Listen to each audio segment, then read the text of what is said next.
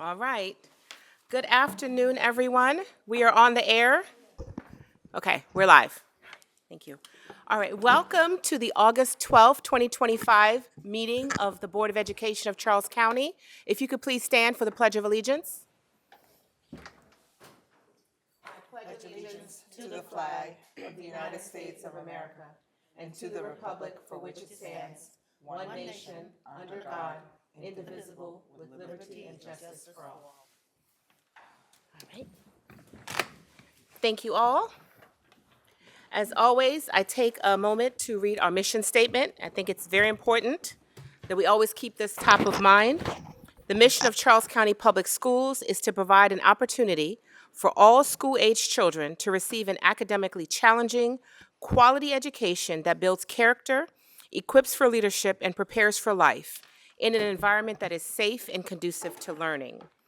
And before we proceed, I know by now many of you have heard the very heavy news about the fire in Waldorf, and specifically in the Constitution Hills area. To the best of our knowledge, there have been 4 students that attended Jennifer Elementary that were lost. 3? 3, okay, I apologize. 3 students that attended Jennifer Elementary who were lost, as well as 2 adults. If we could please take a moment of silence on their behalf and just send their family some good thoughts.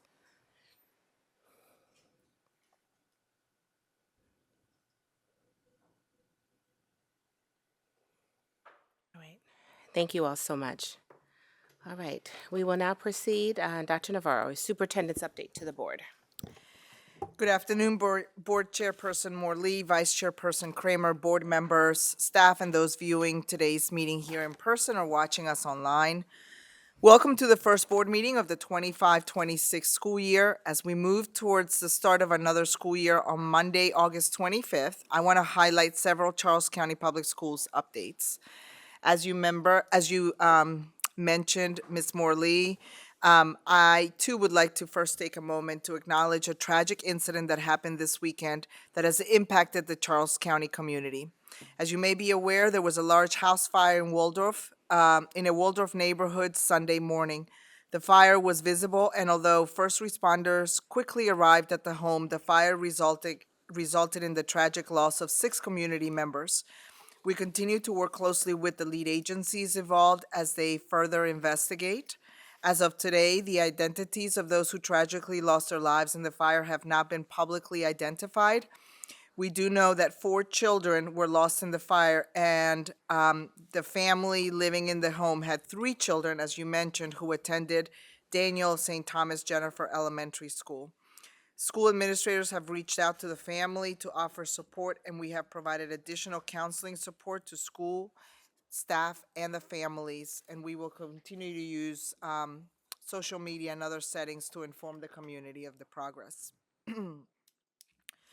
We will continue to also offer support to those impacted by the fire while also ensuring we remain respectful to the privacy of the family during such a traumatic incident. Please continue to keep the family and the community in your thoughts. Next week, we welcome back to schools and centers our committed teacher force. More than 2,100 teachers returned to their schools on Monday to prepare for the start of another school year. We continue to expand our teacher workforce, and yesterday, we kicked off our new educator orientation for new hires, and thank you for the board members that were able to welcome them. As a reminder, the school year begins for students in kindergarten through grade 12 on Monday, August 25th. I have been going around the county letting students know, and they give me not so happy looks, and families, however, are besides themselves. Yes, elated. Elated. We anticipate more than 28,000 students to join us for the new year. Before I jump too far ahead into back to school updates, I want to highlight some of our summer achievements. First, I want to congratulate the graduates who recently completed their high school diploma requirements through summer school. Congratulations. We honored 42 seniors earlier this month in a special ceremony, and I am so proud of these students for their dedication to completing their high school graduation requirements. We also supported many students in our summer boost and extended school year programs, as well as through camps, enrichment programs, and hands-on learning. I appreciate our teachers and other school-based staff who spend much of their summer break continuing to help students continue to learn and grow. Thank you to all who played a part in providing students with learning opportunities this summer. Thank you also to our food and nutrition services staff who operated Lunch on Us and Meals on the Move this summer. Yes. They did a wonderful job. Our dedicated staff members ensure that hundreds of children enjoyed free meals over the summer. And I also want to recognize our maintenance and supporting services staff members who have been busy this summer updating facilities. Thanks to these teams, students and staff are returning to updated and sparkling facilities, ready to welcome them for the new year. One additional one that I neglected to write down in my comments, I don't believe the folks in human resources have slept all summer, so I hope that around October they catch a nap. Thank you for all the work that you Ms. guys have Rangers been and- doing. Yes, thank you. We are in a very, very good place, continue to be every summer in terms of our hiring, so thank you for all your work. Now on to updates for the new school year. The school system will continue to use Where's the Bus this school year for bus information. Through the platform, parents can follow their child's bus in real time. Bus information should be loaded in Where's the Bus app, and as well as in Parent View and School Locator early next week. I want to encourage all our families to consider putting their kids on the bus and having them go to their bus stop rather than driving them to school. We have a lot of schools where, frankly, we create a big line and disrupt traffic. And I know school administrators try as hard as possible, but if I can encourage all of our families to ensure every kid has a bus stop, to ensure that they put kids on the bus, that would be greatly appreciated.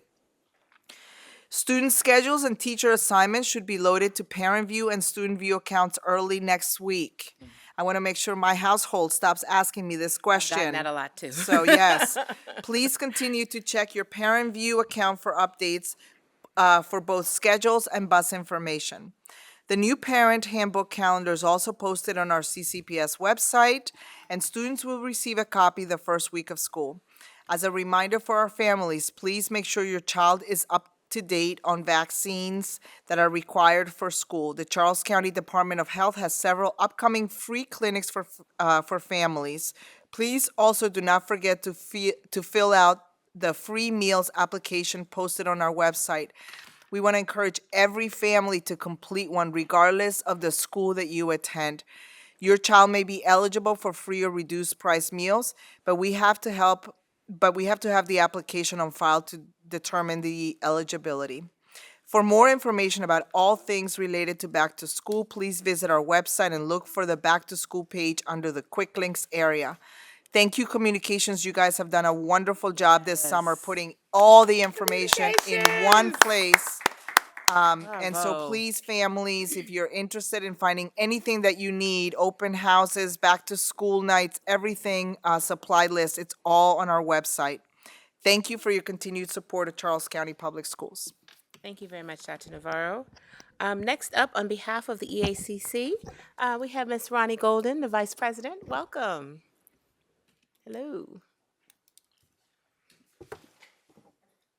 Good afternoon, Chairman Morley, Vice Chairperson Kramer, Superintendent Navarro, my Board of Education, CCPS leadership, guests, and those watching online.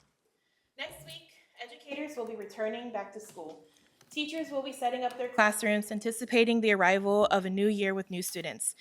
They will be working with building administration to make sure the new year starts on a positive note and planning meaningful lessons for the first few weeks to set students up for success. I would like to say welcome to all the new CCPS educators and say welcome back to our returning staff. My welcome is one with a cautionary note. I have noticed a disturbing trend in education that is affecting the entire workforce at CCPS. This involves multiple mandates, initiatives, and ideas. The state has issued mandates such as the requirement for collaborative planning to be implemented by the 2028-2029 school year. This leads to a preemptive collaborative planning initiative by our county. The EACC supports this idea by agreeing to allocate 4 hours of in-service time for collaborative planning. While this sounds beneficial, principals are being asked to schedule collaborative planning time twice a week for staff. The question arises, Where will this time come from? This is where professional judgment comes into play. What does this decision mean for teachers? If collaborative planning time is scheduled after school, it can encroach it could encroach on the little time left in the day, perhaps just a half hour until the official workday ends. This will cut into time needed for meeting with students, preparing for the next day, setting up new objectives, making copies, calling parents, attending parent conferences, grading papers, planning independently, or even taking a much-needed bathroom break after several hours. Additionally, there are two non-educational factors to consider.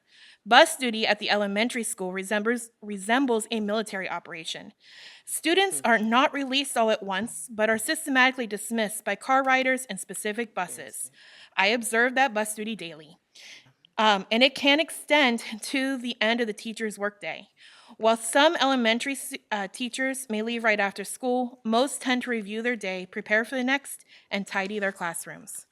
For secondary teachers, students have extensive extracurricular activity schedules after school hours.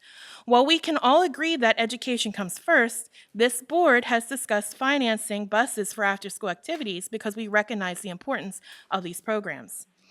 EACC would like to seek your assistance on this matter. Please advise us on what we should ask teachers to cut from their responsibilities.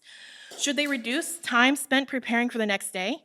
Should they stop contacting parents? Should they cease attending parent conferences? Should they forego attending to extracurricular activities? Should they skip setting new objectives or grading papers? Should they avoid taking bathroom breaks? This may sound humorous, but a teacher's day is very structured and regulated, and there is no extra time. There's none. You have the power to influence how much burden is placed on teachers. So how much can they manage? We all agree that collaborative planning is crucial and beneficial. However, at what cost? Here's my challenge to all of you. Take something off the plate. Identify something you are willing to stop asking the administration and staff to do. Use your next work session to discuss what can be removed. There are numerous mandates, initiatives, and ideas that add to the workload. What can be streamlined or reduced for educators without compromising their effectiveness? We are all being asked to work smarter and harder. These are decisions you are empowered to make. The plate is already full and tipping. What actions will you take to support teachers who are on the brink of quitting with the addition of one more task? Thank you. Thank you, Ms. Golden. All right. Next up is our AFSCME report. Unfortunately, we were not able to have a representative today, so I can, on behalf of Ms. Gertrude Lawson, I'll just read her statement. Good afternoon, everyone. My name is Gertrude Lawson, and I'm the president of AFSCME Local 2981, representing all support staff at CCPS. I just have a few announcements for you. Our union meetings will be starting back up next month, and they are held on the first Wednesday of every month, starting at 5:30 p.m. at the FB Gwen Center. For those who are unable to attend in person, you have the option to join us online through Zoom. Finally, just want to remind everyone about the baseball bash at the end of this month. Woohoo! Very much looking forward to it. An email was sent out if you wish to attend. Please follow the instructions in your email. Looking forward to seeing everyone there at the Blue Crab Stadium to have lots of fun with their family and friends. Let's continue to work together to achieve our goals. Thank you for your time.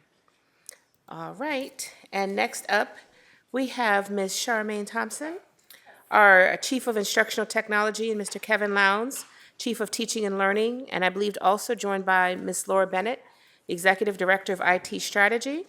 And we have been waiting with bated breath for this report on artificial intelligence and its uses in CCPS.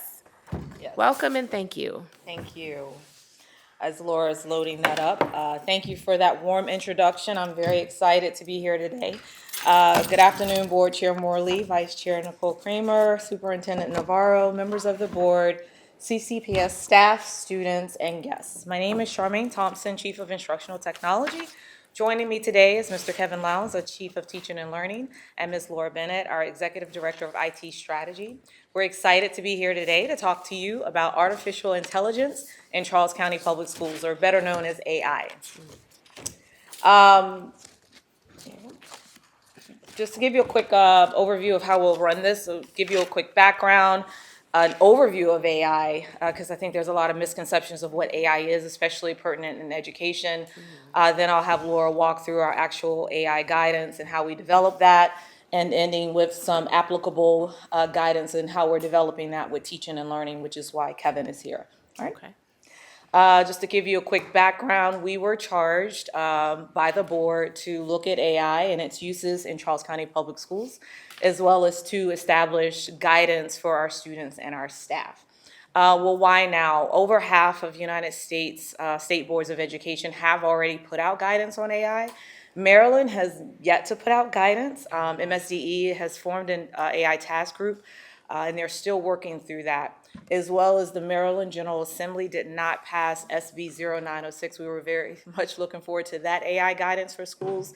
So we do proceed with we did our due diligence as far as our research and best practices and what we think was applicable for schools, as well as looking at the pitfalls of AI in school districts as well.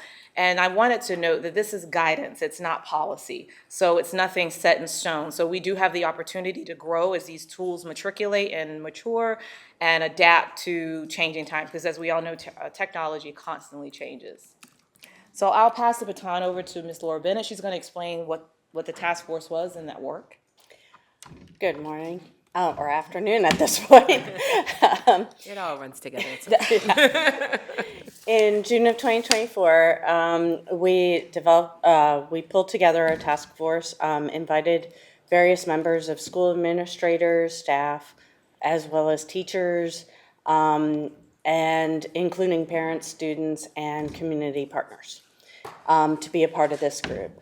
One of the main things that we did was we discussed AI, we pulled together a whole lot of resources, we looked through our board policies to see what may or may not be applicable within it. And out of that came a whole wealth of information and documentation that we then put towards this guidance. So that is the basics of how our task force was formed and what we did. And prior to being tasked with this work, we had already started doing trainings and awareness sessions. So a lot of the trainings, as you can see, we started out in January 2024. We partnered with the Maryland Center of Computing and Education. We pretty much did an open to all. It was pretty much an AI for Educators webinar session. I believe Board Member Samichi Thomas was in attendance. A few others of you were there.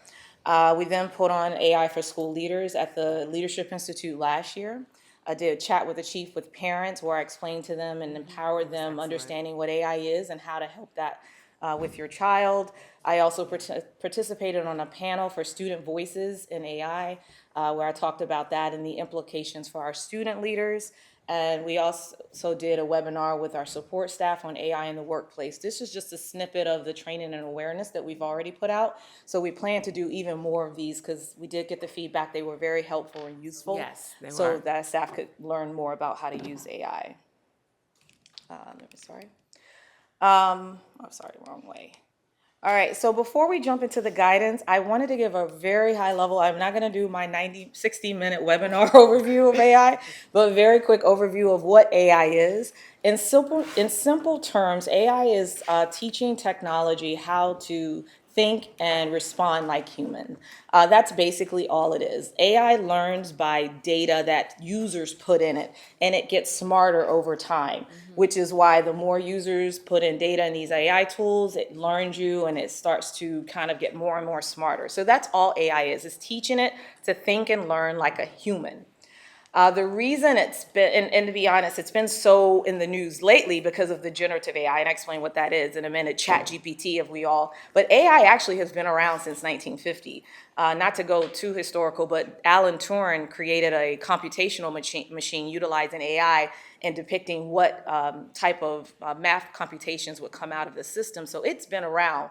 You've been using AI, whether you know it or not, through virtual assistants, such as your Siri's, your Alexa, your Google AI, even autocorrect in Microsoft Word and on your phones, that's AI, where it will say, oh, you're trying to spell this word and give you the correct spelling. That is a form of AI, as well as social media. Those algorithms, the more you click on items in social media and what you look at, how long you stay on a site, those algorithms are AI to then depict what it should show you in your feed. So I say that to say we've been interacting with AI this entire time. It's just now more popular because of this type of AI that's prominent in education, which is called generative AI. Generative AI is a type of AI that generates, that's exactly what that means. It generates text, images, music, anything you can think of based off user input. So those are your Chat GPTs, Google Gemini, Microsoft Copilot. I could sit here and name 1,000. And the reason I say this is guidance that we've developed, as quick as we finish this presentation, there'll probably be 100 more generative AI tools out there that our students are using. So sometimes I get emails from teachers, can you block this? Can you block this? Can you block this?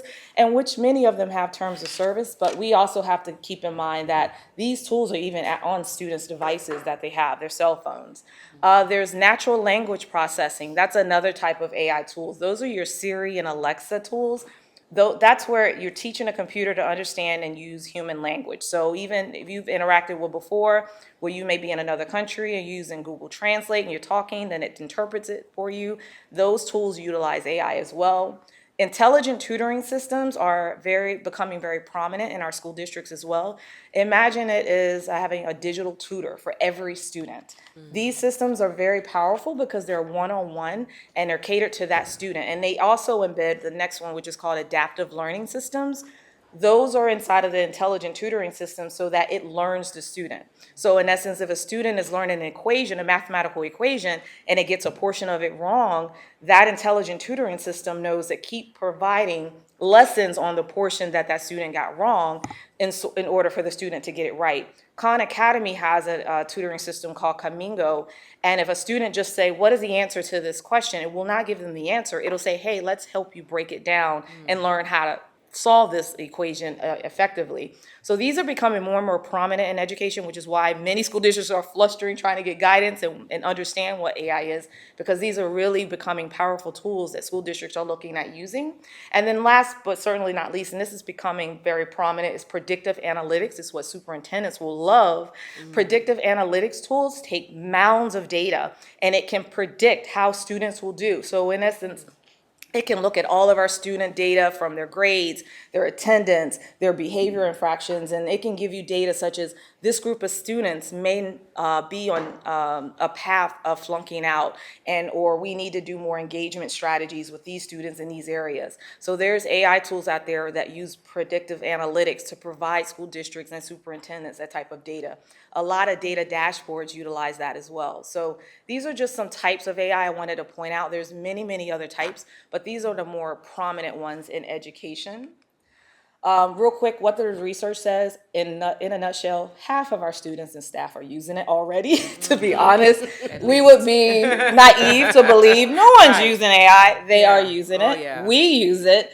And it just states that how half of employees state that their productivity and efficiency has improved with AI. 50%, the Gallup survey also found 52% of students say schools should be required to teach students how to leverage AI. Is that correct, you think? Okay, awesome. So I think we should be leveraging it and learning how to use it and teaching our kids the good and bad of AI. And with that, I did want to really quickly, before I pass the baton back to Laura, mention the good and bad. So the benefits of AI in education are obviously our students, more personalized learning. As you know, we do have teacher shortages, and helping our students to understand a lot of the math and English concepts that they struggle in, as well as our non-native English speaker students, and engaging learning experiences. But it's to not replace the teacher. You still have to have that human interaction. So that's very important to note. AI is not going to replace the teacher. It's not going to replace the student's critical thinking. For teachers, less time on those administrative tasks so they can focus more on students and focus on teaching and building those relationships. And for schools, it increases efficiency, better resource allocations, and the ability to offer more effective instruction. Real quick, I wanted to discuss the risk of AI. It's always too much of any good thing can be bad, such I love ice cream, but too much ice cream is not good for me. Data privacy. As you know, if we are putting in student data or where people are putting in personally identifiable information, there is the risk of misuse or data breaches. Bias and misinformation. What people fail to realize is AI is built upon users putting in data. So the more data users put in, it can perpetuate societal biases. So people have to understand biases exist in AI tools as well as misinformation. People don't realize AI can hallucinate. A student came in the news the other day, he submitted his dissertation, and a member of his dissertation committee found that the article that he did use AI, it made up an article. It didn't exist. So our students have to be mindful that if they utilize these tools, that those AI can make up information. So they still have to use their critical brain and research and assess that information. What people also have to realize, especially our educators, AI detection limitations. I know some of our teachers like to use AI to detect plagiarism. If a student writes in simple, very clear writing, AI can misinterpret or flag that as AI generated, and it could not be. It also it misappropriately flags non-native speaking students writing as AI, mainly because of the unique linguistic patterns in which they say things and write things. So I caution that, and we'll talk about our cautions for teachers in using AI, that it could misflag writing as AI generated, and it's not. And the last but certainly not least is a big one. While I'm a huge component of technology, over-reliance of technology, which is why we're putting screen time limitations for our younger students. We want our students to still be independent, critical thinkers, and teaching them to not overly rely on these tools where they feel they can't even talk about a topic without looking at their phone or using AI to help them write. So these are the major risks in education that I wanted to point out before we jumped into that. All right, I'm gonna now pass it over to Laura. She's gonna overview our guidance. Hello. So the purpose of our guidance was to establish clear guidelines, some of the do's, the don'ts, and make sure that at the heart of it, we have ethical, responsible, and strategic integrations of the AI into our system. This applies to everybody and everything. So students, teachers, administrators, staff, support staff, even all of our network resources, because there's a lot of behind the scenes network resources that people don't know about. So it's going to apply to all of this.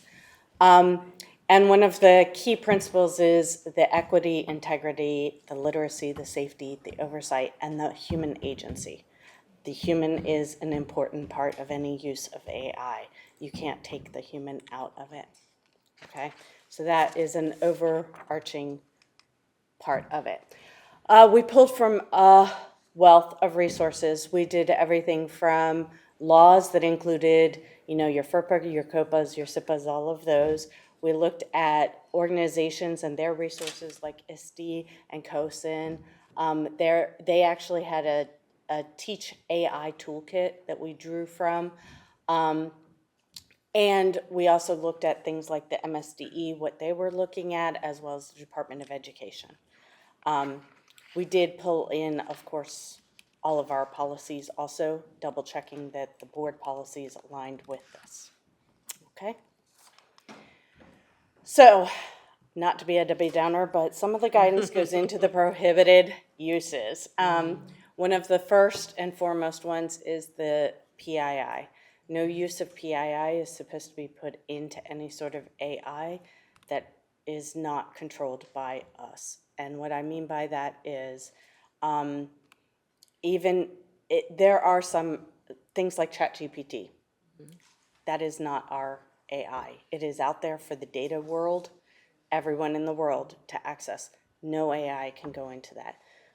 Where this would not apply is if it was, say, an instructional tool that specifically used AI as a part of, because they already have a data privacy agreement with us.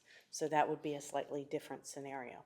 But for the most part, the general guidance says don't put anything that is private information, private health information, private student data, names, things of those sort into it.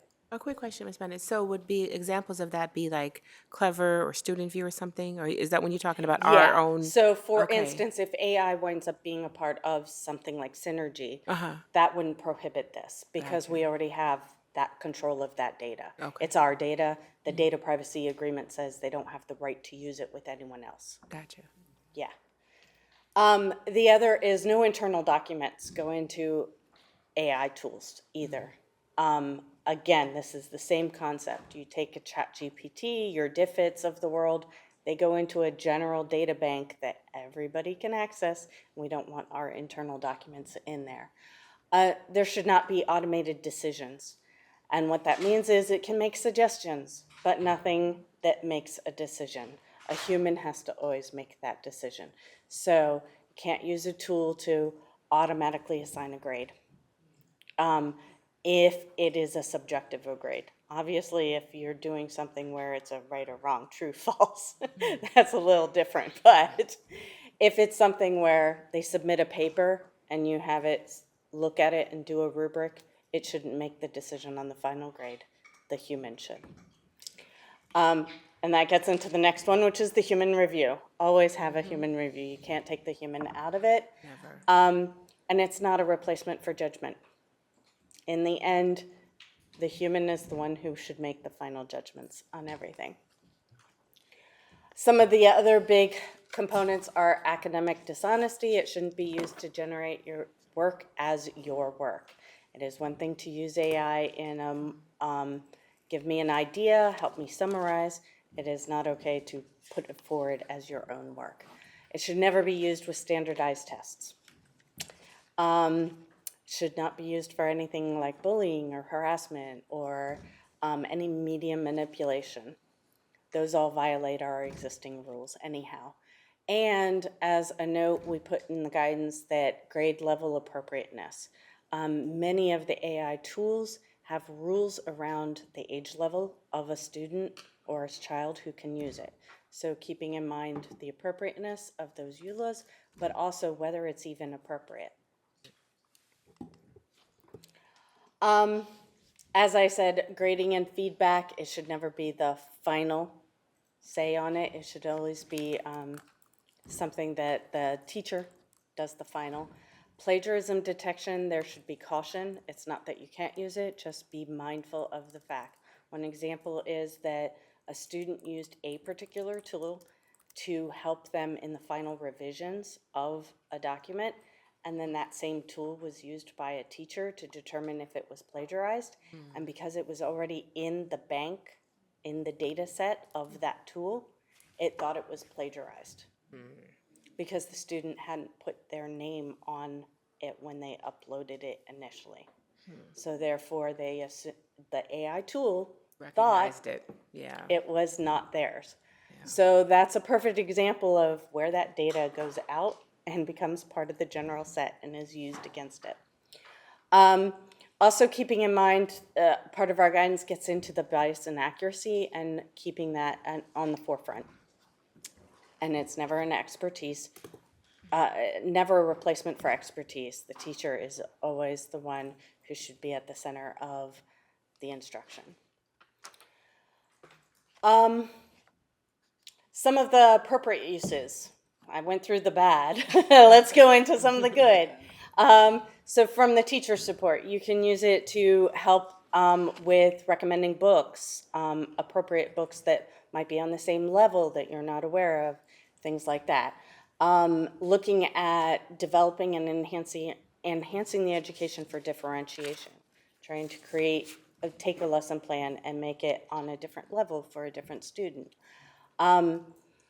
Potentially looking for common mistakes in things or giving things like that, looking at it from a professional development standpoint, trying to help a teacher build a professional development plan. I've used it for that too. As well as basic workflow, using it to help with emails and things like that, get yourself organized. An example is given in this of how world language teachers used it. And I'm not going to read through everything, but basically the TED Talk, they put in a TED Talk video into DFID, and it helped them create an entire activity around it.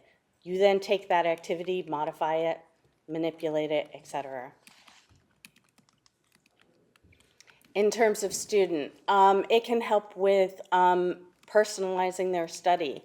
I don't know about anyone else, but I personally had to, at times with my daughter, try and create questions to help her study, and I didn't know the subject area. She now could go into AI and have it help her instead, which is much better in my opinion. As well as visual aids, creating cue cards, things of that sort. It helps significantly with multi-language learners to be able to take something and help them translate things so that it's not that they won't learn it in English, but if they're not getting the nuances of the language, that can help. And I wanted to note as guidance, and Kevin also mentioned, but directly, these tools should only be used as supplemental, not to replace, human direct instruction. As we tell our students, don't totally rely on, transcribing in English on your phone, and really work on getting your English better then. So we really don't want our students going back to that over-reliance of technology, just using it as a supplemental aid. Right. Sorry. You can do it for grammar and style checking.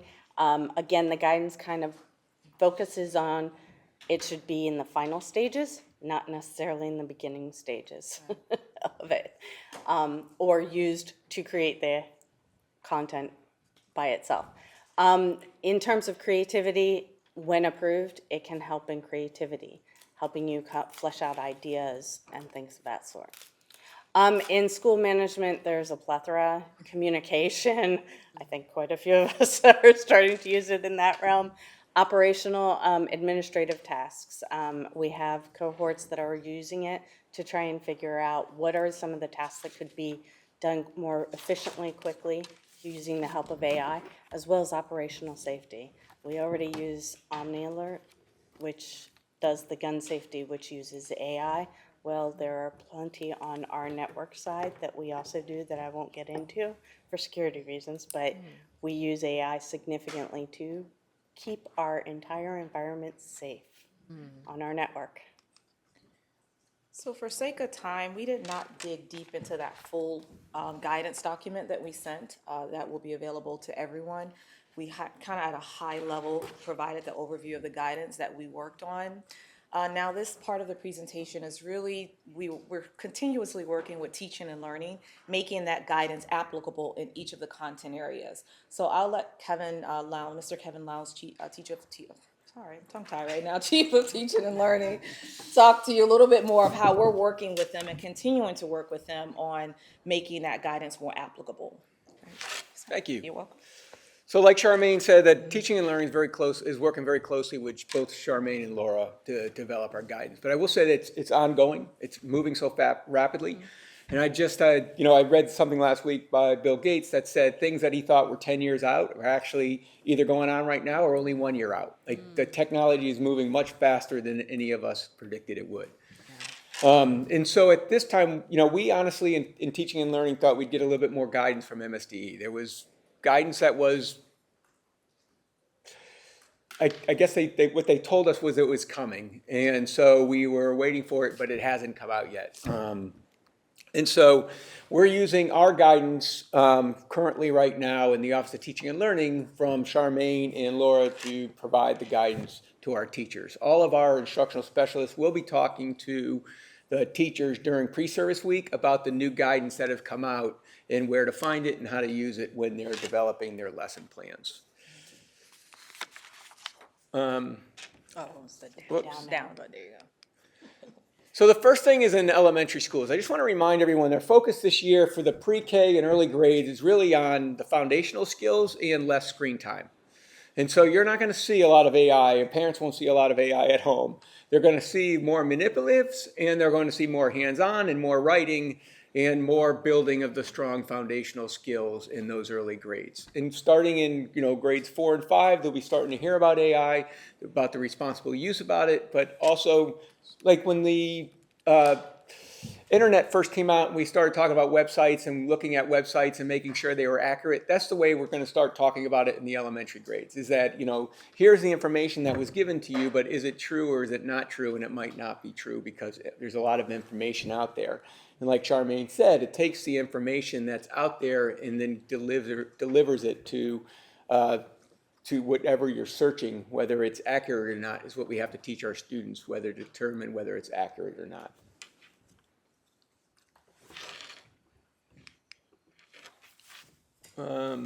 We are looking at these other future opportunities in the elementary, and I will say that, one of the things that we looked at was Comingo last year, very early on. And one of the things that we saw was Comingo was kind of linked to their own curriculum. And so when you put in the questions in the math, for example, it didn't necessarily align with the lessons or the way we were teaching the math. It aligned with the curriculum that they were using on Comingo or Khan Academy, and it might have confused some of our students. They've changed it a little bit now. They've updated it, and so we are using it now in the secondary math as an opportunity for our students to be using it as a resource to go forward. But that's how quickly things are changing, is we're looking at everything, what's out there and how to help and support our students. But as soon as we think we have something figured out, whether it's useful or not, it's tweaked a little bit, and actually something that might not have been useful is now useful.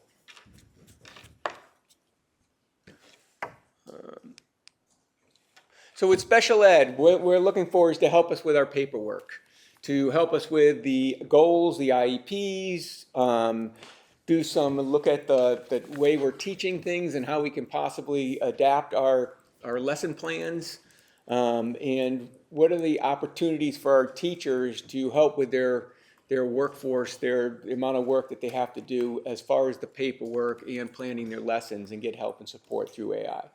We're also looking for how can we help and tutor our students and provide opportunities for our students to get help and support through the AI. But once again, we have to remember FERPA and all the other guidance that's out there through Charmaine and through Laura that they presented today, and we might have to make sure that our personalized information that's on the IEP is not out there within the AI tools that are open to everybody. So we're working very closely with these two as we move forward with the use of AI with our paperwork. In our English, so as you heard earlier today, is that sometimes if people will put something in AI, it'll come out that it actually was not written by the person who did write it. And so some of the guidance that we are presenting for teachers is that if they do think a student has used AI and they've plagiarized or used it in a way that shouldn't have been used, they do need to approach that student and talk to that student and ask to see the material that they used in order to make that paper. Then they also need to talk to the parents and let them know that they might have been used in a way that it should have been used, and then they have to work with their administrators as well. But it shouldn't be something where we're just putting a paper in a AI checker, and then it comes out that the student has plagiarized and then given the paper a 0. So we do have things steps in place to make sure that our teachers are working with our students and they're really getting down to whether the paper was plagiarized or not. The teachers should be talking with their students and talking about what's an appropriate use for AI on an assignment and how AI can be used, and then how it should be cited if it's being used within the work that they're presenting. And so once again, that's through the guidance, but it's actually a little bit more fleshed out with our ELA teachers in the types of guidance they're going to receive during pre-service. I want to add one more note on that. I was teaching back when Wikipedia took prominence, Google took prominence, as well as Cliff Notes. So it's so funny. A lot of this guidance, you can take AI out, and the same things I told my students back then. You could go on Wikipedia, you could go on Cliff Notes, you can go on Google and type in and get things, but you need to understand and be able to speak about it. I have 3 kids myself, and I tell my son in college that if you can't talk about a topic, and your students, we have to tell the teachers, your students, you know how they write, and have those kind of conversations, use them as teachable moments rather than punitive opportunities, to really talk to students and help them understand concepts, because a lot of times the reason students cheat is because they don't understand. So really having those types of conversations to make sure they understand the concepts of the class, opposed to just being punitive, and really having those types of conversations. I just wanted to add that. And once again, just to highlight that teachers should not be using this to grade papers, Right. that they should be reading the papers and they should be assigning the grade based on a rubric that they've given the students on how to write the paper and how it's going to be assessed. So you'll see the next couple, science and social studies. Both of these, they're going to be, they're really in the beginning stages of trying to figure out how to use the AI. And both of these science and social studies are going to be meeting with teachers throughout the school year to develop more guidance on how to use it. Because what we're hearing from our science and our social studies teachers is that they want to use it more in the classroom. And but they want more guidance on how to do that. They don't want to be out there alone on how to use it within the classroom. They want more guidance from central office. So both our science and our social studies are looking into how we can use it more in the classrooms to teach the content. But we will be putting together a group of teachers to come together and provide that guidance to our other teachers.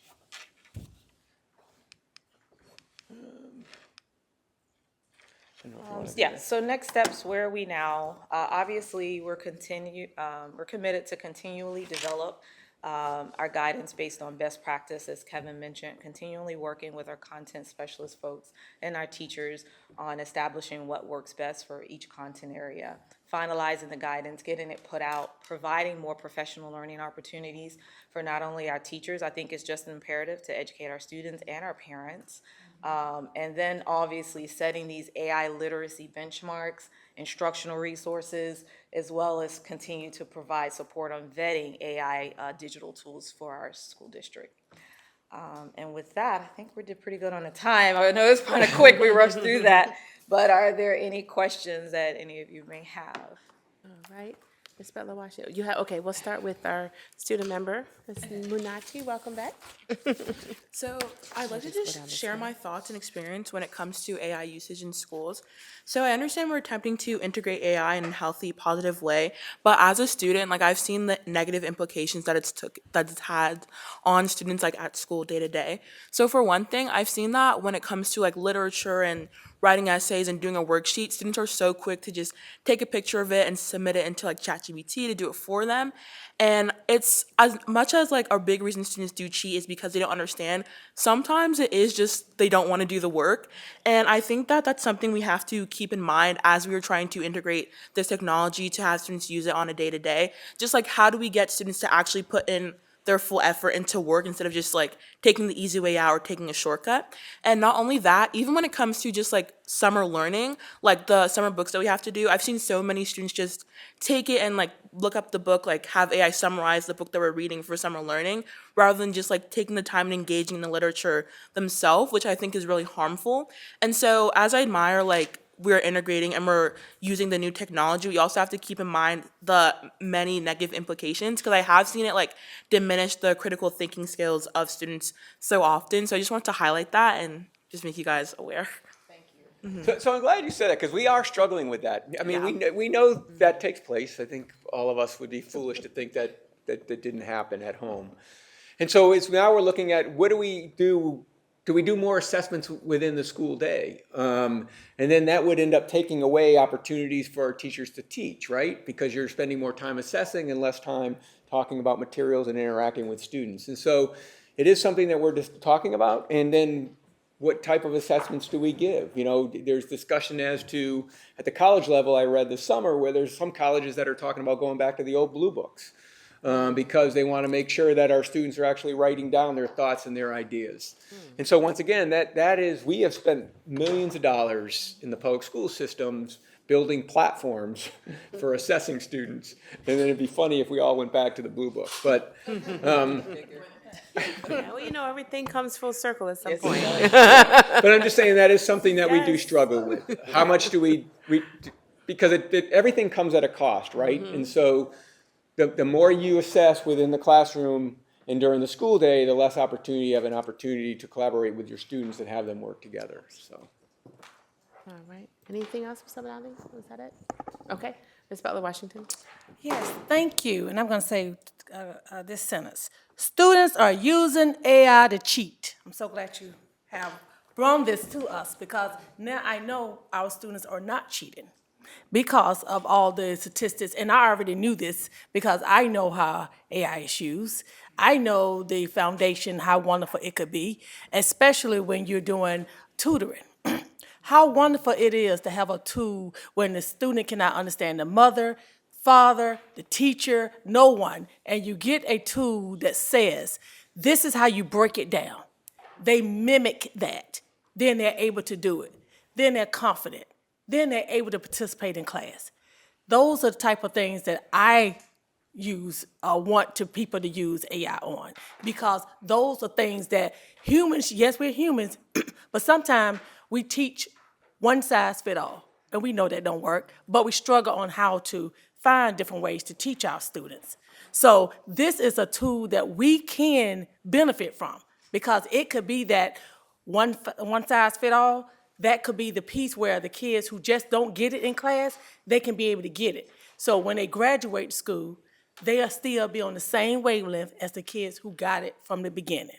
So those are the ways that we should be implementing AI to help us in the educational world to be able to grab that group of kids that cannot learn and then mimic it in doing that. And math is the perfect way to be able to do that, because every teacher or parents can't deliver what that student need to grasp it.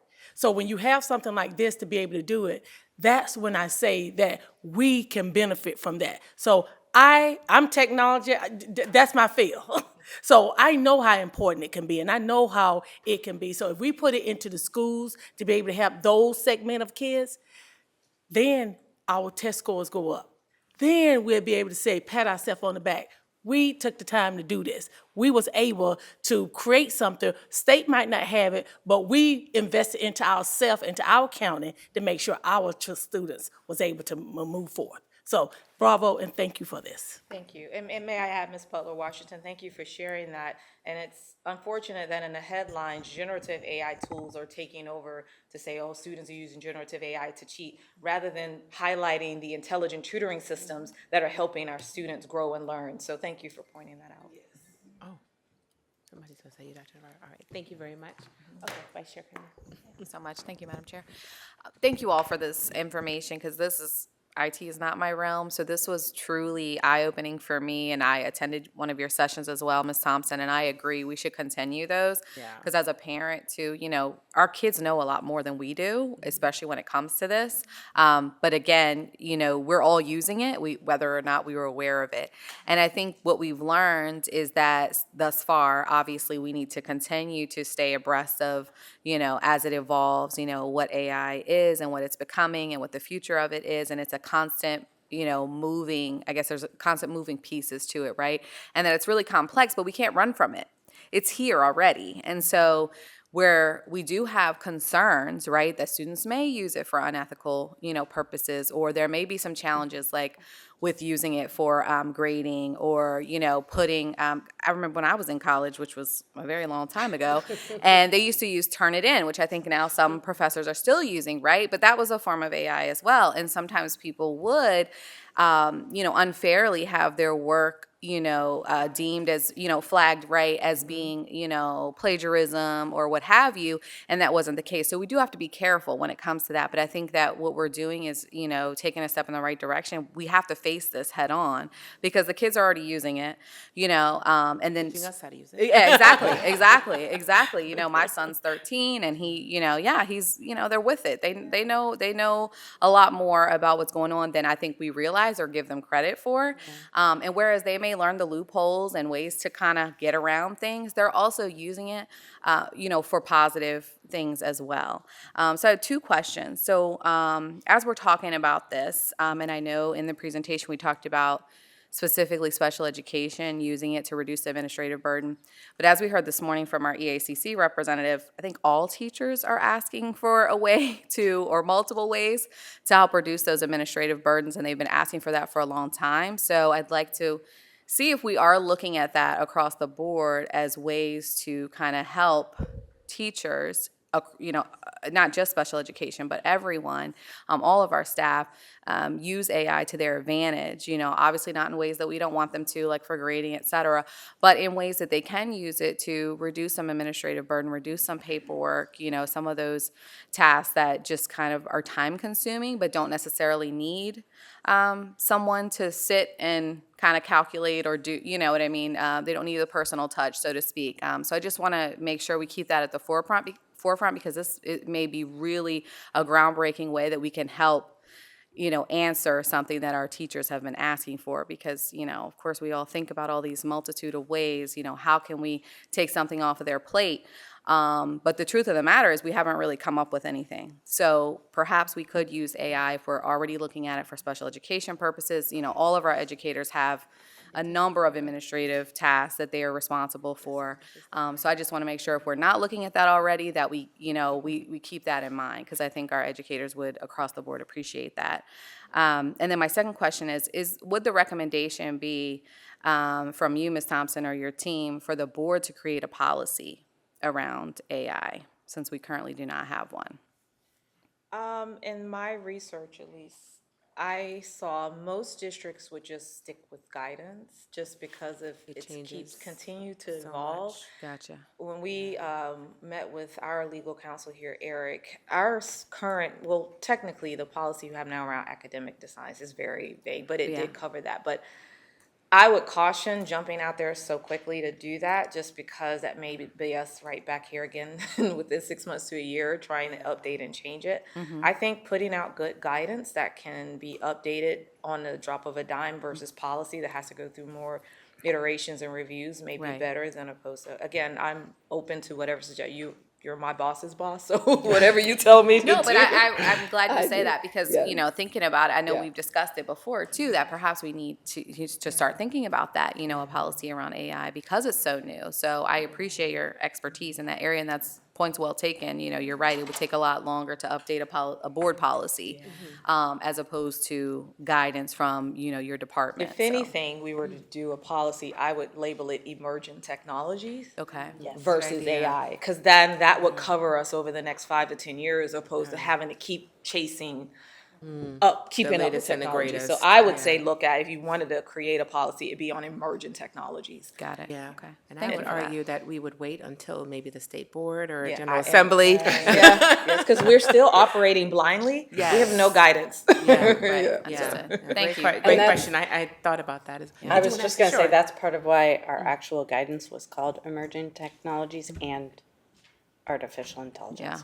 Was because, as she said, it's changing so quickly. Yeah. You don't know what the next one is and what they're gonna call it. Yeah. So if we just call it emerging technologies, Kind of covers it it all. kind of Yeah. covers Yeah. it all, Smart. just kind of use Yeah. the same guidance. Very smart. Absolutely. Thank you. Thank you for that. Dr. Smalls, anything?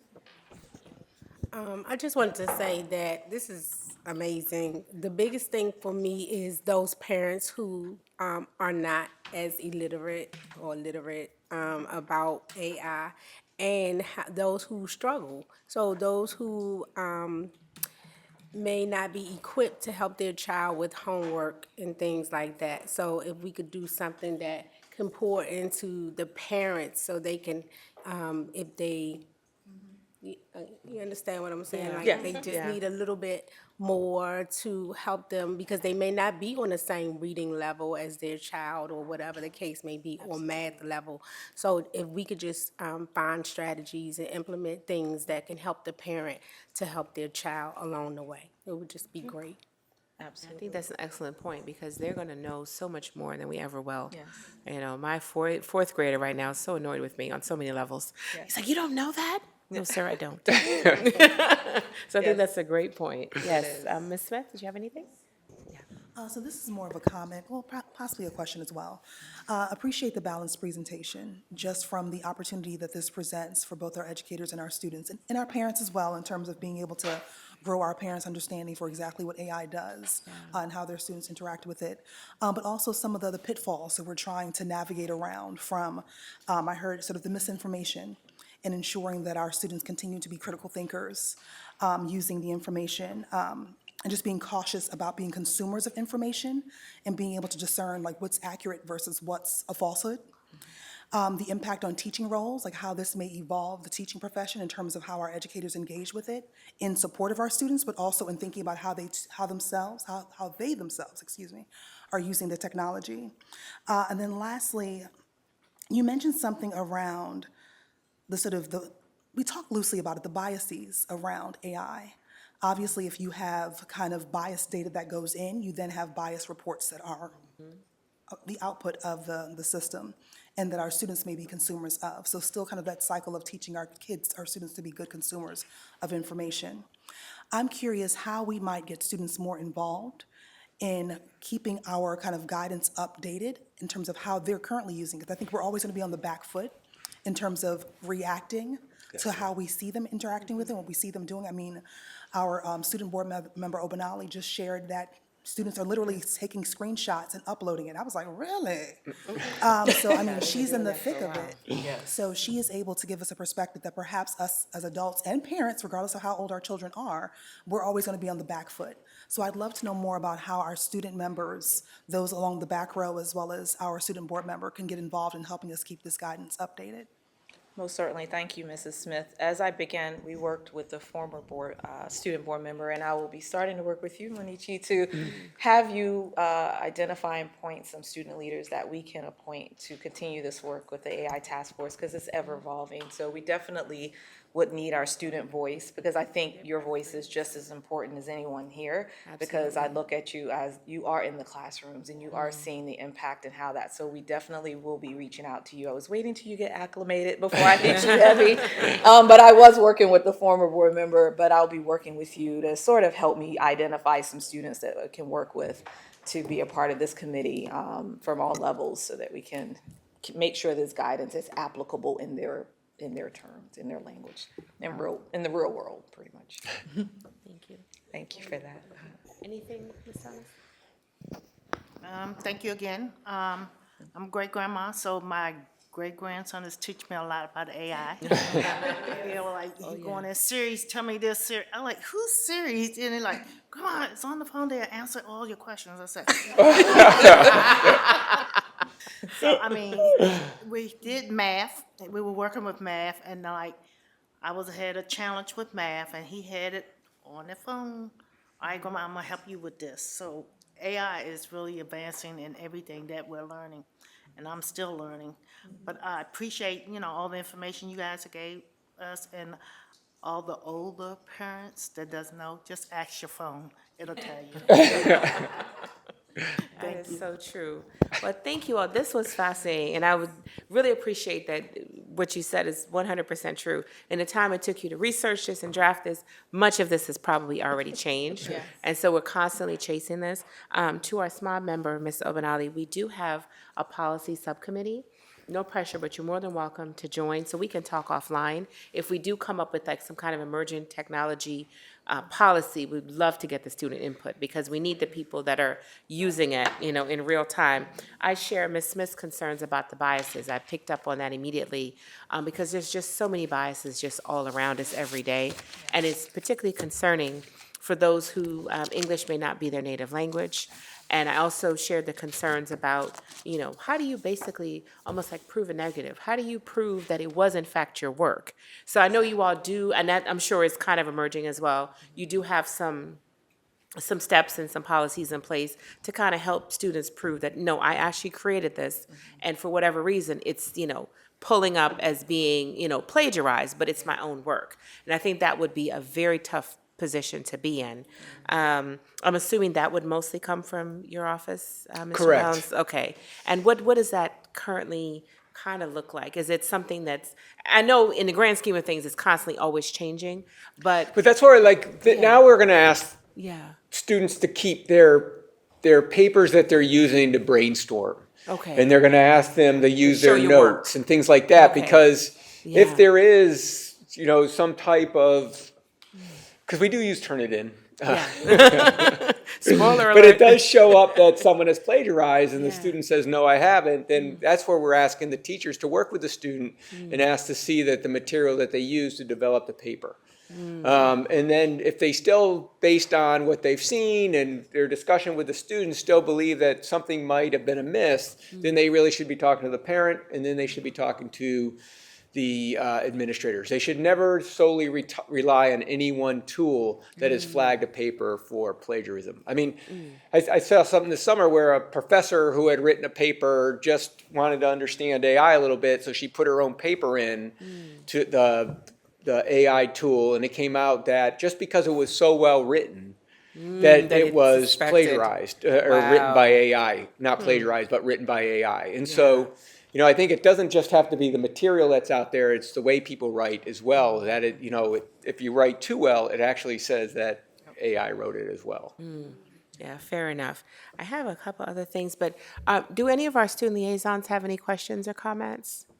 You always feel free to raise your hand if you do. Yes, go ahead. I can just say that, Can you, yeah. So we can hear you. I can. Okay. We're back. Okay. I can just say that I completely agree with the fact that AI can easily be used by students, and I've seen it happen where it's not used in a professional academic way. It's kind of taken advantage of many times. And I think if there's a way to balance the two, that'd be really good. I think ChatGPT is definitely not the best one, No. but I think if there's a way to balance both using it professionally and academically, that would be really, really great. Thank you. Anyone else? Oh, Could you I want say to? Sure. You want to add? So, last year I took AP Computer Science Principles, and in there it was an interesting thing. I've always heard that AI is strictly prohibited in school, but that was one class that they actually encouraged that we use it, and that was really interesting. And so, I liked that in the PowerPoint you guys had guidelines, and that definitely helped me understand it a little bit more. I feel like I'm sure that most people don't actually read the Student Code of Conduct, but if there is something, if there is something in there, I mean, I'm sure there is something in there, so I kind of feel silly being like, oh, I wish there was something that, gave us specific rules, because there is.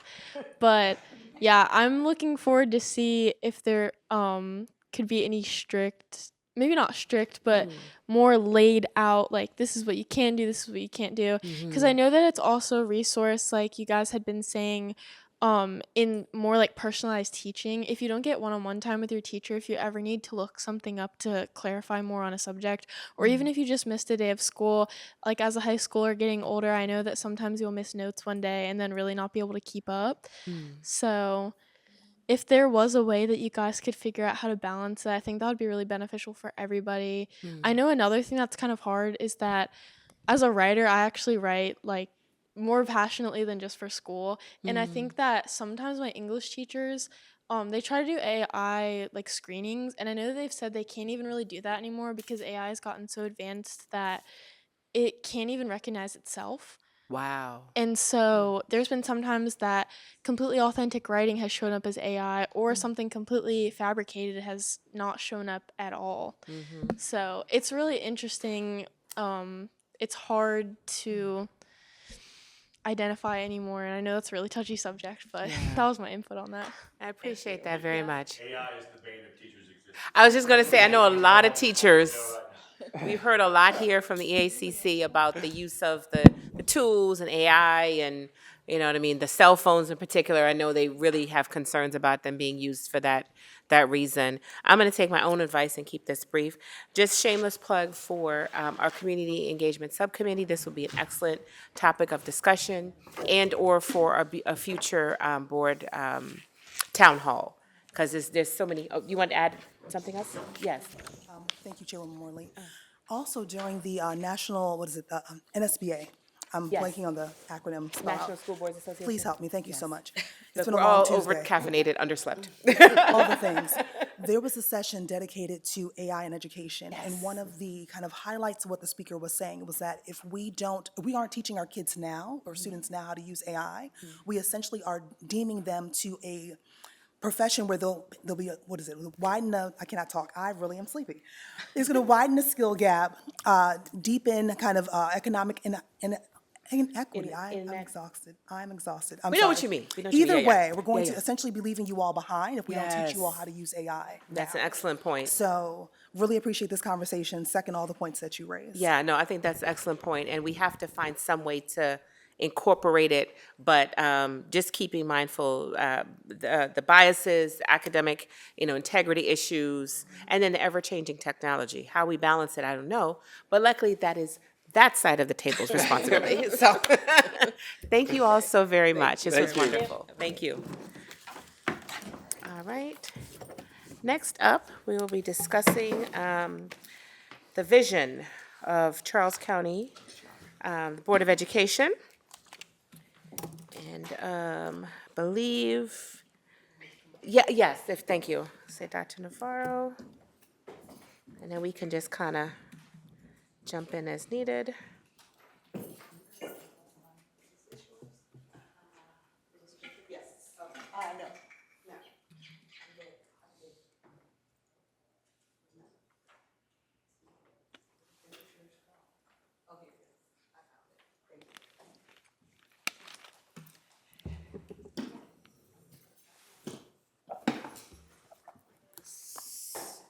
So I just wanted to very quickly, the PowerPoint that is in front of you, Board, is a summary for the public, actually, regarding your work in your meetings, in your professional development, and your retreats. And so I can't get this to work. Oh, down. Thank you.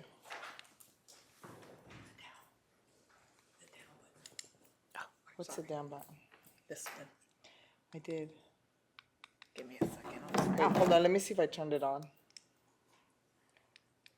Okay. You got it?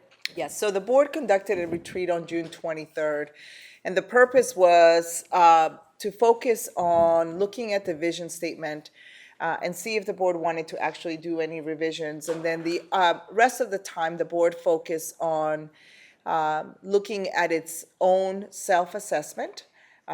It used a tool that was modified from a tool that the National School Boards Association utilizes for school boards to do a self-evaluation on their work, and to identify areas of improvement or areas that they wanted to get better as a governing body. And so this board did so at the board retreat on June 23rd.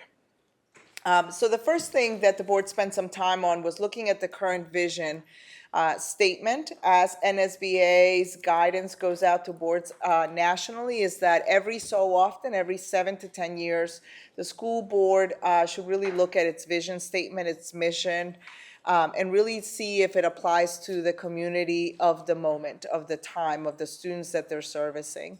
And so what you see here is the current vision statement by our Board of Education, and then a proposed revised draft that the board put together. And I'll go through these really quickly and then allow the board to just discuss their thoughts about the information that is here. So the proposed revised draft focused a little bit more on changing the vision to say that the vision of Charles County Public Schools, our vision is to foster an inclusive, safe, equitable, and rigorous global learning environment where every student and staff member is empowered to thrive. That is before you also. As you discuss it today, the board has it as a possible action item at the end of this meeting if it wants to take action on this version or even a revised version from this discussion today. Additionally, the board developed its, from looking at its self-assessment, it developed certain goals to look at what they wanted to accomplish in this school year. The first one was to improve board governance. So the tool that it used, it had several areas of performance that boards should have, including communication, how it works on day-to-day governance. And this section on improved board governance, as a whole, the board decided that it wanted to improve their overall self-assessment from the percentage that they rated themselves at, which on average was about 35% fully achieved all items under the governance section of their self-assessment, to actually push themselves to increase that metric to 75% of the board members agreeing that the metrics under board governance would be fully achieved by them. The second goal is that they wanted to every year unpack a policy on student outcomes and see what implications the policies that they are approving and passing actually have an impact directly on students, whether it's academic behavioral, mental health, financial outcomes. How do we know, how does the board know if the policies that it amends, the policies that it drafts, will have an actual impact on students' lives? And so you see here that the board this year will ask the superintendent to bring forward a policy, at least one policy, where the staff has done an analysis of how it impacts students after it has been implemented. The third goal is to ensure that there is coherence in the school system. And so how it defined coherence is to make sure that the superintendent's performance indicators, which are made public every year, align to the district strategic plan, which you'll hear a little bit about this afternoon, and then that also aligned with the board goals. And so this board is focused on ensuring that there is coherence in the metrics and the focus of the work across the entire system. Goal number 4 is to ensure that the board has strong oversight of budget and ensures that there is fiscal, responsible use of funds and communicates that in a transparent manner to the community. Part of that work is the work that you started last year with your subcommittees, but specifically the Finance Subcommittee. And that is a meeting that is available to the public to watch every single time, and all of the information is posted publicly, as well as the audits and additional financial reporting that comes to the entire board on a regular basis. And goal 5 was prioritizing student learning and achievement data during board meetings. Last year, the board focused on, during the reports items of the board meetings, we have a lot of different sections to the board meetings. We have times where we celebrate our staff and our students, and frankly, I think that would be, I think board members would agree that that is probably the most exciting part of our meetings. But the board has also been very diligent, and during its report section, such as this section that we're in right now, where they hear reports and presentations and are able to ask questions, the board wants to prioritize and wants to track how often we are talking about student-specific data throughout the year. Last year, they have this data and it will be published, how often and what percentage of the meeting time. Some meetings range from 20% of this section of the board meeting was actually discussing student outcomes, to some of them that I think the highest was like 87% of the time was discussing student outcomes. And so what they want to get to is a standard that by the end of the year, the average is at least 50% of this time in the report section is dealing with student outcomes. And so that is something that we will track this year. As I plan with the chair and the vice chair, the upcoming board meetings, we will prioritize those information items, those discussion, those report items, so that the board has continual information on achievement data of students throughout the year. So the next steps is the board, I'll yield to the board to have a discussion on this process to the chair, see if there's any revisions or any comments or any questions, and anything else that needs to be added on. And then as this is finalized, if the board approves this evening the revision of the vision, then tomorrow Shelley will make sure that across the system we make the changes accordingly, so we update this information.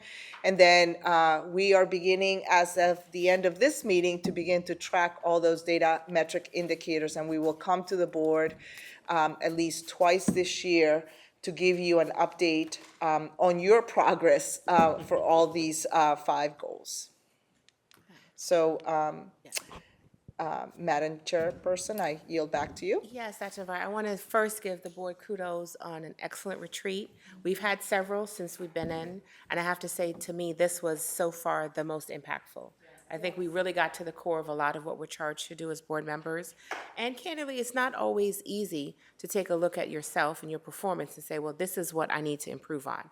So to go from that 35%, which it was funny, some of us were like, well, wait, are they looking at the same thing we're looking at? Like, people legitimately were all over the place. But, I mean, that's what happens when you get, you know, multiple people together, their interpretation of the questions, their understanding of what's being asked, the data, et cetera. So I applaud the board for making this decision to be very transparent, to hold ourselves accountable, to continue to do the difficult work. So with that said, I have a couple of thoughts, but I will, as always, yield to my colleagues. Madam Vice Chair, I see your hand first, and then Ms. Butler-Washington. And okay. Thank you, Madam Chair. I agree with your sentiments. I also want to applaud my colleagues. It was hard work, you know. It really is hard work to really look at yourselves. And I also just want to point out for the benefit of the public that, you know, we attend these national conferences and state conferences, and not a lot of boards are doing this work. They're not evaluating themselves.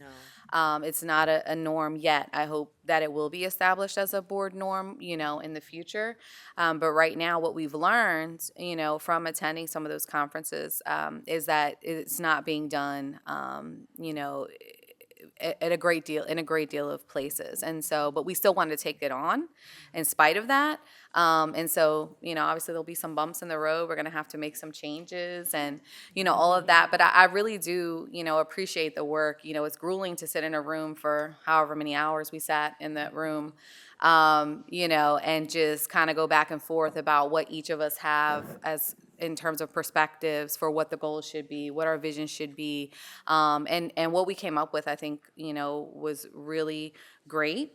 And really, I think is something that we all can buy into and that we all can appreciate and really look forward to as a sort of a true north, you know, for our board. So I just wanted to say that. And then as far as, you know, posting the information, Dr. Navarro, I know we talked about having somewhere on the web page on the CCBOE website.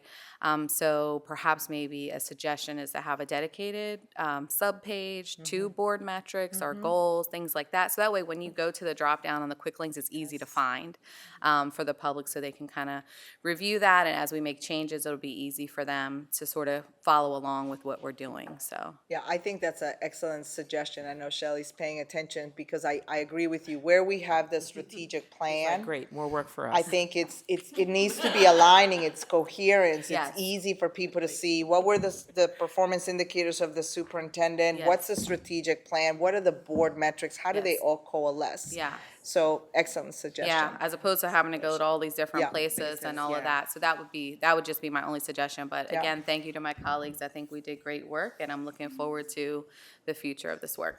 Thank you, ma'am. Ms. Butler-Washington. Thank you to the colleagues also, because this was, to me, was the drawing part of we were doing the work of the board.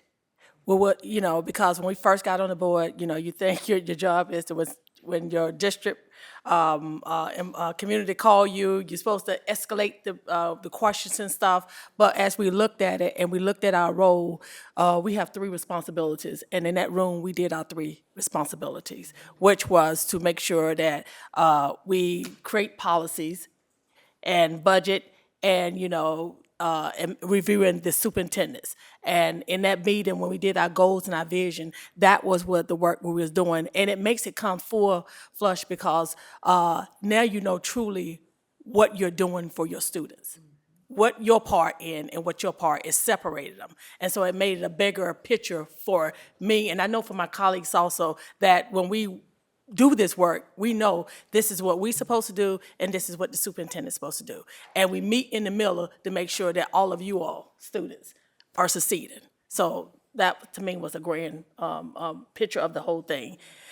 And I know we're going to talk about the vision later. I just want to ask one question on the vision. When the vision of the Charles County Public School and provision, is that's going to be as written, or is this something we flushing out, or? No, we flush it out at the retreat. Right. So this is the proposed, on slide, what slide is this? 3? Where it says proposed revised draft. That's what we'll be voting on this evening. So with the revised language. parentheses around it? Oh, I see what you're saying. I would remove the, I think it'll just start with. I was just vision wanting, too. yeah. Yeah, we would remove that right. portion, I yeah. just put in that language, if your actual work from that started with the hour vision, I just in parentheses put that language to, because usually it says the vision of the Charles County Public Schools, and I just wanted to make sure that whatever one you wanted to start out with, but everything else is up to you. It's more about how you feel. No, I love the vision. I was just, vision. it just looked funny with that one. I Yeah. was like, Yeah. we Strike it have out, both. that was just me put in Show what it parentheses. used to say. Yeah, I like starting with our vision, because, it's on our page and we're sharing Yeah. it, so they know, yeah. But I appreciate that. Thank you. Okay, thank you. Did you have your hand up, Ms. Smith? Yes. Okay. So, going to echo all the kudos and sentiments my colleagues have already shared around, just in terms of taking on the hard work and being self-reflective. I mean, we do the hard work of, going through the superintendent's evaluation, teacher and leaders have evaluations, our students have I-readies and MCAPs and all the things. So why wouldn't the board take the opportunity to also get a sense of whether or not we've stayed the course?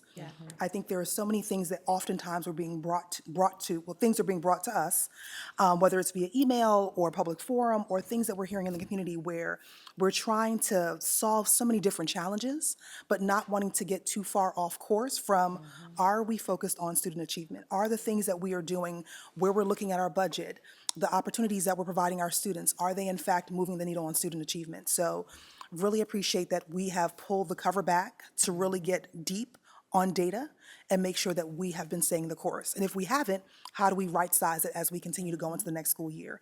And apparently, looking at the data, we have been, and we can always do more and do better. So really appreciate the fact that we took the moment to be self-reflective and that we are making that data public for the public to kind of consume and do with it what they will. Exactly, all of our millions.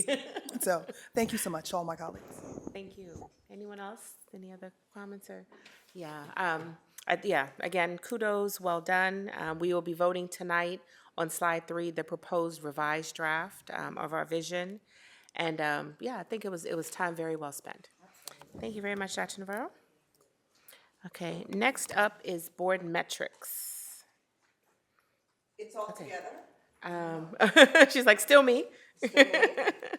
It's just, so I went through both of them, and I apologize, I forgot to say this at the beginning. I Oh. created one PowerPoint that just followed through the entire Everything. thing. Okay, gotcha. Yes, I appreciate that. So I didn't know if there was any need questions separate- about the board metrics. Okay, so you didn't want a separate discussion. Yeah, that works. I didn't have anything else.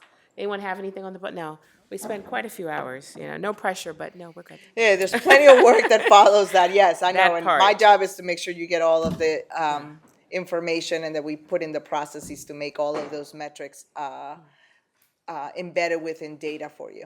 Thank you very much. Yes. You did, thank you. Yes. And if you could stay right there, Yep. Dr. Navarro, I understand there isn't much of an update on renaming for Indian Head, but Yes, so as the board recalls, I know you're coming back to a new school year. The board, before we ended last year, requested that the item be of the renaming of Indian Head be kept on the board agenda through the next 3 months, which would have been August, September, and October board meetings. And my job is to come to you to update you if we've gotten any correspondence regarding the renaming as you continue to consider whether or not the board is going to move to rename Indian Head. And we did not. Through the summertime, from my last update to you, I believe was in June, we have not gotten anything. So it's a short update for this month to you. appreciate it. Well, I mean, most people in the summer are on vacation and as people start to ramp back up. So to clarify, it'll be on the agenda through the October board meeting, not work session, right? Or do we Yes, it'll wanna- be at the 3 board The meetings. 3 board meetings, That's what the okay. board requested. It'll be at the 3 board Board meetings, meetings. yes. Okay.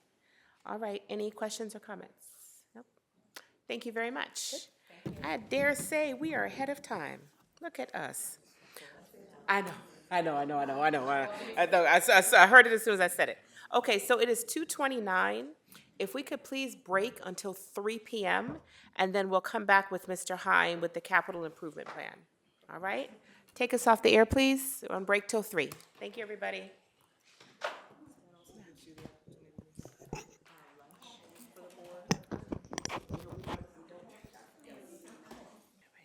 Okay. Welcome back, everyone. We have, I think, 2 more viewers. Look at us. All right, next up is Mr. Mike Heim, our Chief of Operations and Supporting Services. He will be discussing our capital improvement plan. Welcome, Mr. Heim, pardon me. Welcome back, everyone, from summer break. All right. Yes. I'm here today to talk about the capital improvements program. So this is the annual report that we have to submit to the state, the IAC, the Interagency on Public School Construction, to support our proposed projects for either renovations or adding capacity at schools, or also addressing infrastructure issues such as boilers, chillers, and roofs.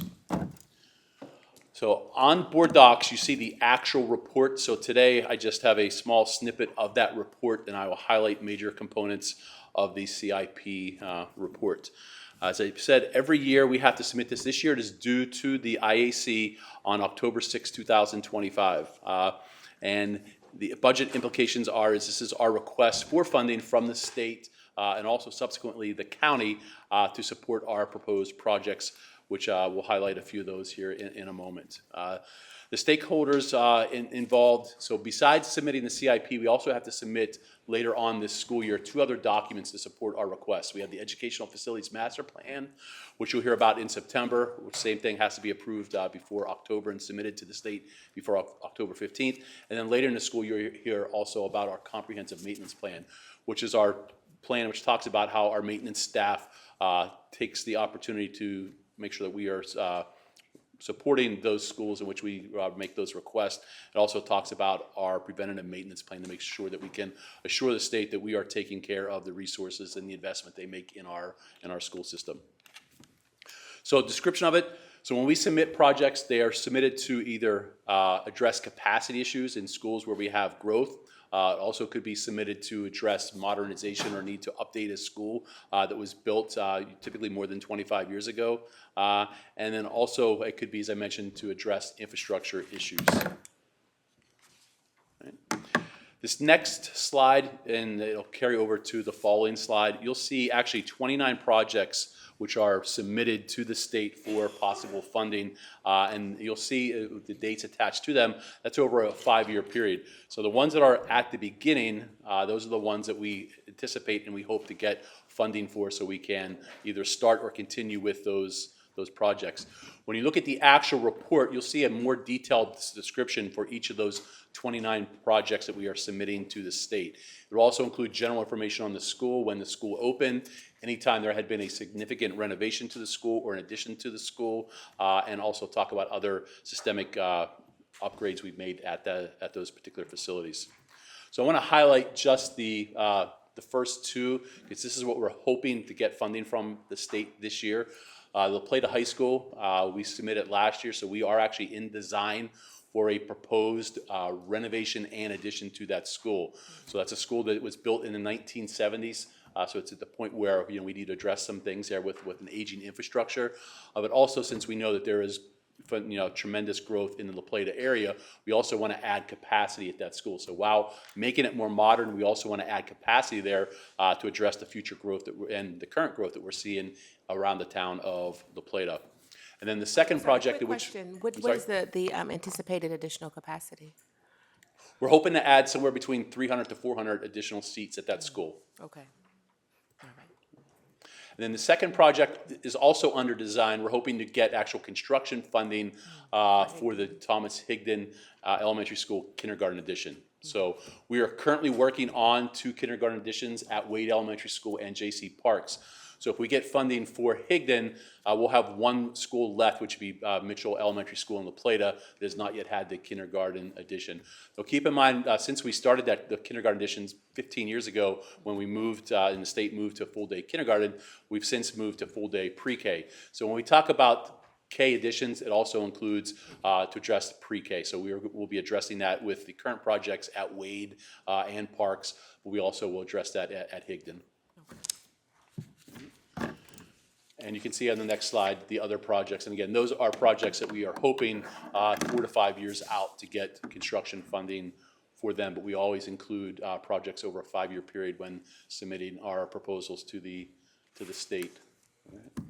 And then lastly, amongst local projects, We get various maintenance projects. We get funding from the county, and I will say that the county government and the Office of Fiscal Services at the county have been very good with us over the last 10 years in supporting our projects. We also get, you see number 2 there, bullet number 2, local relocatable classroom money to either add, and we are adding for public awareness. So at St. Charles High School, unfortunately, we're at the point where we are close to our enrollment exceeding the state rated capacity at that school. So work began this summer of putting an 8-unit modular building there, and we are nearing construction with that. So that is on site, it's been assembled. What they're working on, outstanding items still are to make the water connection, because a change that has happened over the last 5 years is that when you put a relocatable close to an existing building, it has to have fire protection. So we'll have a sprinkler system, so it will have water running out to that. And then also we have to have the electrical connection made, and since we have not made the electrical connection, the contractor has not put down the flooring, because the glue and the adhesive that is used needs to be put down when the building is conditioned. But we fully anticipate that facility being ready for the start of the school year. So there will probably be some work still going on next week inside while the teachers are there, but we anticipate it being ready for the start of the school year to receive students. And third, site infrastructure replacement at various schools. So that could be things such as chillers, cooling towers, and boilers. And we have worked on a number of those projects over the last couple of years. And based upon some of our aging infrastructure, we have others that we have prioritized over the next 5 years. Electrical switchgear, we're not currently doing any local electrical switchgear replacement at schools. We've recently done those at La Plata High School, McDonough High School, Middleton Elementary School, and Mount Hope Elementary School over the last several years. And then lastly, we received some local funding for school facilities modernization at various schools. Just some data I want to throw at you. So as the state is taken into consideration, once they receive this in October, they've already put out their new cost per square foot for construction, and that is going to be based at $431 per square foot. And if it's a new school and there's site development, then it increases to $513 per square foot. So when we are doing a renovation right now or a K addition, they're basing that on $431 per square foot for construction. And lastly, a couple things that are happening also with funding for this upcoming 2-year cycle is that every 2 years, the IAC, which I mentioned earlier, they look at the cost share between the state and the county on adding capacity or renovations occur in the school systems, and they reevaluate that percentage. So for this upcoming fiscal year and FY28, that cost share, the state share has increased from 64% to 66%, and a good thing for the county is that their share has dropped to 34%. And when that is for the brick and mortar of the building, that does not include the furniture and equipment and technology. Those are all locally funded things. And we anticipate for this year, which we'll find out in May, and there's a 3-step process to that. In November, they'll give us a 75% projected allocation, and then in February, they'll give us a 90% funding allocation projection, and ultimately we receive the 100% what we're actually going to receive in May. So we'll get that in May of 26. But we are anticipating somewhere around $8.9 million in the CIP, which is our 10-year average. But a positive thing for this year is that we anticipate receiving close to $6 million from the EGRC, which is the Enrollment Growth and Relocatable Classroom Fund. And that's for school systems that either have more than 250 relocatable classrooms on their campuses or are in the higher percentage of enrollment growth. So we qualify based upon the number of relocatable classrooms we have. So last school year, we only received about $1.2 million in the EGRC. So we're anticipating getting $4 million more this year in construction funding. So that's a positive thing for us. Yeah. Also ask, can you also talk a little bit about, as the projections are put out there, one of the things that Mr. Hyman and his folks also take a look at is the material cost. As you look at material costs, because our projects have taken an interesting hit in terms of just different amounts that a project begins at a certain amount. It always happens that it begins at a certain amount, it ends up costing a different amount. But have you, as we present our plan of projects forward, Do we have any concerns with just the increases of material costs, potentially also labor, to what we are submitting now to the state and potential revisions we'll have to make because we may not have as much funding to be able to actually do everything that we're thinking? Sure. So we've not, in speaking with the contractors, we've not seen too much of a price escalation with the tariffs that are out there right now. Down the road is something that they are concerned about. One of the things when you are doing an addition or renovation, a lot of our, as far as the main building materials are either, manufactured in the United States or locally. So when you talk about steel production for columns and beams, we have to buy steel it's manufactured in the United States for our projects. So obviously tariffs would not have an impact on that. And then when you talk about concrete and that, we are buying concrete locally, something in the county. But some of the other materials or resources we have to buy, like some of the lighting and some of the electrical components are manufactured outside the United States.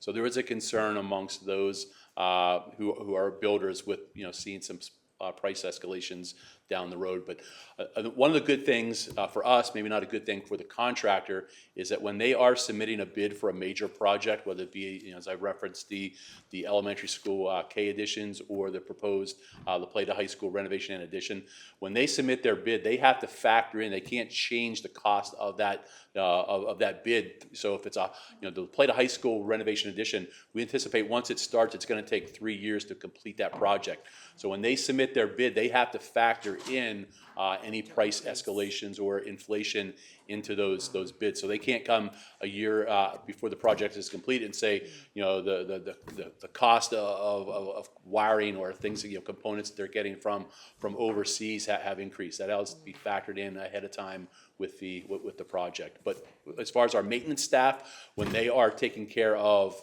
repairs that are occurring or needed to be occurring in schools, then we have seen a little bit of an increase locally on some of the materials we have to buy. But there is a definite concern down the road as we negotiations or whatever you want to call it with countries and tariffs continue that we will see some inflation. Absolutely. Well, I'm sure my colleagues have questions or comments. A quick question, shameless plug on behalf of District 4. Because on slide number 3, item number 5, new middle school number 10, I believe that will be in District 4, right, across from the Blue Crabs?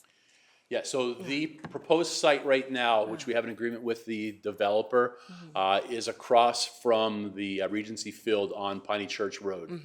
So that's projected, if enrollment numbers continue, that's our growth area, the St. Charles area and La Plata. So that's kind of an ideal site for the next middle school because it's between Summers and Stoddard, the two middle schools who we anticipate having the most impact with enrollment growth.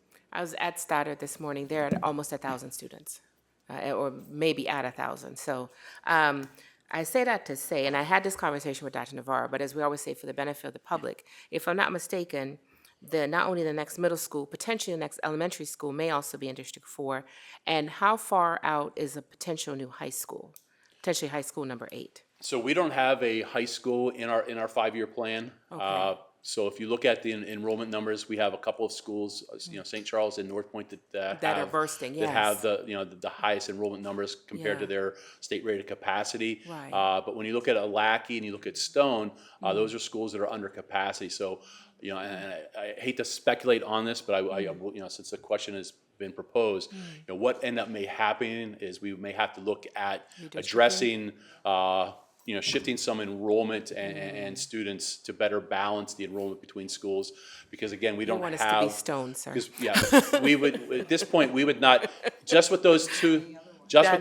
With those two schools, we probably would not justify the state approving a high school. So that's one of the things also that we're excited with the La Plata High School proposed project because we can add capacity there. So 3 to 400. So it might be a situation where when that is completed or right before it's completed, that we have to look at doing some shuffling around. You can say the word redistricting. It's okay. Redistricting.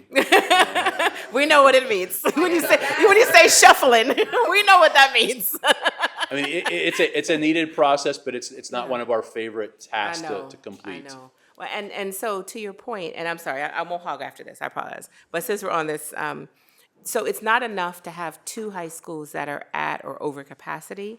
Because I thought once you got to the 110%, is it because of their proximity to each other? They're gonna look at surrounding schools. So when with, Okay. with us finishing up Margaret Jameson Thornton Elementary School, Yeah. several years ago when we were submitting that to the state, Yeah. they asked for the enrollment for all the surrounding schools. Gotcha. And we have to be able to justify it with that. And so one of the things, is we've been looking at middle school 10, when is that potentially gonna, start, and when are we gonna get the design funding and all that? Yeah. One of the things is that, over a year ago, Stoddard was under its state rated capacity, and Milton Summers was under its state rated capacity. So right from the get-go, the state would not approve it, because the 2 schools that are mainly gonna feed into that school, as of a year ago, were under their state rated capacity. Gotcha. Now, that can quickly change, Right. as we know that home sales and townhome sales and Yeah. even apartment rentals They're building are constantly. increasing in that area. Absolutely. All right, Ms. Bella Washington, you had something?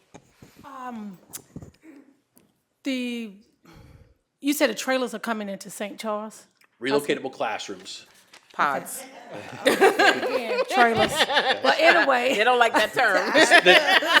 The state uses relocatable classrooms. So we like to do what the state tells us. But my question is, since that's a new school, in which I hate to see that word that you just said, come onto the campus, are we building our schools where we can build onto, build to capacity onto the existing school? Can we do that? So a couple things with that. So when we are, when we build the school, and then, before the school is completed, we're in that redistricting process. One of the things that we've been doing a much better job of since the opening of Neal Elementary School is that with the redistricting, when we task those 2 committees, and again, for the public, awareness, it's not the school system's plan. Ultimately, the board approves a redistricting plan, but it's 2 groups made up of community members and school staff who make a recommendation first to the superintendent, then the superintendent makes a recommendation to the board. But along with that, we've tasked them over to the last, since St. Charles opened, to not fill schools to capacity. And keep in mind, that's a little bit difficult to do, because you're doing the redistricting process typically 2 years before the school opens. But we usually try to tell them, and we did it with Thornton, which is going to be opening this fall, to try to, we gave them a target number but of course, building, over the last 2 years has exceeded those expectations. But, we talk about St. Charles being a new school. Looks great, but that school actually opened in 2014, so this will be its 11th year. So that isn't, an example of, yes, we are now putting a modular unit there, but it's taken 10 years because of what was, tasked with the committees when they sat down back in 2012 to develop their redistricting plan.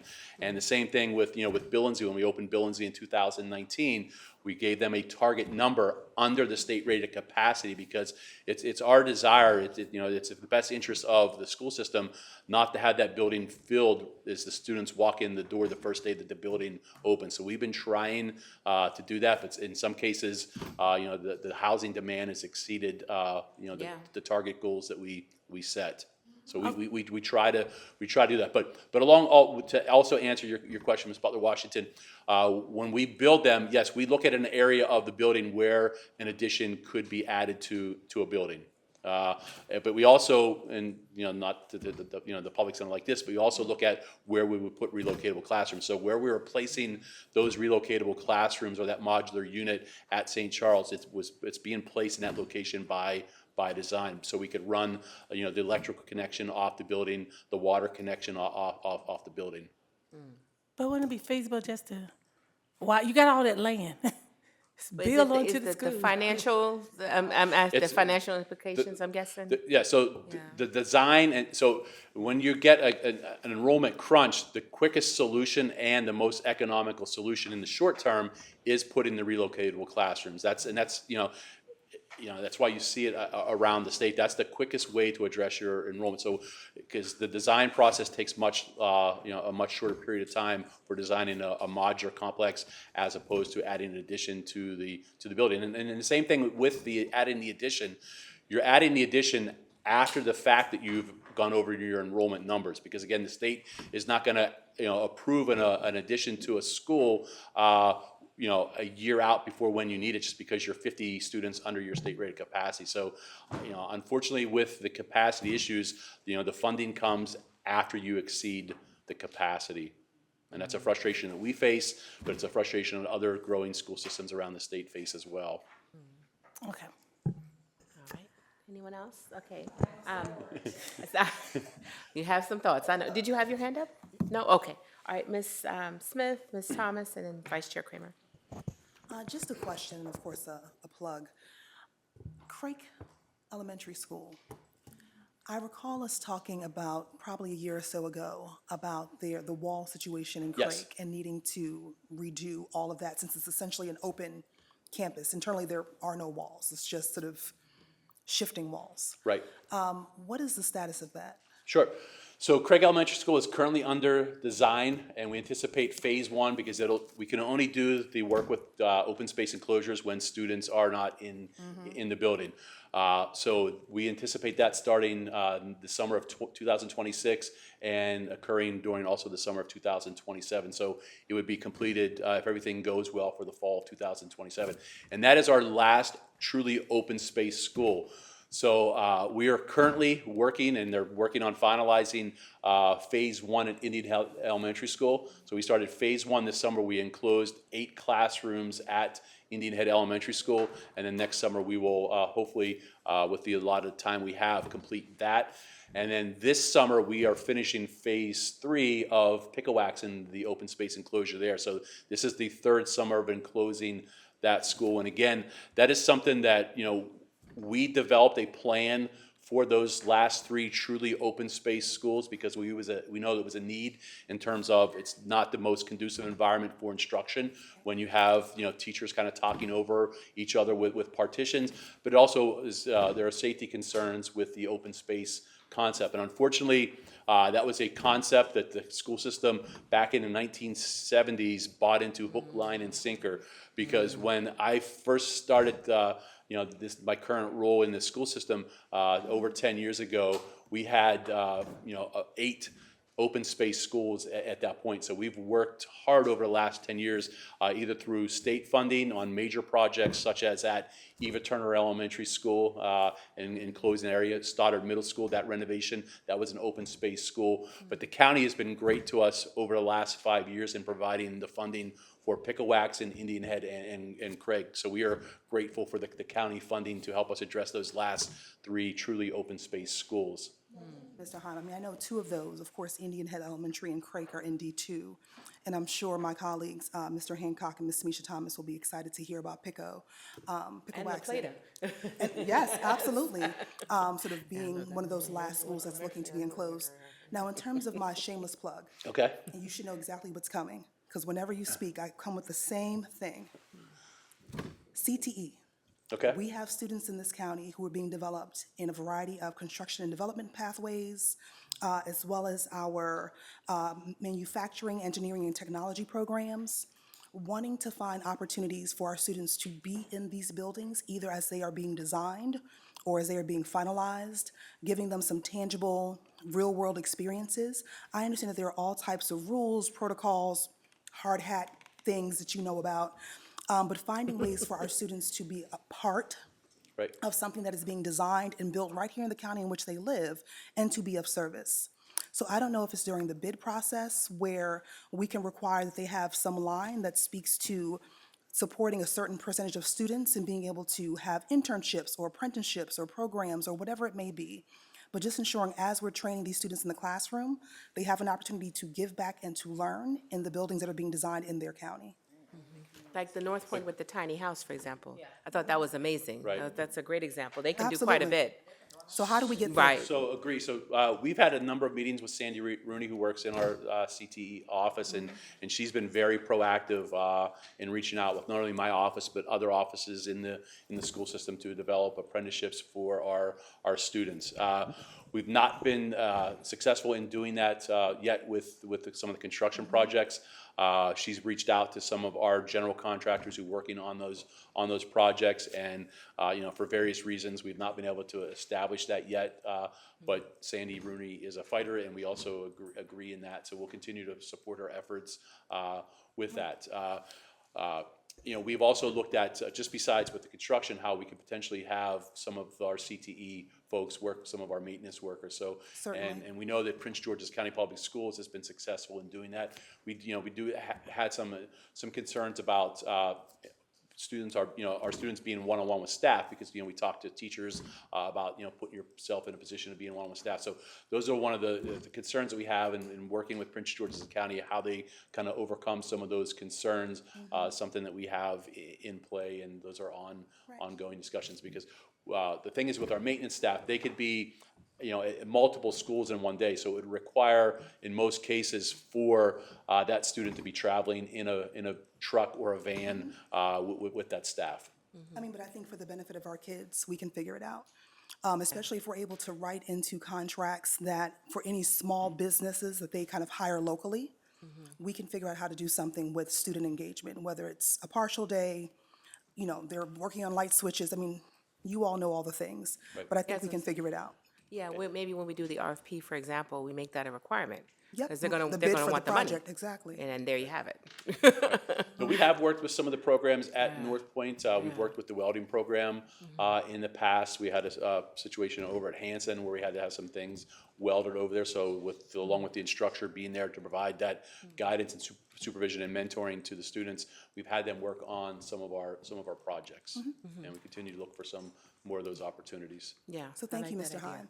And Dr. Navarro, let me know how I can be helpful, if there's anything I can do in terms of looking for other examples for us to figure out a way that we can move into this And space. since I have the floor, I will put one shameless plug. We do have It's a day for shameless plugs. we Why do not? we do have a success story. We've had a number of apprentices who've worked in our transportation office, and we had a student who graduated in 2024, who this past school year 24-25, actually ended up getting a full-time job with our transportation office and worked as a bus attendant. And he actually received an award at the end of the year. We do awards.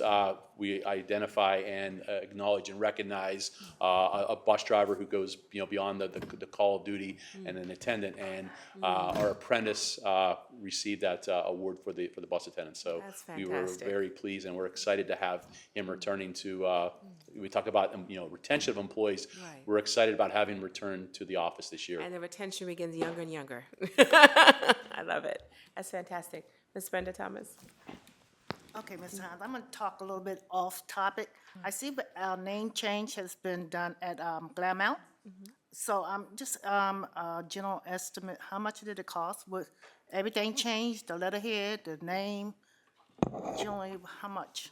So we don't have final costs yet, because we are still working through that. So one of the things that we wanted to make sure that we did was anything that that identified Smallwood on either exterior of the building or the interior building, we wanted to make sure that we take care of those issues before students return. So even if that meant not replacing something, but we wanted to make sure that it was covered up or removed if it could be removed.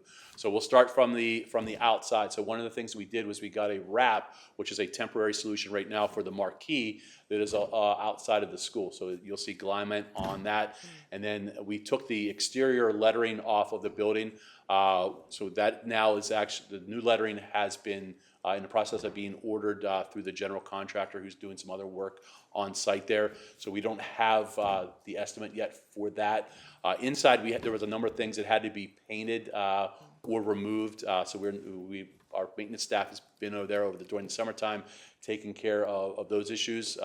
Another thing that we have to address, and we think that'll be several $1,000s, is we have to get a new plaque for the school. It's our plan is to preserve the, the small wood plaque because it does identify some historical significance to the school, particularly, during the period of time which that was. Because one of the things with the state is we put a plaque in the school which identifies when the school opened. And actually, if you go back, there'll be a third plaque at Smallwood because it was once many moons ago Lackey High School. So we've kept the original plaque for Lackey High School. It's our plan, but if we are guided otherwise, our plan is to retain the Smallwood plaque, and then we'll have a new plaque for the renaming of the school. But we anticipate including the letterhead and ordering of some uniforms for the middle school tournaments that they do. We anticipate being under the $80,000, which we were allotted for the school name change. The other thing is, we'll come back with a full piece of it because there are some technical upgrades to the system. There are one-time costs, I think, that may also come back with some technical funding. So we'll come back and add it all and bring it back to you. Okay, thank you very much. We fully reiterate- anticipate being under budget with I was that. going to say, under 80,000. We've seen Yes. some projections that people can at least self-imposed at closer to $250,000. So it's going to be nowhere near that. Thank you. Oh, you've seen two?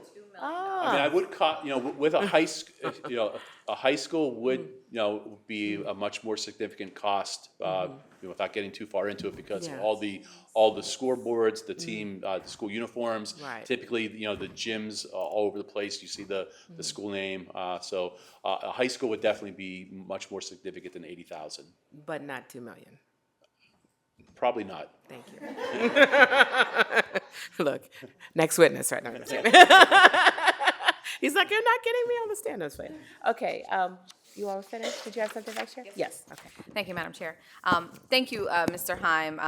I appreciate this information because I think it's very beneficial, and I know we've said this before, but to reiterate for the benefit of the public that while the vast majority of our budget goes towards materials of instruction, there's a great deal of other things, right, that we have to spend money on, that come out of our budget, that really help make our schools run smoothly. Like, we can't have a school open if there's no chiller or if there's, a furnace goes out or whatever the case, if we don't have heat, because we had a school that their heat went out last year and we had to close, and, lots of impacts from those kind of things.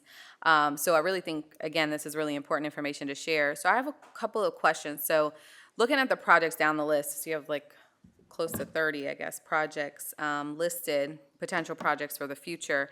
So most of them are like roofs, chillers, et cetera. So what were to happen if those projects down the list, were, they needed to be replaced before they were approved for CIP? Where would that money need to come from? Fund balance? So first, we'd look at if we can cover it with the maintenance operating budget. If it's something if it's something later in the school year and through preventative maintenance and just repairs, we've already exceeded our maintenance operation budget, then I would be going over to my friend over here to my left, your right, Ms. Karen Acton, Ms. Acton. and asking Money. and pleading for money. So if we have a large systemic, such as a boiler, which could be several $100,000, or a chiller or a cooling tower, we could potentially have to, go to Ms. Acton and ask for money, from somewhere else in the budget. And that's one of the, one of the things with a fund balance is you kind of, and I don't want to speak too much about stepping into Karen's shoes because those are shoes I don't want to step into. But you talk about your rainy day fund. Right. So that is where we would likely, not speaking for Ms. Acton, but where that money would likely have to come from, because if it was something like you said, a boiler, for example, and it's several $100,000, it's not like we could just take a little leftover funds from here or there, because that really, for that amount of money, because that was going to be my next question, how much on average would one of those things cost? So just want to point that out, that, this is why we plan, or why Ms. Acton, rather, and her team plans so carefully around our budget and making sure that we do have those cushions, so to speak. So thank you for pointing that out. Yeah, so any one of those items, a boiler, chiller, and a cooling tower, all in the several $100,000s. And of course, the bigger that particular system has to be, increases the price of that particular unit. So obviously for high school, much.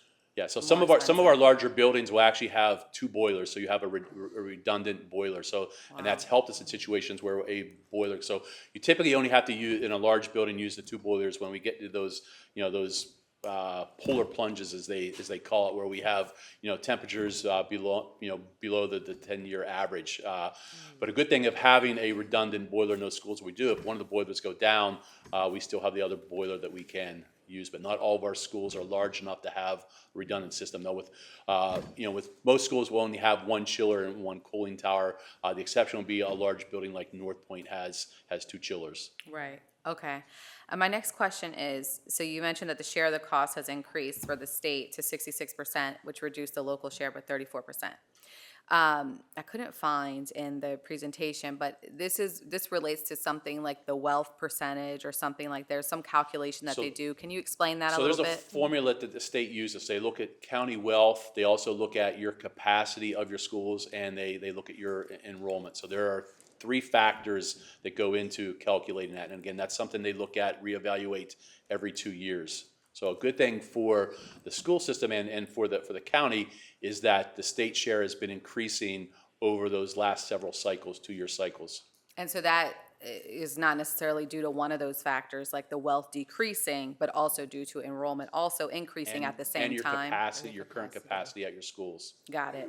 Okay. So a school system like Montgomery County, they're at 50-50. So the county has to match 50% of construction costs for projects in the CIP. But there's one, and I can't remember if it's Somerset or Wycomico, that the county has a 0% share. It's 100% share, or no share. It's 100% from the state. So there's one Because school they're like system. a smaller county and they it's have a smaller- high, I think it's Kent, isn't it? 'Cause I they have can't remember, and I don't know. Yeah. But it's one of the schools on the Eastern Shore that the state, it's 100% share, or a share, but 100%.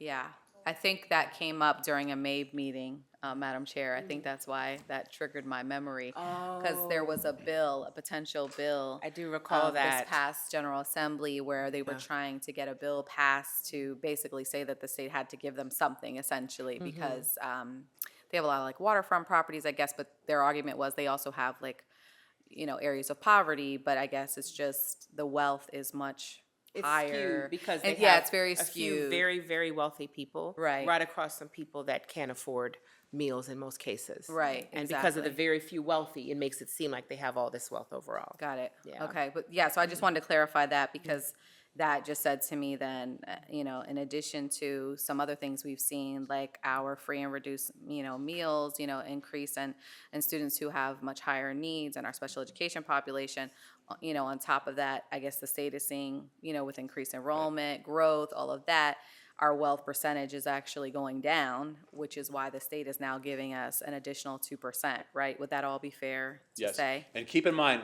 with that state county cost shares I mentioned earlier, that's just for the bricks and mortar of the building. So all the furniture, your student desk chairs, all the materials of instruction, all the technology, that is funded locally in Charles County. So that's why, when we, as you're more aware than I am, when we had our ask to the county commission this year, one of our big asks was the operating budget for operating costs for opening the new elementary school. Yeah, makes sense. And then my final question was just about middle school 10. So, I'm sorry. I'm so sorry, Madam Chair.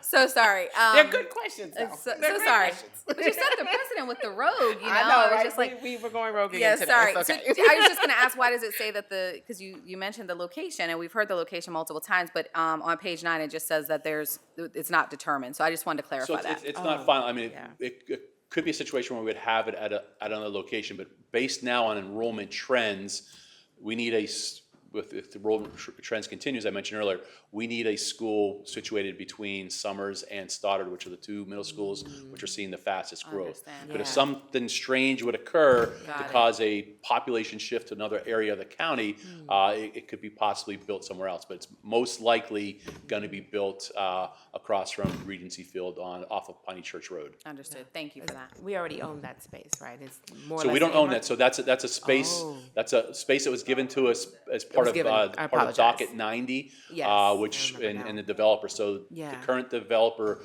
for St. Charles neighborhoods is Lennar. So Okay. we mentioned earlier Thornton Elementary School, so that's a site that was given to us as part of that Docket 90 agreement.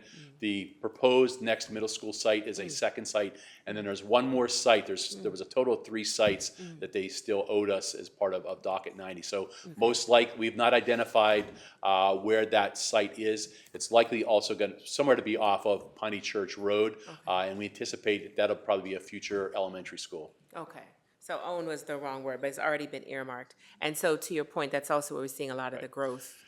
Right. And since we're on this subject, and we have another site that a developer is given to us, which is within Pine Grove. So part of the agreement between the county and Pine Grove and the town was that we get a school site. So we have a school site within the Pine Grove community. So we anticipate most likely that will be an elementary school as well. Okay.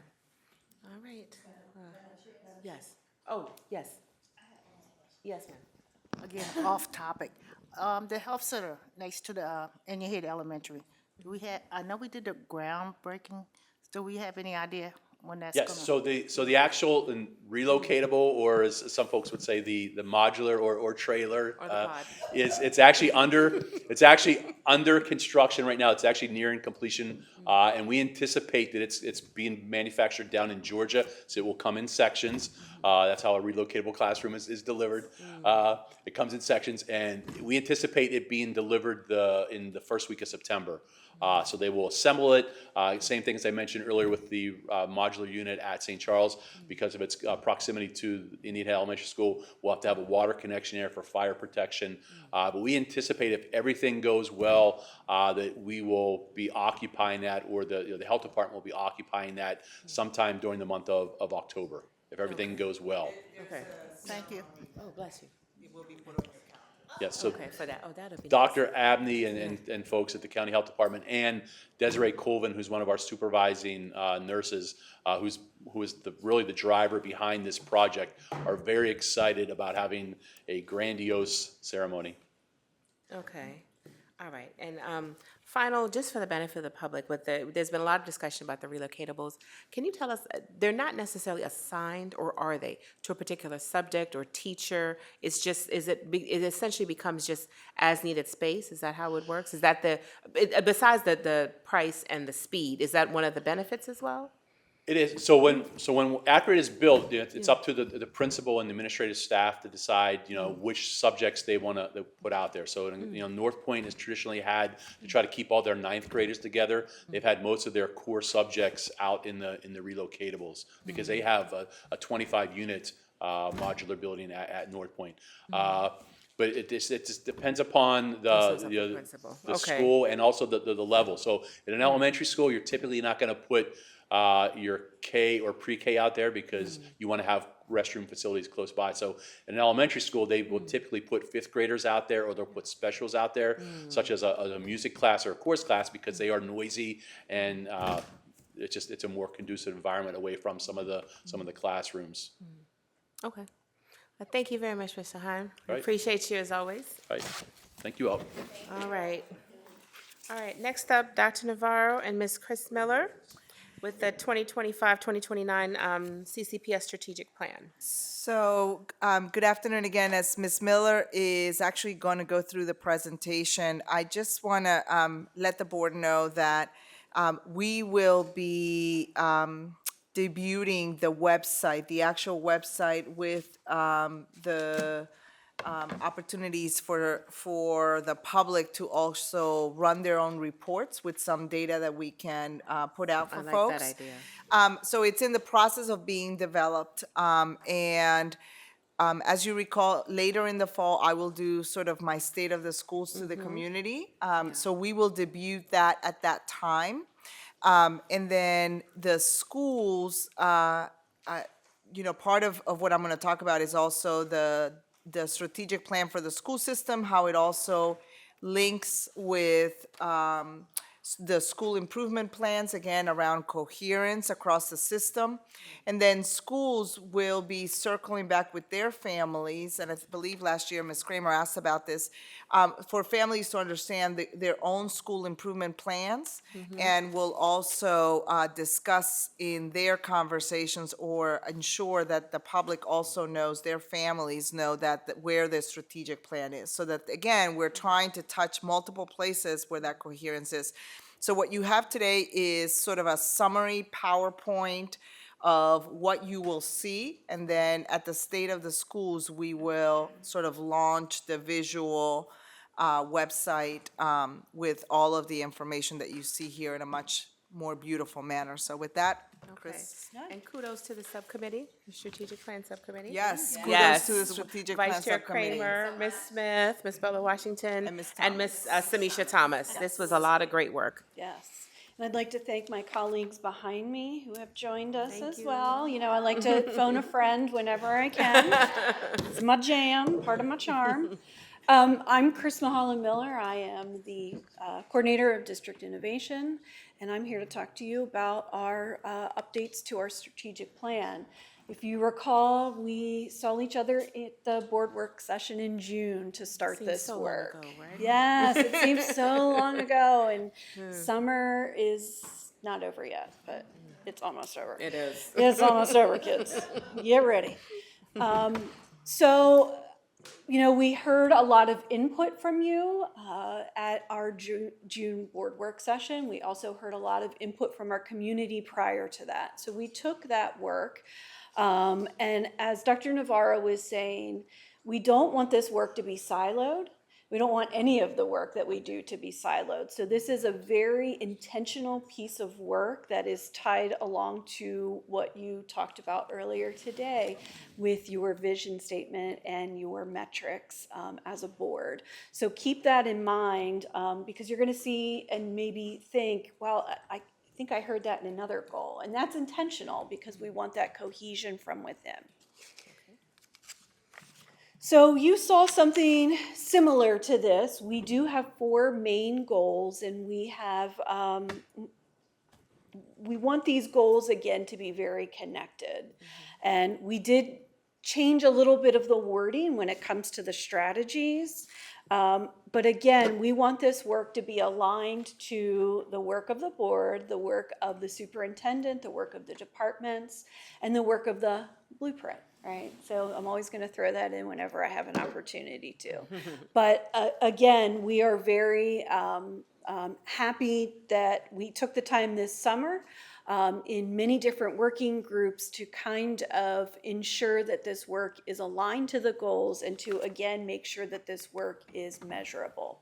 So if you look at goal 1, we're talking about that idea of every student has the knowledge and skills needed for success in college, career, and beyond. So what we're looking at, again, and I'm using some words that many of you said earlier today, we're looking for these common tools. We're looking for common language where we are really highlighting or really looking at what high quality instructional practices look like.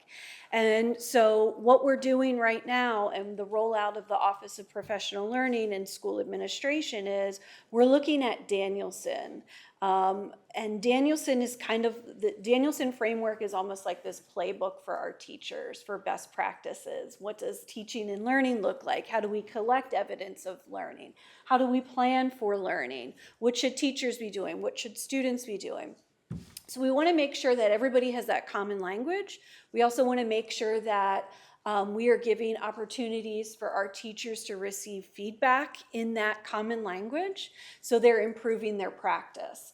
We're elevating teacher leadership by having our teachers provide those feedback to their peers and to really reflect on their practice. So, you know, we know when we see better teaching practices, that equals better student achievement, right? So as we move along in all 4 of these goals, you see, and I think Ms. Smith, we were talking, you spoke of this earlier, we go back to What is that impact for students, and what is the achievement of our students for that? So keep that in mind as we go through all of this.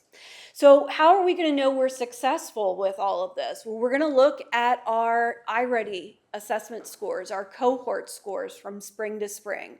We want to look at an improvement in our kindergarten readiness, whether that's going to be the KRA exam or the Acadience exam. Remember, we did not have KRA this past school year, but we will have KRA. We'll have Say whenever both they change it again, right? Well, we love a change. We love a change, right? And then also looking at those MCAP assessment scores, right? They haven't been released by the state yet, so we are looking at this. We want to see a 4% annual increase in that MCAP assessment scores for English language arts and for math. And then, of course, we want to close those achievement gaps, right? So we're looking at our students that need better instruction the most. They need high quality teachers. They need teachers that are constantly using these high instructional quality improvements and research-based techniques in order to really improve their craft. So we're looking at teacher practice to improve our student outcomes. So then what we don't want to do is we don't want to lose the momentum that we had from the first 4-year strategic plan. I don't know if you remember Dr. Navarro, in her visuals, she had a stool, right? And so we're looking at that college and career readiness. So we're looking at AP, we're looking at early college or dual enrollment, and we're looking at CT. And so we're thinking about, can we move from a stool to a chair? What would that fourth component be for some of our students that need it? So looking at our increase in AP enrollment, we're looking at expanding additional early college and dual enrollment opportunities for our students, looking back and seeing what does our workforce need here in Charles County? What do we need here in Charles County Public Schools for workforce? And how do we increase that or expand those programs for our students? We're also looking at these career plans for our career advisors, for all of our middle school and our high school students. How will that be accessible for our parents? We talk about that parent engagement, as you'll see in Goal 4, but just keeping in mind how we're preparing our students for post-graduation. It starts in the elementary school, right? It starts before they even come to elementary school. And then thinking about how we increase access for our bilingual students, and we help our students who are not bilingual become bilingual. Because we know that bilingualism is an asset for our students, so we want to see how we can increase those opportunities for our students. For Goal 2, we're talking about, again, think about if we work on Goal 2, how will that impact our student achievement? So fostering safe, inclusive, and healthy learning environments where students and staff members feel valued, supported, and empowered to thrive. So what is it that we're going to be doing? We're going to be strengthening our approach to safety with our students. We're going to be looking at emergency procedures for staff, partnering with our security experts around the nation to help ensure a safe and supportive environment for everybody.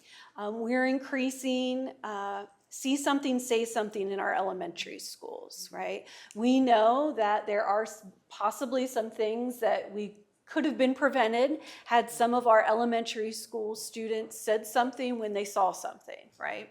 So we really want to campaign with our elementary schools so students understand what that means.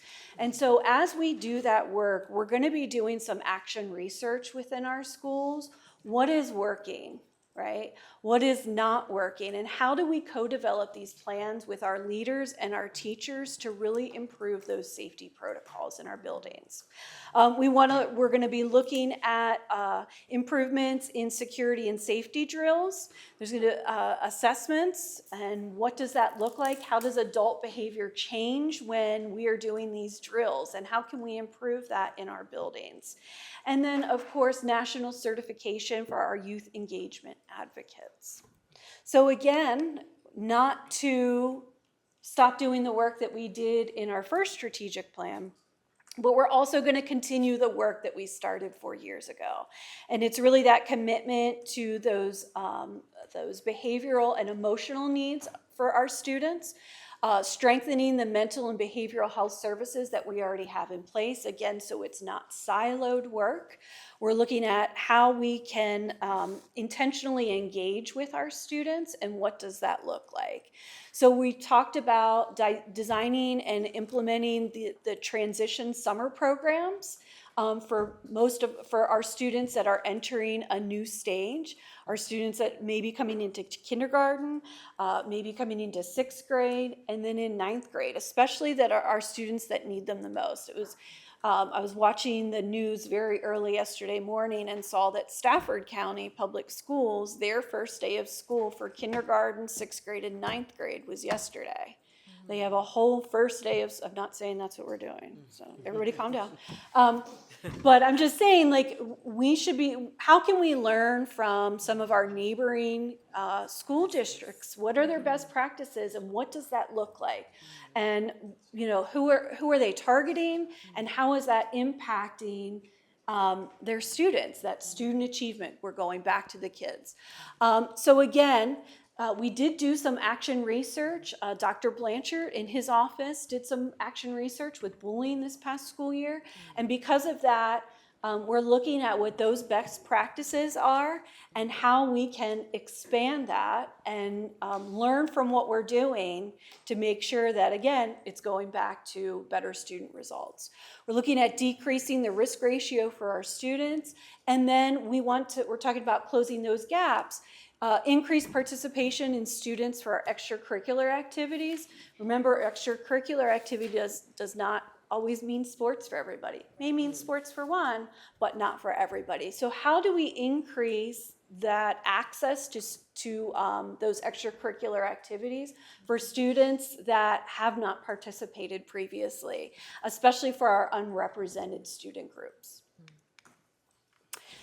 Goal 3, attract, develop, and retain a diverse and highly effective team of professionals who are committed to continuous growth and to supporting success across every role in our schools. And I think that is really important that we're talking about. We're supporting student success across every role in our district. So this here, as we know, is really about that recruiting, developing, and retaining our workforce. We have to create these differentiated pathways for our workforce, right? Because not everybody is in the same place. We're going to have to meet our workforce where they're at. We have committed personnel here in the district that are committed to Charles County Public Schools. How can we help empower that workforce to get to where they want to go?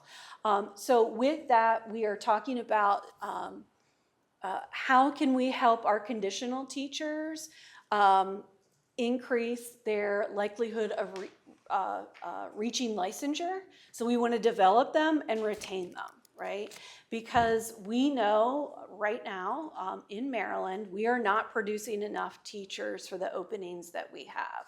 But we have committed workforce here in Charles County. How do we help develop them and retain them?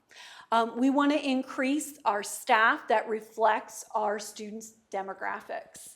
Right? So it is imperative, it is important for our students to see adults that look like them in their schools. And how do we boost that? How do we build that recruitment among different underrepresented groups here in our district to work in our schools with our students?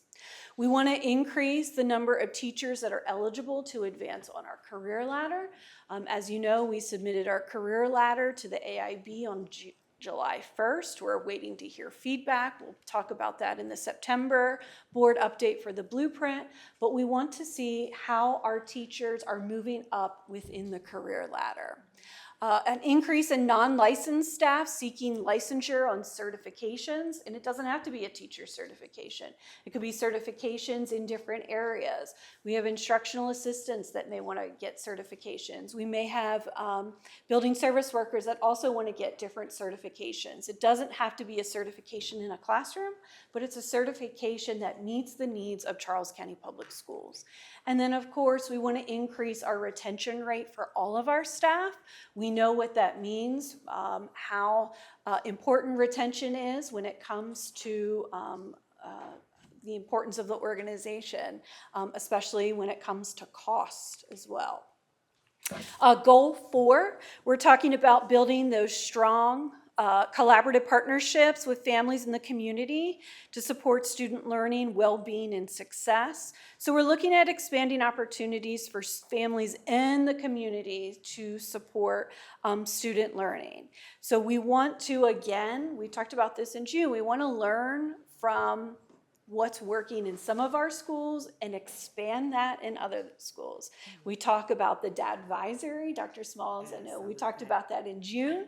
We've talked about community schools and some of the success that we've had with community engagement.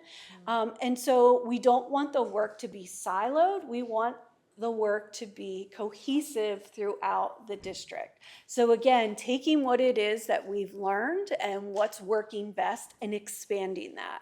So we're looking to increase the percentage of schools with active family or student advisories, looking at including student and parent voice on district committees, satisfaction ratings on accessibility and inclusiveness of our engagement efforts, and creation and expansion of entry points for community and family engagement. Remember, we talked about, and Dr. Smalls, I think you asked the question earlier, how do we help our parents that are not familiar with AI? How do we build their capacity, right? AI is like my best friend. I'm very embarrassed about how much I use it, but that's not my entry point. My entry point may be something different, but we may have parents who need that entry point for building their capacity on different topics. So what are our commitments? Dr. Navarro just talked about the state of the schools and how we're going to be revamping the website to make it a way that there's always that taking the temperature of where we're at throughout this 4-year time. We will be identifying the largest gaps and biggest need, highest impact in every single goal that we have.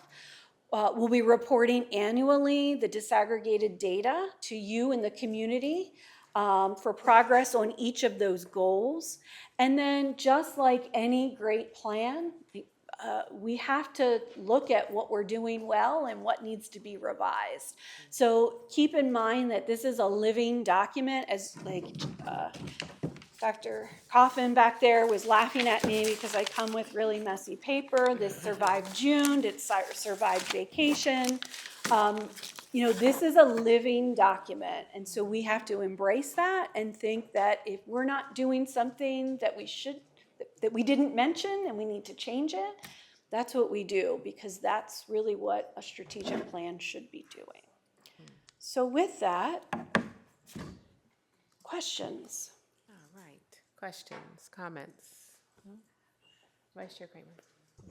Thank you Yes. so much, Ms. Miller. Good to see you, as Good to always. see you.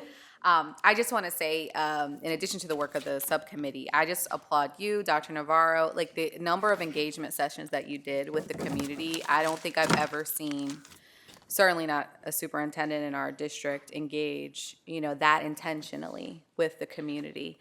So I just want to applaud you for doing that. There were in-person opportunities, there were virtual opportunities, probably like between 30 and 40, I would imagine, somewhere around there, maybe more.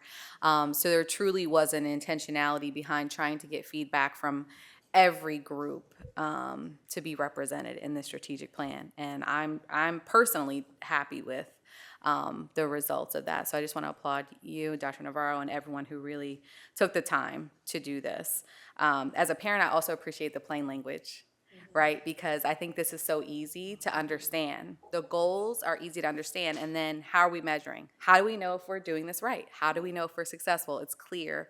It's easy to understand for most folks. Obviously, if there are some challenges, if we have some English language learners, maybe we have information translated, those are things we probably need to look at. But I think the plain language is really great.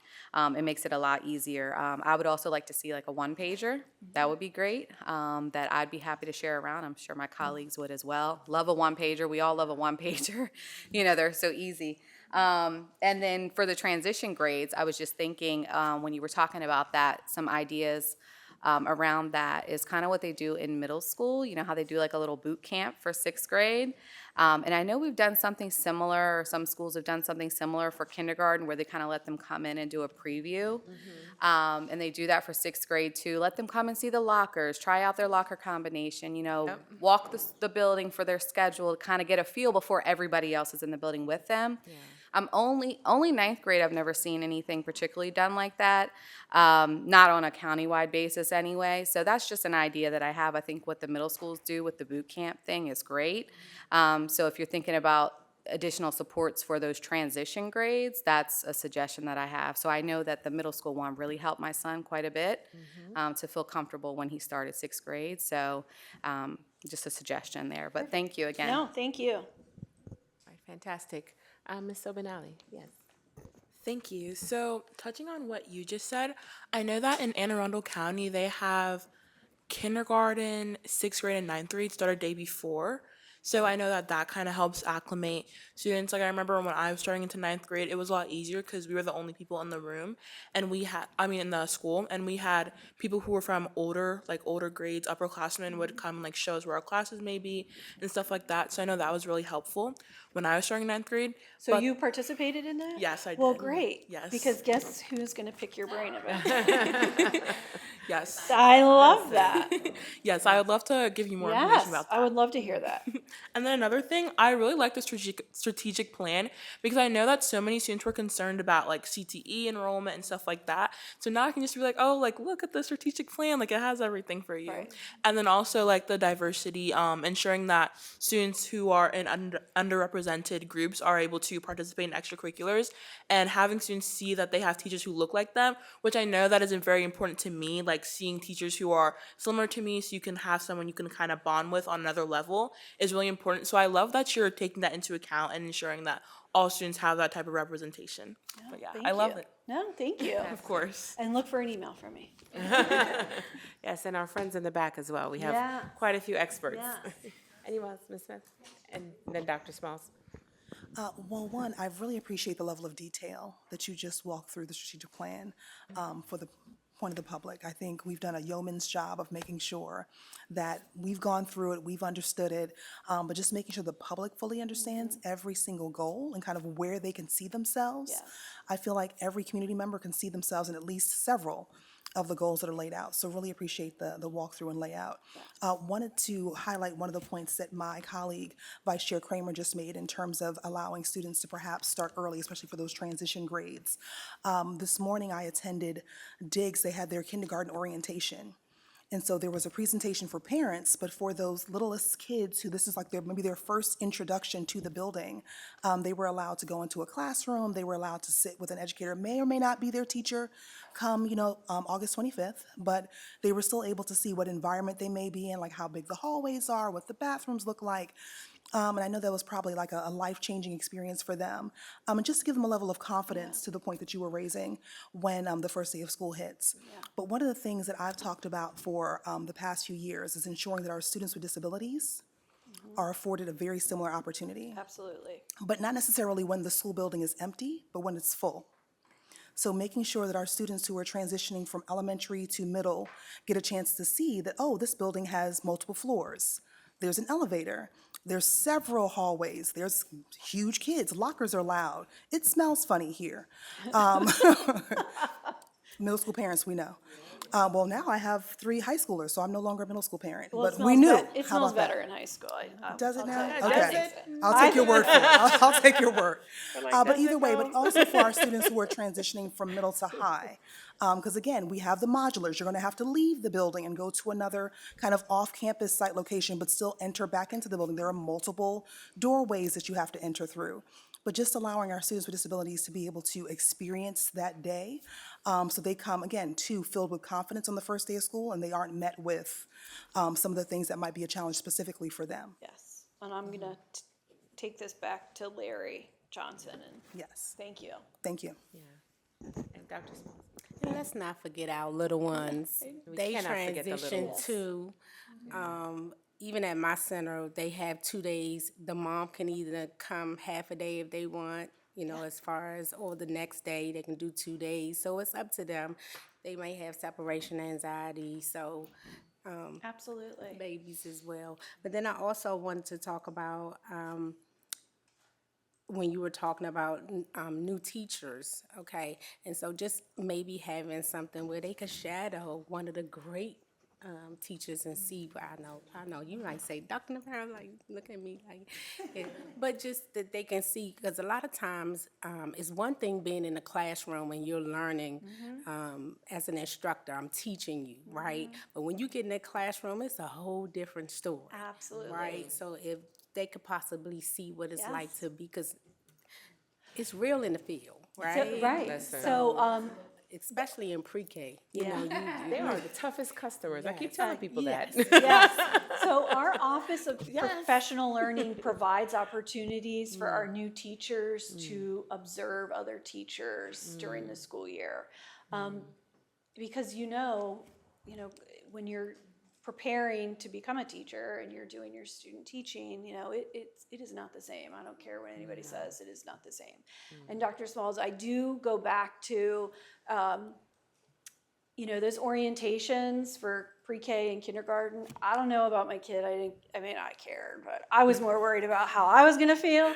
And it was great. It is really important. I know Miss Tabitha Reckaway, and Ms. Dolan can talk about the same teacher because our kids were there together. Just the reassurance that we have as parents too at those orientations, I think it's calming for our children to see that we're not hysterical. Yes. I mean, I'm hysterical, but I know. I try to hide it. Privately, yeah. Yes.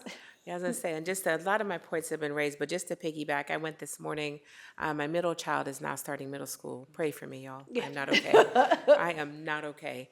And I very much appreciate, to the goal 1, equip every student with the knowledge, skills needed for success, college, career, and beyond, that the middle school students, there's so much emphasis on career, and they were excited.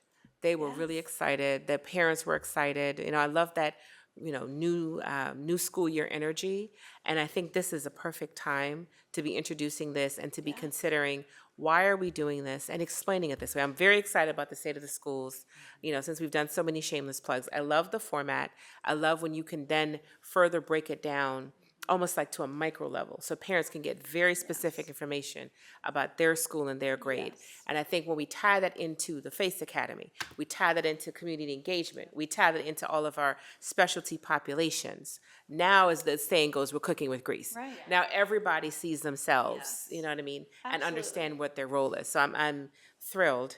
I have a soapbox I'm always willing to perch on, but I'll lay it there. I appreciate it. Thank you so Thank very you, much. and I want to Thank thank you. my colleagues again Yes, for thank coming. you. Bravo. Thank you so much. Thank you. Appreciate you. Okay. All right. Next up, Mr. Eric Schwartz, Board Policy 5171 on Epi-pens.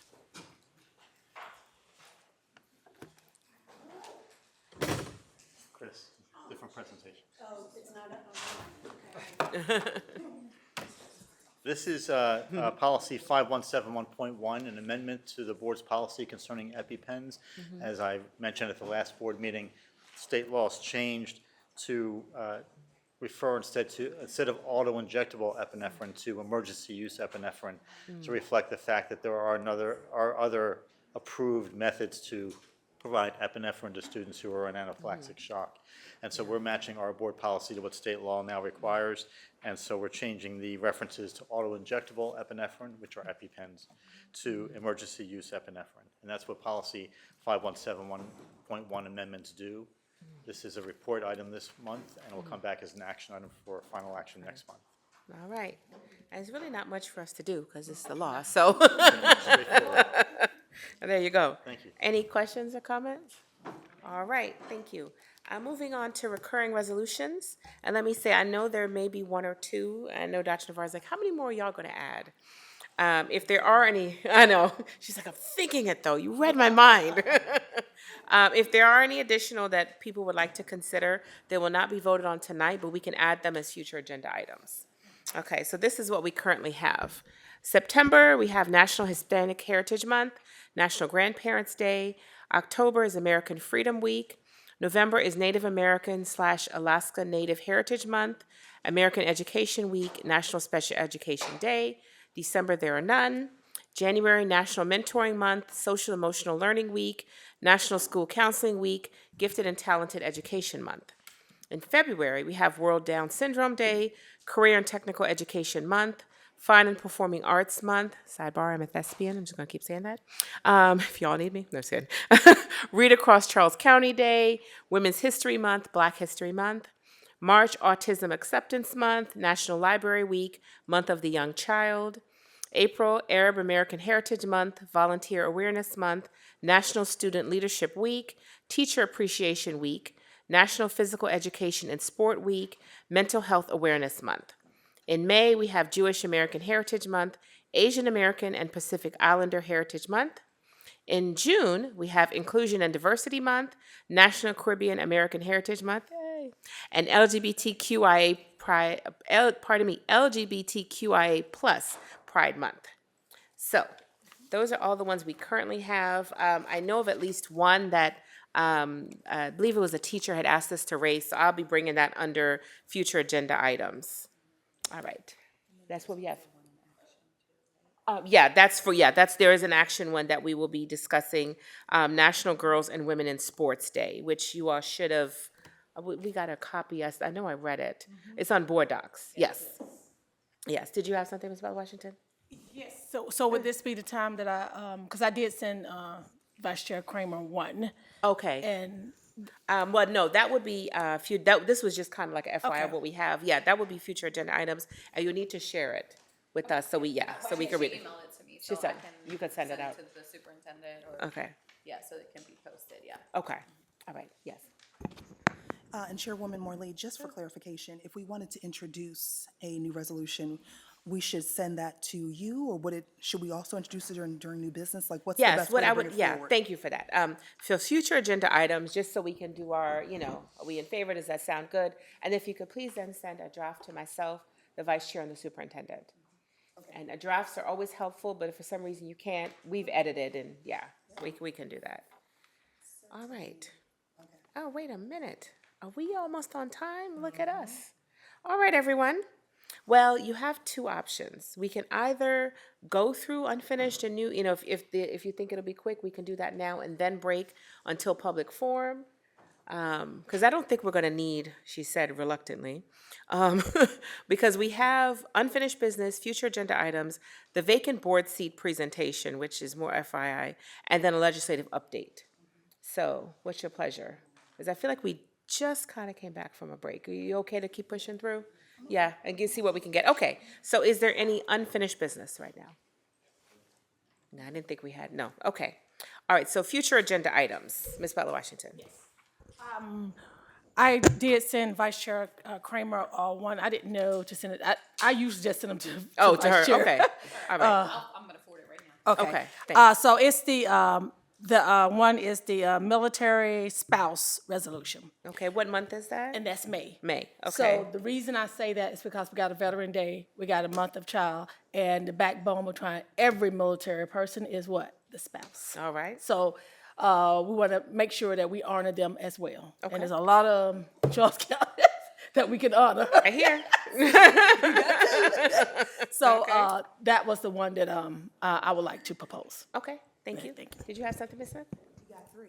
Oh. So, yeah. That's what I was like, Dios mío. What's going on? So I'd like to introduce the resolution. This is for September. Okay. It is Sign Language Appreciation Month. Oh, sorry. Pause that. Is everyone okay with at Yes, least I'm okay. initially? That We'll works vote on the particulars, but yes. Okay, Military Spouse Month. Okay.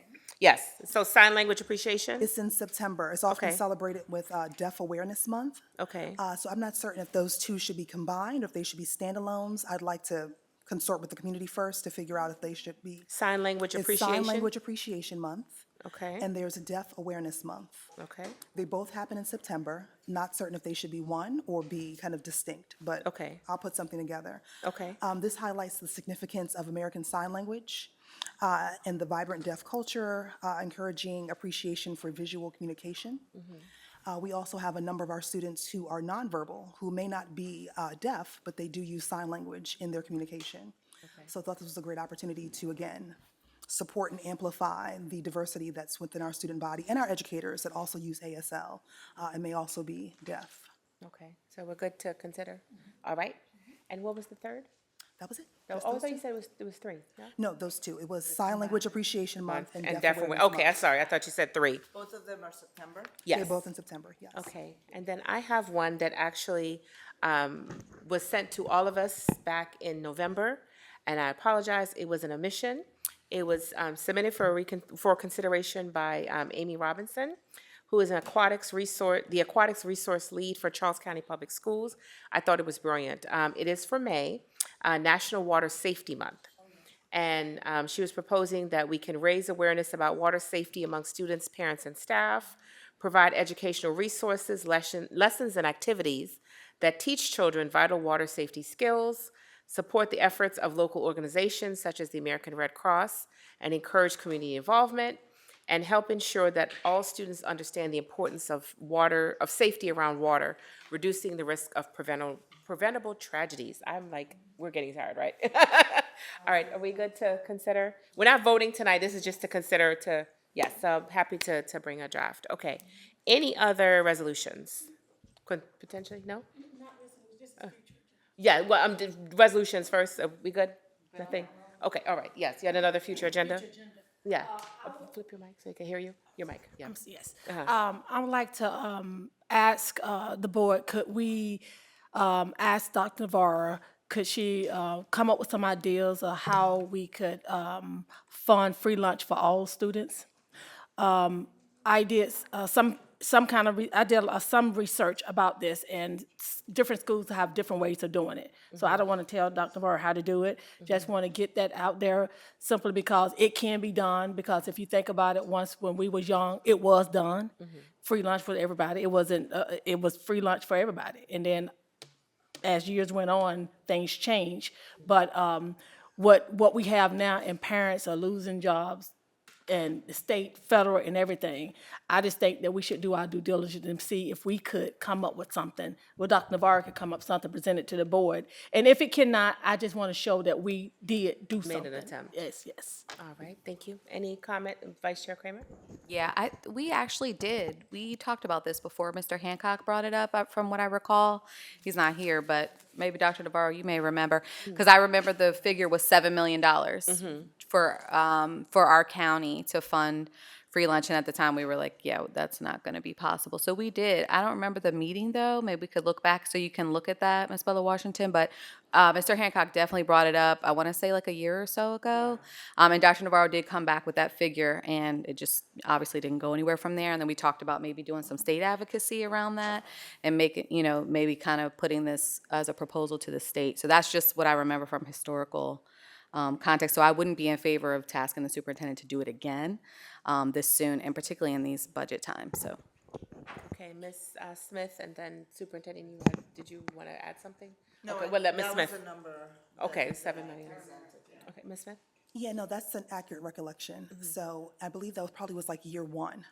We were all trying to look at, I think we were trying to figure out with K3 and K4, pre-K, like trying to figure out like what those numbers were. Then we did introduce like potentially being able to pay for free and reduced lunch or free everything for all kids.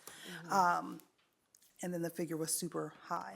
If there's a way of just unearthing that, I'm sure it's probably in like a PDF somewhere or someone's shared drive. We can just pull that out and share it again with the board. I think it's just a matter of circulating that information again. Yeah, just so people can know. Well, one second, and also a follow-up is what led to it, I think you're right, it was year one, because we were just coming out of COVID, and families were used to free breakfast and lunch. And so we were trying to see how we could keep it going.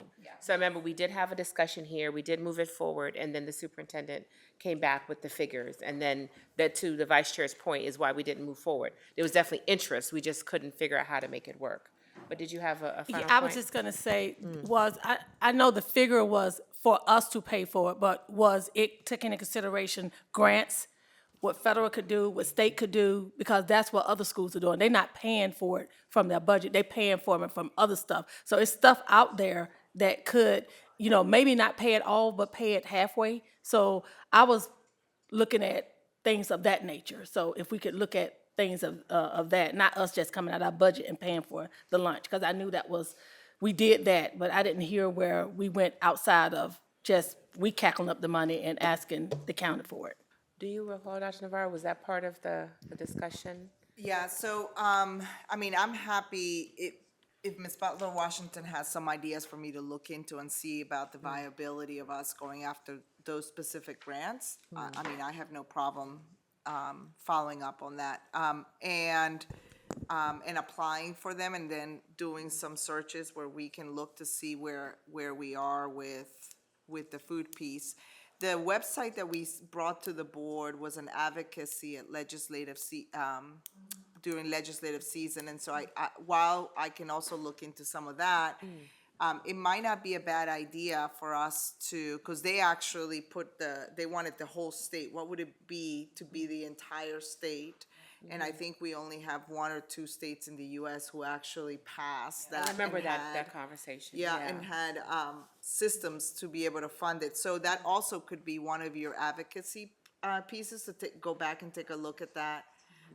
And that we added on jointly through our organizations for lobbying for it as well. But I'm happy to also look into, when we looked at it, we looked for grants and possibilities. I like to hear from other places that are funding it through other places that we can apply for. So I'm happy to look into those opportunities for our school system, even if it's to offset some of the costs, because if there is grants and stuff that we can apply for, as you are aware, the delinquent, that's not a good term, the outstanding balances of our lunches continues to go up. And so I'm happy to apply to grants that could offset those costs for us. All right, thank you. Any other, yes, Vice Chair Kramer? Yeah, and I just wanted to add too, I thought there was a bill as well that was proposed in Maryland, but it was like the cost was crazy high. It was like $180 million, and so our General Assembly was not, In favor they of didn't it? really even look at that either. So I don't know about grant funding and things like that. That's something obviously Dr. Navarro can, probably find some more information on, but I also don't think that this year would be the year to ask the General Assembly either, especially since it did come up last year and it didn't go anywhere. But that's just my thoughts. I don't know what my colleagues feel about that. There's a lot of uncertainty right now in general. If we can find a way to do it, I think everyone here would support that. Absolutely, I just, for the benefit of the public, I just want to, help them understand why it may not be possible, unfortunately. But yeah, if you, okay with it, Dr. Navarro, and amenable to, Yeah, yeah. I will connect with Ms. Butler Washington on some options to make sure that I follow through, and then just let you guys know what I can find out. Thank you very much. Okay, any other future agenda items? Okay. Mr. Schwartz, if we can invite you, oh, there you are. The vacant board seat. I was like, where'd he go? So as we know, we have a vacancy on our board. Ms.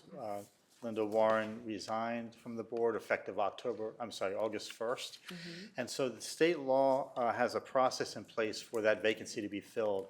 And for Charles County particularly, the Board of Education, the remaining board members who are elected, not the student member, but the elected board members, select an individual to fill that seat. State law says that the vacancy has to be filled within 90 days. So that would mean that since the vacancy was effective August 1st, the vacancy would have to be filled no later than the end of October. So we're looking for a 90-day process. The individual would be selected to fill the rest of that term for Ms. Warren. So he or she would serve until November or December of 2026, when the new board member would be elected to take over that position. The law has the qualifications for board members, so anybody who fills the seat would have to be at least 21 years old, would have to be a resident and registered voter of Charles County for at least 3 years, would have to be a resident of the same commissioner district that Ms. Warren was a resident of, and cannot be employed or under the direction of the board or superintendent. That last provision, by the way, does not prevent somebody from seeking the position, but if they do get selected as the sitting board member, they would have to resign as an employee, for example. The process for selection is also set out in state law. The board will solicit applicants from interested members of the public.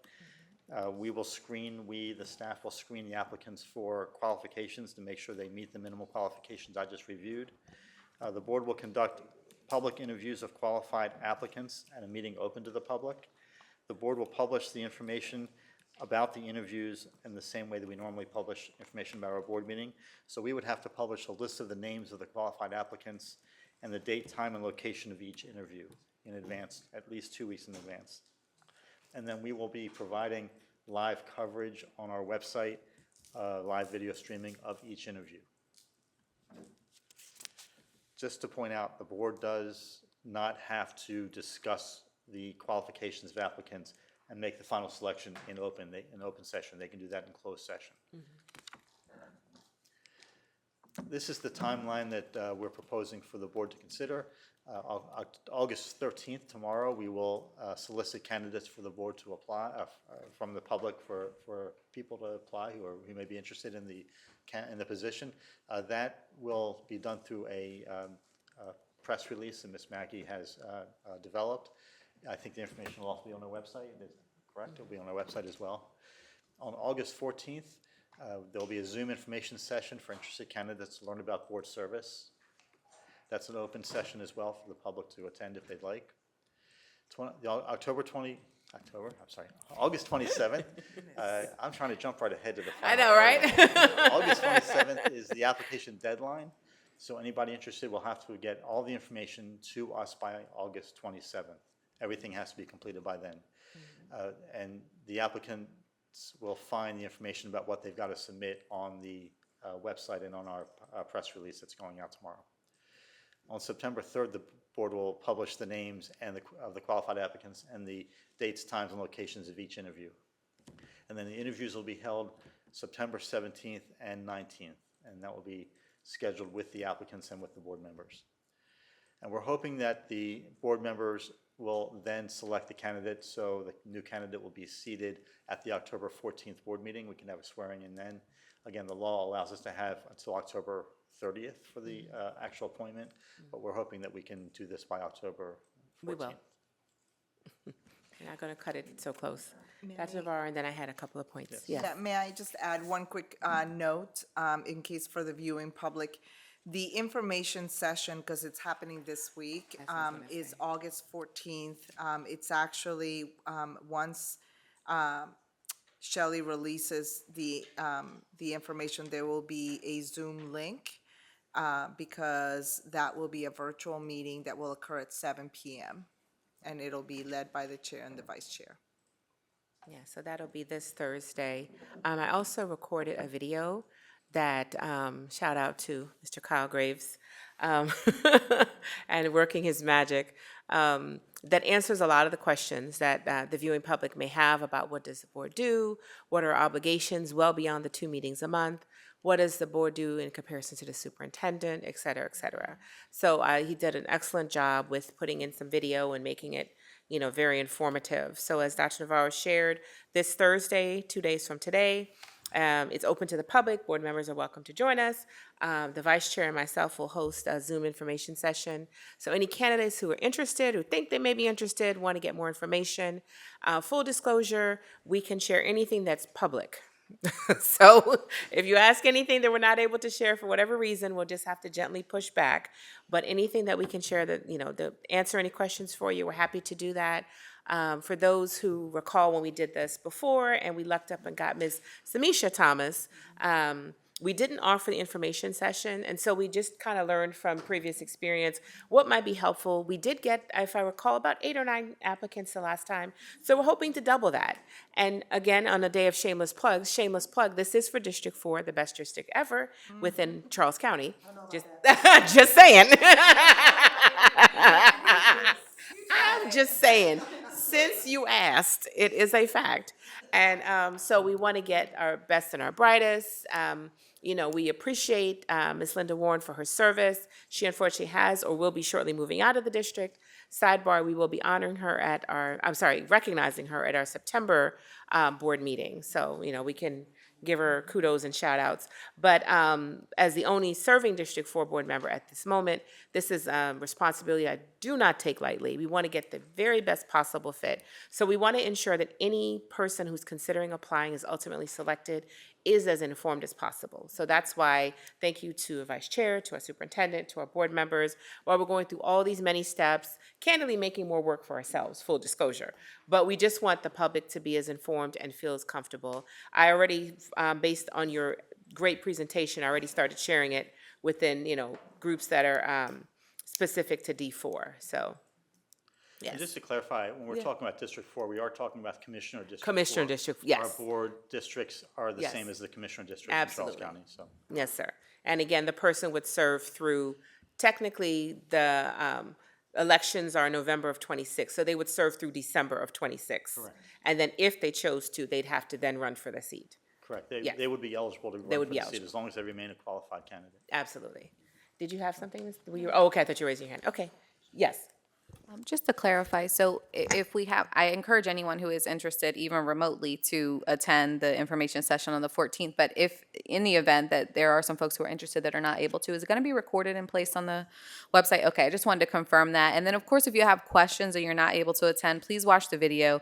But you can always reach out to myself. I know Madam Chair has spoken with some folks who are interested. Yes. You know, so please feel free to reach out if you have any questions, you know, prior to the application deadline, so. Absolutely. I have a question, Mr. Schwartz. So if there cannot be a quorum of the board at that virtual meeting? The virtual meeting is not a board meeting. It is open to the public regardless. We are advertising it. So if a number of board members do show up, even if it's a quorum, it's okay. But recognizing that it is the chair and vice chair who are running the meeting for the public. It's not necessarily intended to be a public board meeting where the rest of the board would be chiming in and making comments themselves. Yes, sir. Yeah, it's primarily for any applicants that may have questions. Yes. Oh, Dr. Smalls, you have questions, sir? And what time is it? At 7 p.m. this Thursday. Yes. All right. Thank you very much, Mr. Schwartz. Thank you, board Schwartz. members. Oh, don't go far, Mrs. Schwartz. Legislative update, Senate Bill 75, which unfortunately, well, I shouldn't say unfortunately, did not pass, but if you could kind of give us some background as to why we're considering it, please, or mentioning it. Senate Bill 75 was introduced last session by Senator Benson. It did not get out of either House or the Senate committee. It didn't go anywhere. But Senate Bill 75 is a bill that talks about juvenile justice and juvenile courts, and the courts requiring parents and students who are part of the juvenile justice system to be involved in mediation and counseling services if the court determines that's the best course of action. So right now, the court can only mandate the student or the child in front of the court to do anything, but this would then allow the court to mandate that parents do something as well. This is a bill that's likely going to be reintroduced in this session, but what I think the board may be interested in doing is seeking the county commissioner support to get our delegation in Annapolis to support this as well, and hopefully that this would be helping us as a school system deal with some of the students who are referred to juvenile court to get the services they need there, so when they're coming back to our schools, they have those services behind them. A little bit more context. So if you recall last year at the legislative breakfast, one of the things that we talked about was the proactive measures of accountability for young people to receive services when they're in crisis, because then we handle the crisis that eventually becomes tied to student behaviors, And many times those are escalated all the way to suspensions to the superintendent's office. And those are long-term suspensions. And one of the things that Charmaine Yangwadi, who leads that work of figuring out when students make really tough bad choices, how do we reintegrate them and also provide them supports? One of the things we looked at is, where is that support? We don't want a kid to not get any supports and interventions, and these behaviors escalate to a point where it can be as bad as incarceration. And in speaking with the sheriff, I think we are in very much agreement around these proactive measures. This bill is something that I brought forward to the board to consider also as you move forward some legislative interests locally that should be supported, because it talks about very proactively a body that has some opportunities to be able to mandate to parents that that their kids get some services, and that's the court system. We as the school system really cannot mandate parents to do those kinds of things. And so it's not a perfect bill, but it's a thoughtful bill that begins to look at accountability. And I think this is one of the reasons why I was suggesting that you bring it forward to our local delegation to consider as we enter into the legislative season and the upcoming legislative season. Ms. Butler-Washington? Thank you. Two things about that bill. I'm grown.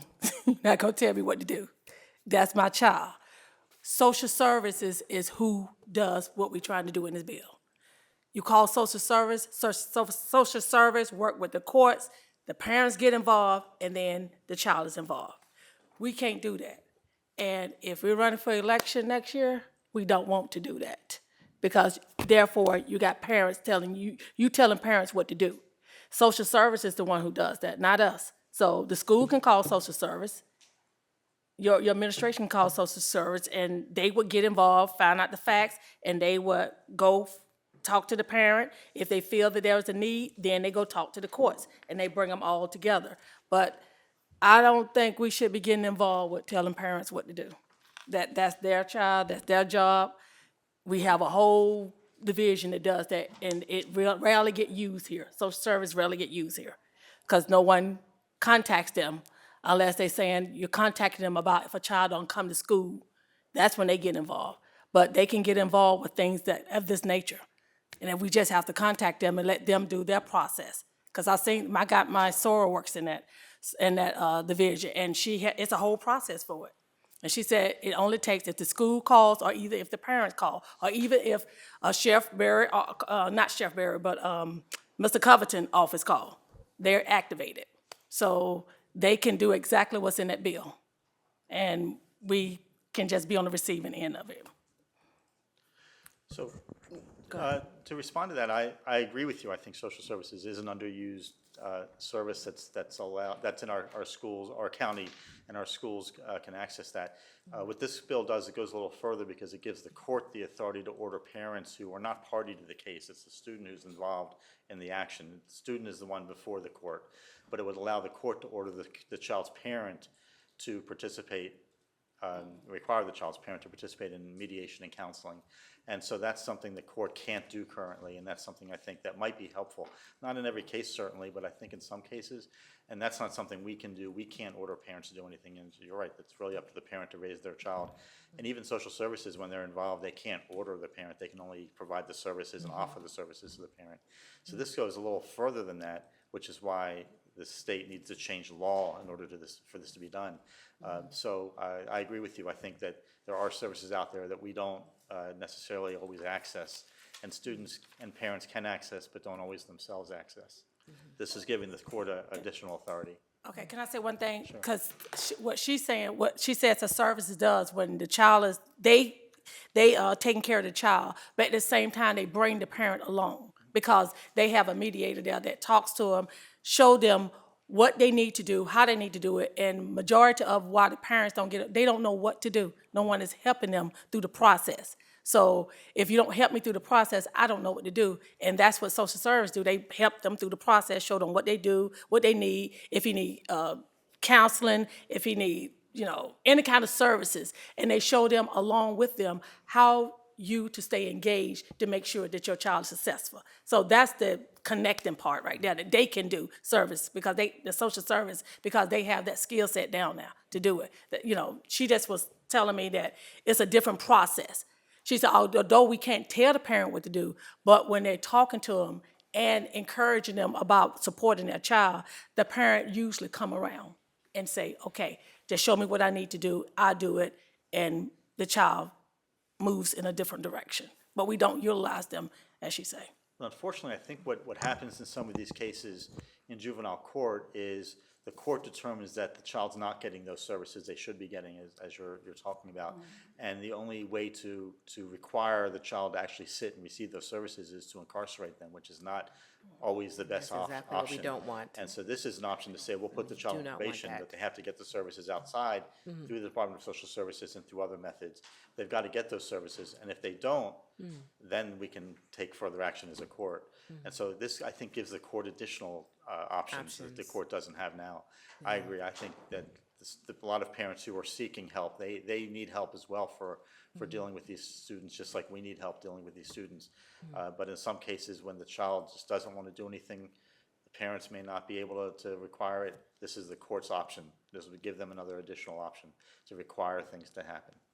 Yeah, I think what we're seeing now in this changing climate, being very candid, it's unfortunately, in my greatest fear, is reverting back to just lock the students up. It's easy, it's quick, you know what I mean? It quote unquote solves the problem, except it doesn't. Because then you have a human being that's never going to learn. All they're going to know is the justice system. And, having done mediation for many years, mediation is, of course, voluntary. But when you at least order people to participate in mediation, to at least have the conversation, it changes how they view it. They view it as another tool very often. And I can speak from experience. I've also been a foster parent. You know what I mean? So this is not something I'm speculating on. I know the person you probably spoke to, having worked with them for years. The reality is we as a school system have to own our part in this, and we have to say that we've exhausted every possible option. We have teachers coming to us, we have parents coming to us, we have students coming to us telling us that they need help. They need additional options, that in some cases what we're doing is not working. And we can't be afraid to say, okay, this is an option. Now, if for some reason the General Assembly doesn't take it up, they have reservations, then we try something else. But I do not want people to feel like, well, we've tried everything, no one is interested, and so let's just go back to locking these students up. That's my fear, is what's going to happen. Because as behaviors continue to escalate, something will be done. And we can either be in front of it as a school system and try to help, these students learn how to manage their emotions, or we can see the students bear the brunt of whatever decisions are made. That's the fear that I have as a mother with 2 children currently in CCPS. But Vice Chair, you had your hand raised, and did someone else? No? Okay. Go ahead, Vice Chair. I did. Thank you so much, Madam Chair.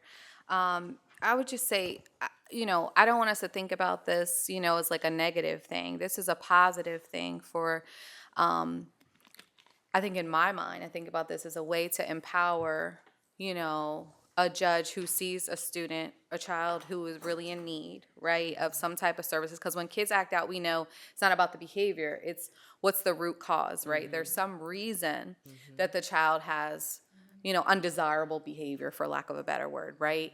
And so this is about, I think, empowering the judicial system to be able to say, parents, we need you to participate in this. Because the main support system for the children are their parents, their guardians, their families. And so by saying, you have to take ownership of this as well, right? Because it's a child in front of you, but someone has to be responsible for that child. And so we're saying, mom, dad, auntie, whoever is the guardian for the child, the way I see it is we're saying, we want, this child to get the help that they need. And we need you to help support this child in that way. And the best way to do that is for you to participate in, whether it's family counseling or go to if it's a substance abuse issue, go to those, sessions with the child, whatever it may be, and it can only help the family, I feel like, so I don't want us to look at this in a negative way. or like we're telling parents like to do something they don't want to do. I think every parent or guardian wants to help their child, you know, and sometimes, yeah, they may not, maybe they need that extra nudge to say, we really need you to do this, you know, and we're going to mandate that you do this because it's in the best interest of your child. And we don't want them to end up in the criminal justice system. You know, that's what we're trying to avoid. So that's the way that I look at it. So I hope that that's helpful. Yeah, I think we need to, okay, so I thought I saw a hand, sorry. Yeah, I think we need to balance the needs and recognize that we do have a problem. We can't stick our head in the sand and continue to do what we've been doing if it's not working. So, you know, final point, Ms. Bella Washington, because it's not designed for us to, you know, to debate, but yes. No, I was just gonna say, I do agree with both what you're saying. And I'm just want to, you know, make the point known that when you force a parent to do something, anybody, even you, even one of us, I know we would do it. But when you force someone to do something, it's not genuine. It's going to be issues, even more issues, because then you got infighting. You did this, now I have to come. It shouldn't be that. The judge always turned around and said, you know, whatever he says to the adult, he always talked to the parent. In order for your child to get better, you need to be a participant. And it will be beneficial if you do this. If you need services, go down to this hall, and we'll give you the service you need to help you make that decision. They always tell them that. So I don't think it should be a force where I mandate someone to do something. I think it is a two-way street. The judge knows that he has that power to talk and you know, and be a person that brings people along. He knows that. And every time I see him, they always do that. But if the parent doesn't take that position, then I don't want it to be said that we forcing them to do it. Parents would do what they ask them to do. They would do it. Not all, but I mean, to your point though about forcing, they're already forced to have their children attend school or have some homeschool. They're already forced the number of days they have to attend. They're how old the child has to be to I'm talking about the parent. I'm talking about the No, child. I'm saying, but the burden falls on the parent though, because the children are minors. So they're already, to use your word, forced to do a lot of things with their children. The reality is it's either this happens or the next time you see the judge, it's going to probably be for a lot of for these children for sentencing. And so my concern is teaching these children better behaviors. I really believe that's all most of them need, is some redirection and some support. And when you say to a parent, you can, you should, is very different than saying you must. Because then you understand the urgency behind it, and you understand that there's seriousness to the consequences of whatever it is that your child is doing or not doing. And again, I say as a school system, we have to be unafraid to step out there and say, this is a problem. We've been told this by multiple sources, and we can't stick our head in the sand. Now, we also don't have control over legislation, so it may not pass. That's very possible. But I'm just speaking in my individual capacity, proposing, and we can say we have tried as much as we can as a school system to help parents get support for their students. And I agree with the vice chair. That's really how I'm viewing this. I understand why people have real concerns and mistrust with the court system. 1,000% over, having done criminal law, overstand that. But the reality is, in most cases, is one extreme or the other. You know what I mean? And that's just, you know what I mean? I wish there were other options, but I don't want to also ignore the very large part of our population that feels like things are getting worse. We have EACC telling us just about every month. So those are my concerns. But I appreciate it, and I hear your point, and I know a lot of people are going to feel that way, and I think that's why we have to be very intentional about how we're explaining this, so it doesn't trigger fear or anxiety for people. That's exactly the opposite of what I want. Yes, Dr. Navarro. I have a question for Eric, for Mr. Schwartz, in terms of clarification. When something is brought for discussion for the board, like a legislative platform, then does it then get done as an action item to move forward to present That to was, the? yeah, kind of the next steps. To the, Yeah, I'm sorry. This falls under new business. The board can take action right now under new business. The action would be is to have the superintendent propose this on behalf of the board to the commissioners as a bill. The proposal would be a statewide bill that our delegation can sponsor. That would be the commissioners ask the commissioners to ask the delegation to sponsor the bill. It's a statewide bill. It's not just a Charles County centric bill. Delegation can then decide whether they're going to sponsor the bill or not.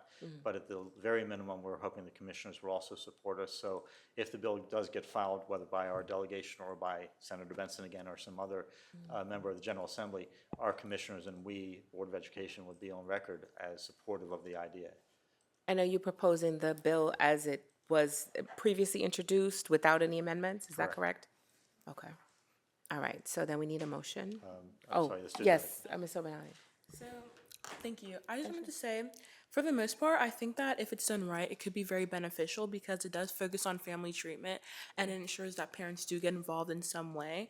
I think that it's kind of a tricky situation to be in because it's like people are going to keep turning a blind eye and just kind of focusing on something else. So I think that it forces people to focus on the issue at hand and address it head on. So I do think that it could be beneficial if like proper care is took into it and it's like moderated in a proper way, if that makes sense. Like if, yeah. Yeah, no. Thank you for that. Okay, Dr. Smalls and then Ms. Smith. I think the thing also is there's a deeper root, like you were talking about, as far as parents, they find themselves in a situation that I'm gonna speak as a parent, as myself. It's like, wow, where did this come from? But you have to have some type of counseling or counselor to talk about where you are as a parent so that you can deal and move forward with your child. Your child, as educators, we are connectors, right? And so the thing is, we have to be willing to connect with our children, not just look at the fact of what they did. Again, there's a reason why they did what they did. And so we have to find ways to actually be a part, whether it's finding a different place where they can connect and talk about how they got to the place where they are or whatever the case is. But at the end of the day, we can't keep doing the same thing and coming up with the same results. My fear. There has to be solutions. Definition of So insanity. it's so many people out here in this world who work in different pieces of the puzzle. So we should be coming together with whatever creativity you have, whatever mentorship you have, whatever it is, you got to come together as a community to solve the problems so it doesn't even go to the system. Yeah. And so that's how we should look at it. Like we have to come to a solution before it continues to, you have to be able to stand up and say, hey, Mom, I'm here for you. Dad, I'm here for you. Instead of, sometimes we can't send them off to. And let them be somebody else's problem. Yes. Yeah. And then that means that, guess what? That means I have to be trained. So what did I do this summer? I might not have been able to have a wonderful trip, but I'm being trained on how to talk to children, how to see where they are, whether it's the little people or the older people. But it's all about connection. We have to find out, I have to come outside of myself and not be so all about me, right? And to find out what it is that the young adults or the babies or whatever is going through so I can help Mom and Dad see, hey, let's see what we can do right here so we can move forward. And sometimes as parents, we can't deal with it because of whatever we've been through. Right? So that means I need to talk to somebody to discuss what I'm going through because maybe my child acting up because I'm acting up, right? Let's call a spade a spade. My son, whenever he kind of acted up in school, I knew I had to check me as a parent. So let's just do something different. I appreciate that. Thank you, Dr. Smalls. Anyone else? Ms. Smith? And I don't know if you want to add anything, Ms. Thomas, or no pressure. Just putting it out there if you want. She's like, do I? Ms. Smith? Okay. So I stand in the space of, yes, we have to do something different. And yes, I would love to see something that is before they enter the justice system. But I'm also curious about what the repercussion would be in the event that a parent was unable to attend counseling. And what I'm thinking about is if a parent were mandated to be a part of this mediation team, which on the surface makes a great deal of sense, right? Your child needs help, the parent needs to step in and be a part of the community that is supporting the child. Makes complete sense on the surface. But if I'm requiring you to go to mediation 1 day a week, 2 days a week, maybe 3 or 4 times a month, what does that mean if you're a part of shift work? What does that mean if you're an hourly wage worker? What does that mean if you don't have a job that affords you the opportunity to take leave? Your leave is on the weekends, or your leave is when you have your days off. What then happens to that parent's employment and then their ability to provide for the rest of their family, because now they have to attend this court-mandated mediation, which is interfering with their livelihood? And then if they don't attend, would that mean jail time? Would that mean a fine that they can't pay? Because again, they're shift workers. Perhaps they can't work that into their family budget. So I'm always curious about what does this mean on the back end? Because again, theoretically, this makes a great deal of sense. Parents need to be a part of whatever mediation teams we stand up, if this is the direction that the county or the state decides to go in. But what is the repercussion for the parent if they're unable to abide by whatever the court has mandated? I always hate to say it this way, but that's a tell to the judge kind of thing. The judge would have to hear that from the parent and understand what the parent's abilities are. The treatment plan would not be the same for every family, for every child. And the treatment plan can be mediation, it can be counseling, or some variation of that the parent is at least actively involved in getting services to their child, for their child. So you're correct, if the parent is not able to attend, we're not trying to hold that against the parent. But that's where the judge can explain, okay, this is what you can do, this is what we're going to mandate you do. And there's got to be some communication between the judge and the parents to make sure that the student is getting or the child is getting the services they need. So I would think that the judge would certainly consider that. That's not the intent of the bill, to make people lose their jobs, so they have to provide counseling at some explicit time if they can't attend. I would also add that, or will you finish? I was. Okay. I'll also add that mediations very often are remote, especially post-COVID. And right now in the state of Maryland, when you get a court-appointed attorney through the appointed attorneys program, those all statewide are all remote. So they have pivoted a great deal to accommodate people, especially post-COVID. So there are options available for people. And then I know, for example, in Prince George's County, they have court-appointed attorneys available 24 hours. I don't want to, again, get to that point, but they're very often, to Mr. Schwartz's point, they're already under potentially the jurisdiction and or, for lack of a better word, custody of the judge. So they already have the ability to essentially tell them what to do. We're just trying to put another tool in place. And I recently visited, with shout out to Ms. Young Wadi and Ms. Sarah Vaughn, the teen court, because as you know, our board had previously voted to explore the possibility of a peer court. And so we went last week, and that's exactly why teen court has the success rate. They're like 96, 97% successful, because parents don't want to then have to meet the judge and have those very real consequences. So they know that's hanging over their head if I don't get this resolved. Because I was like, well, how do you hold them accountable? Why do they show up? Why do they care? Because the next step is much harsher consequences. So they work with them to whatever the peers decide should be their sentencing. They work with them to ensure that it is successful, and their recidivism rate is incredibly low as a result. So full disclosure, we'll be bringing the peer court draft in, I think we said October potentially. But again, just another tool to then say, we as a school system see the problems, we're addressing the problems, and we want to stay as far away from that. Much love and shout out to the sheriff, but as far away from that aspect as possible.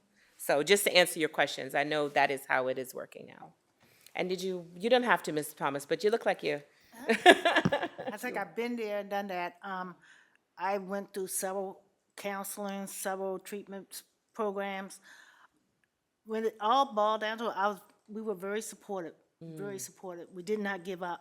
Yeah. But it all boiled down to he had to be the one to make that final decision Absolutely. to do it. That is true. So, I mean, we can be the support all we can, but sometimes it's all on them to make that decision. You're absolutely right. And they have to know that there are people that will help them when they're ready. Right. Yeah. Thank you for that. All right. So is there a motion on the floor under new business to proceed with, I want to say this correctly, Mr. Schwartz, it's been a long day, over-caffeinated, underslept. A motion on the floor to support Senate Bill 75 to reintroduce it to our county delegation is what we're offering right now, right? Through the county commissioner. Through the county commissioners, yes. Well, they also have a deadline, I think, of the end of this month. No, for- well, actually, I think it's this next week. I Oh, think next it's week, coming up, okay. so. Yeah, having learned our lesson from before. So, okay, moved by Ms. Brenda Thomas, is there a second? Seconded by Vice Chair. All right, we've already had the discussion. All right, all in favor, please raise your hands. All right, and opposed?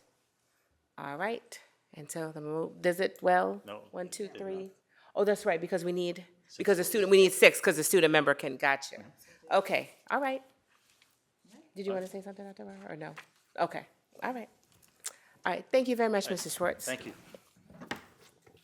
Okay, so I think next item won't be until 6 p.m. for public forum.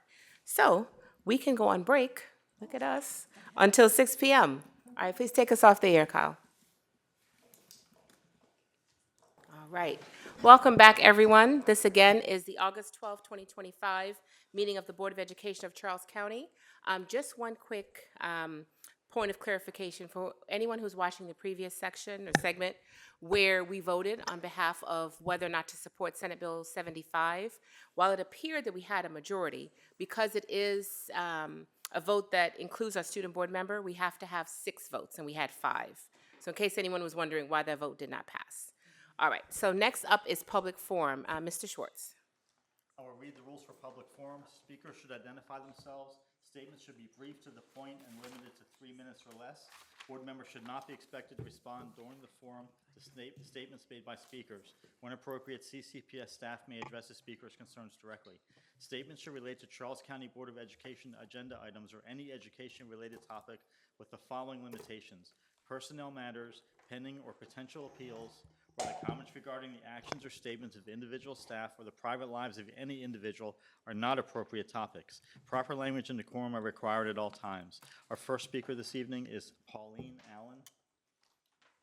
Ms. Allen, come right here. Thank you.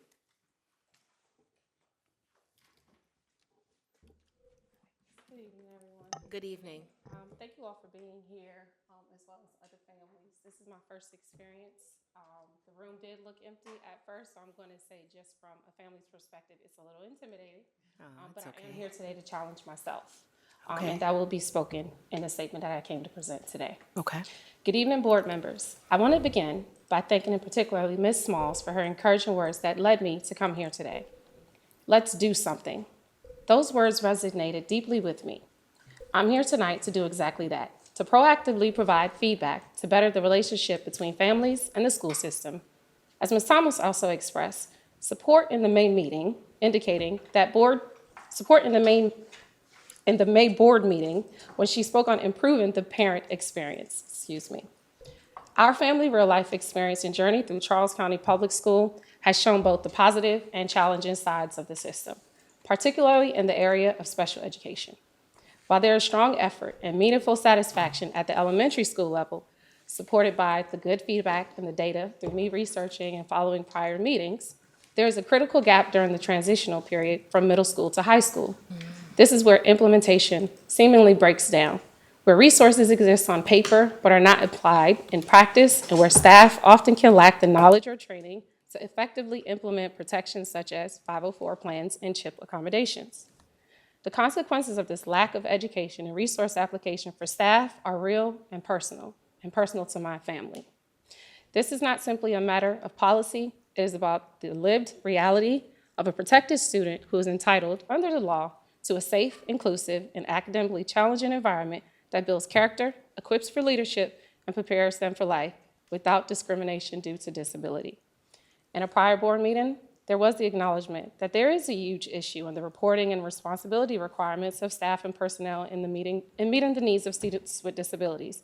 That acknowledgement is important, but it must be followed with action. Tools are needed to educate both the teachers and parents, but equally important is truly listening to the families about what a special need can look like and how best to support it under the state guidelines, particularly in higher levels of education. I have been impressed by the research and the data at the lower level, but particularly in higher levels of education. I'm here tonight to present those facts, areas where the support is missed, bypassed, or poorly implemented, and where this is directly affecting families like mine. In the spirit of doing something, I ask that you begin by, one, responding to an email that I had already particularly sent, expressing my experience in greater depth. I'm waiting for your action, your call to action, to do something, to respond to me. We have to start by voicing, but also when someone voiced themselves, to feel as though we are heard. You guys have expressed that parents don't feel heard. So that call to action and that statement led me to be here. I want to represent those families. Whatever tools you can provide, it has been indicated. The website is hard to navigate. We don't have the resources. I can only share my experience if you communicate with me, but I feel ignored. So please, respond to my call to take action. Thank you. Thank you, Ms. Allen. Would you mind leaving your information, please? Yes. How with much one of information do you guys need? Just my well, name? no, if you, Mr. Lowndes will speak with you. Thank you. Thank you, ma'am. Our next speaker is Patrice Kelly.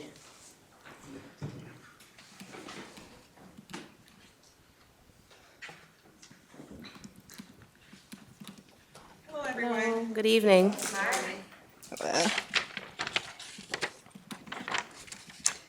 All right, so good evening, chairpersons, board members, and superintendent. On behalf of the Special Education Citizens Advisory Committee, CCAC, thank you for the opportunity to speak tonight.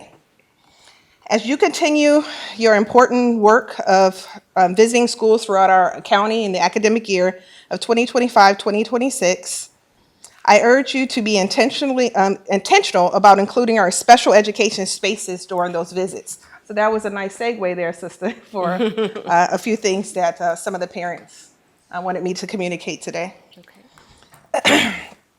Please, I ask that you please step into the special education classrooms, visit the therapy rooms, the resource spaces, the quiet corners, and places where services are rendered. Talk to the teachers, the paraprofessionals, the therapists, the people doing the hands-on work to support students with diverse needs every single day. Why? Because these spaces and these staffs can sometimes be overlooked, and it's actually often overlooked. Yet they're doing extraordinary work under challenging conditions. Their stories, their needs, and their successes deserve to be seen and heard firsthand, not just through reports and data and a bunch of metrics, but through real human connection. There are approximately 3,600, now this is a rough estimate, okay? About 3,600 SPED students within Charles County Public School. They are an essential part of our school communities, and they deserve equal attention, resources, and care. So we wanted to get ahead of this, right? We wanted to get first meeting off the rip. We wanted to start our messaging quite early. Your presence matters, board members. When you walk into those rooms, you are telling every student and staff member, you are seen, you are heard, you are valued, and you belong. I ask you all, please, make that effort. Include special education intentionally in your school visit plans. Let those experiences guide your decisions, your advocacy, and your leadership. I want to thank you for your time and your commitment to every single learner in Charles County, and I have 40 seconds left. So one of the things is I came to as many meetings as I could, last go round, and that's kind of where, I see that you guys do a lot of visits, a lot of reports on the visits, but I did not hear, there was a gap and there was a lack about things with special education, unless there was a problem. So I ask that you guys kind of get ahead of that, be intentional, and when you're at those schools, poke around, find out, talk to the people, and don't just rely on data alone. So that's all that I have for this evening, and thank you guys. Thank you, Ms. Kelly. That was our last speaker in person. We did have one person signed up virtually, but they are not online, so I think we are done. Thank you. Okay. Thank you, Mr. Schwartz. Appreciate it. All right.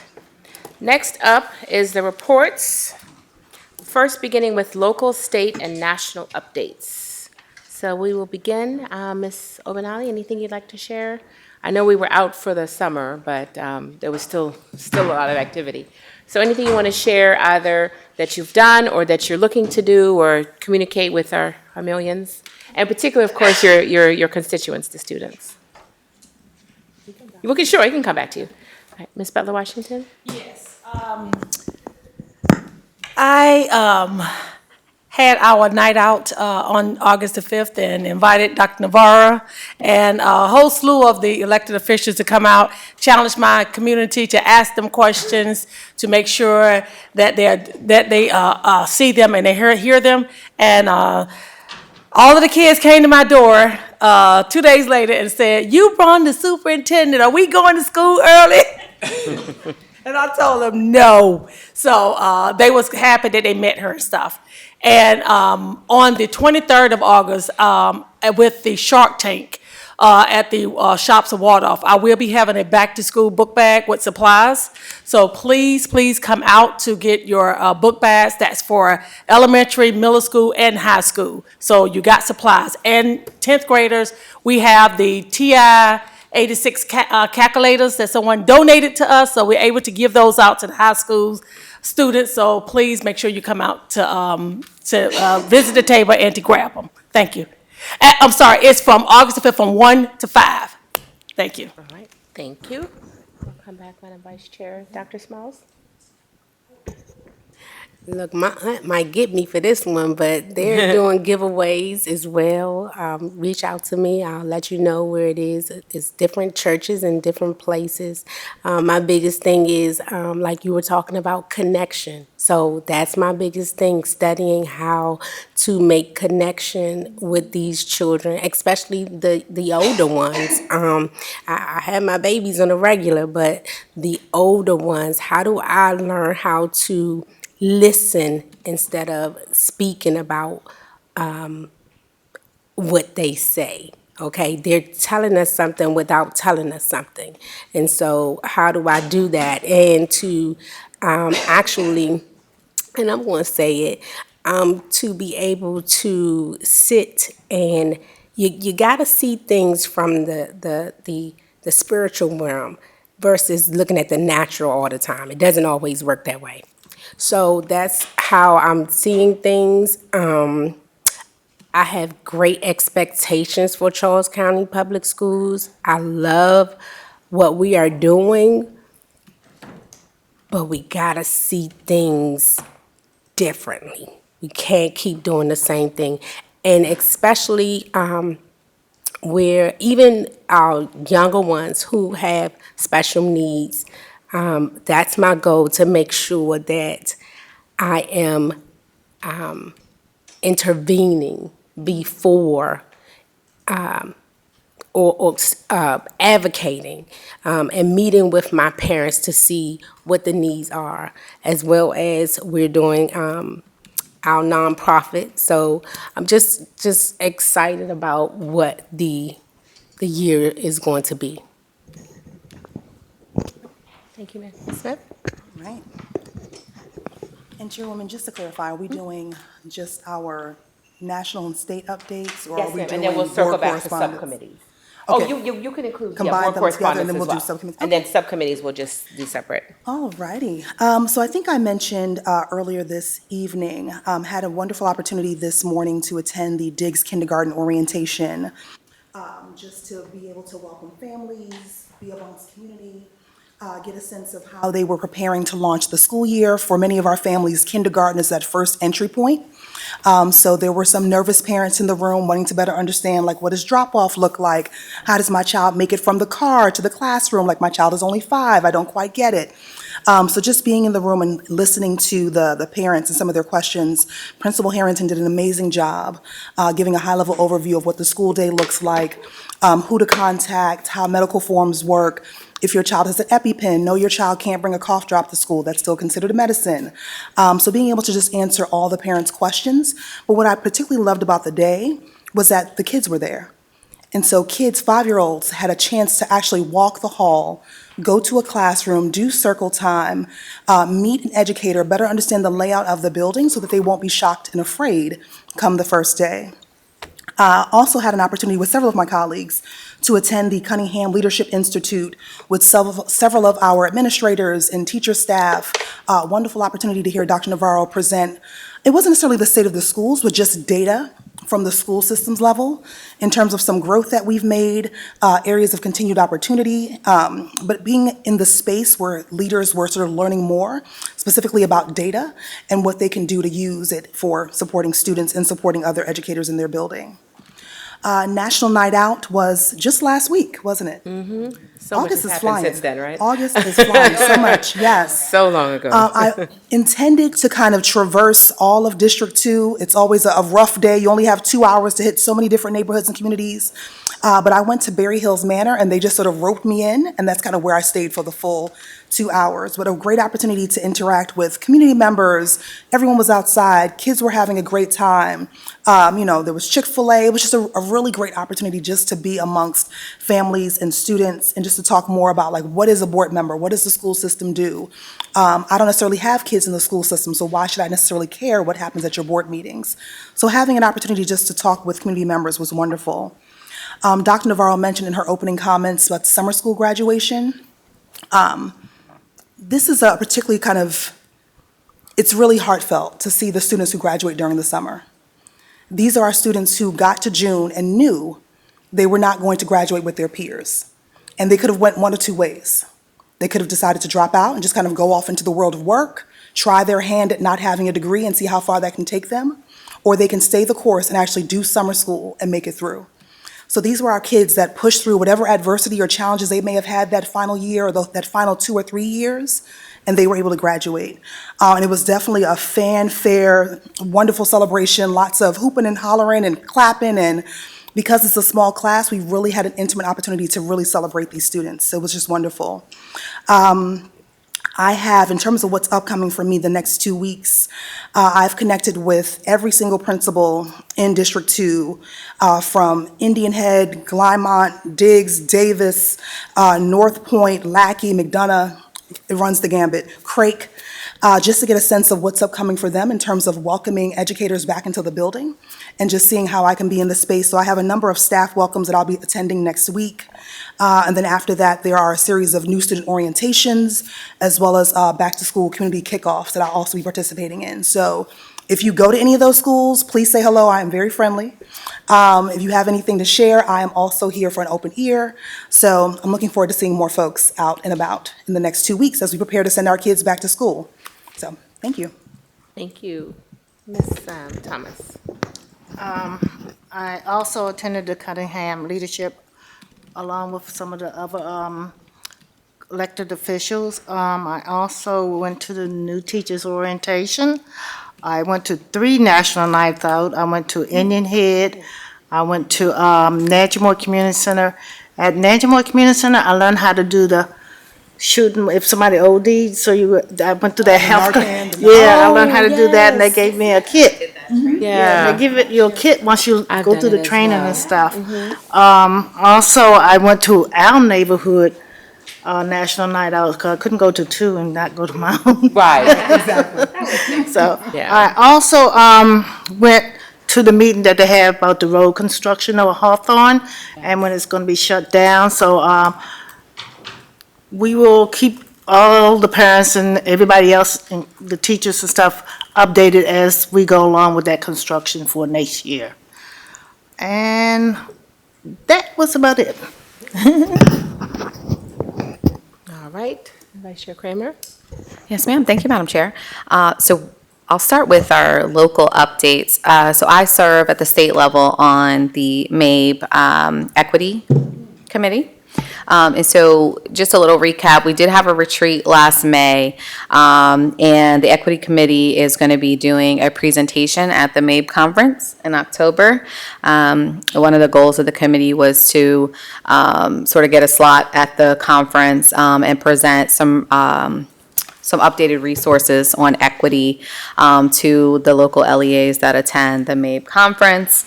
And so we're in the process of developing that. Madam Chair serves on that committee with me as well.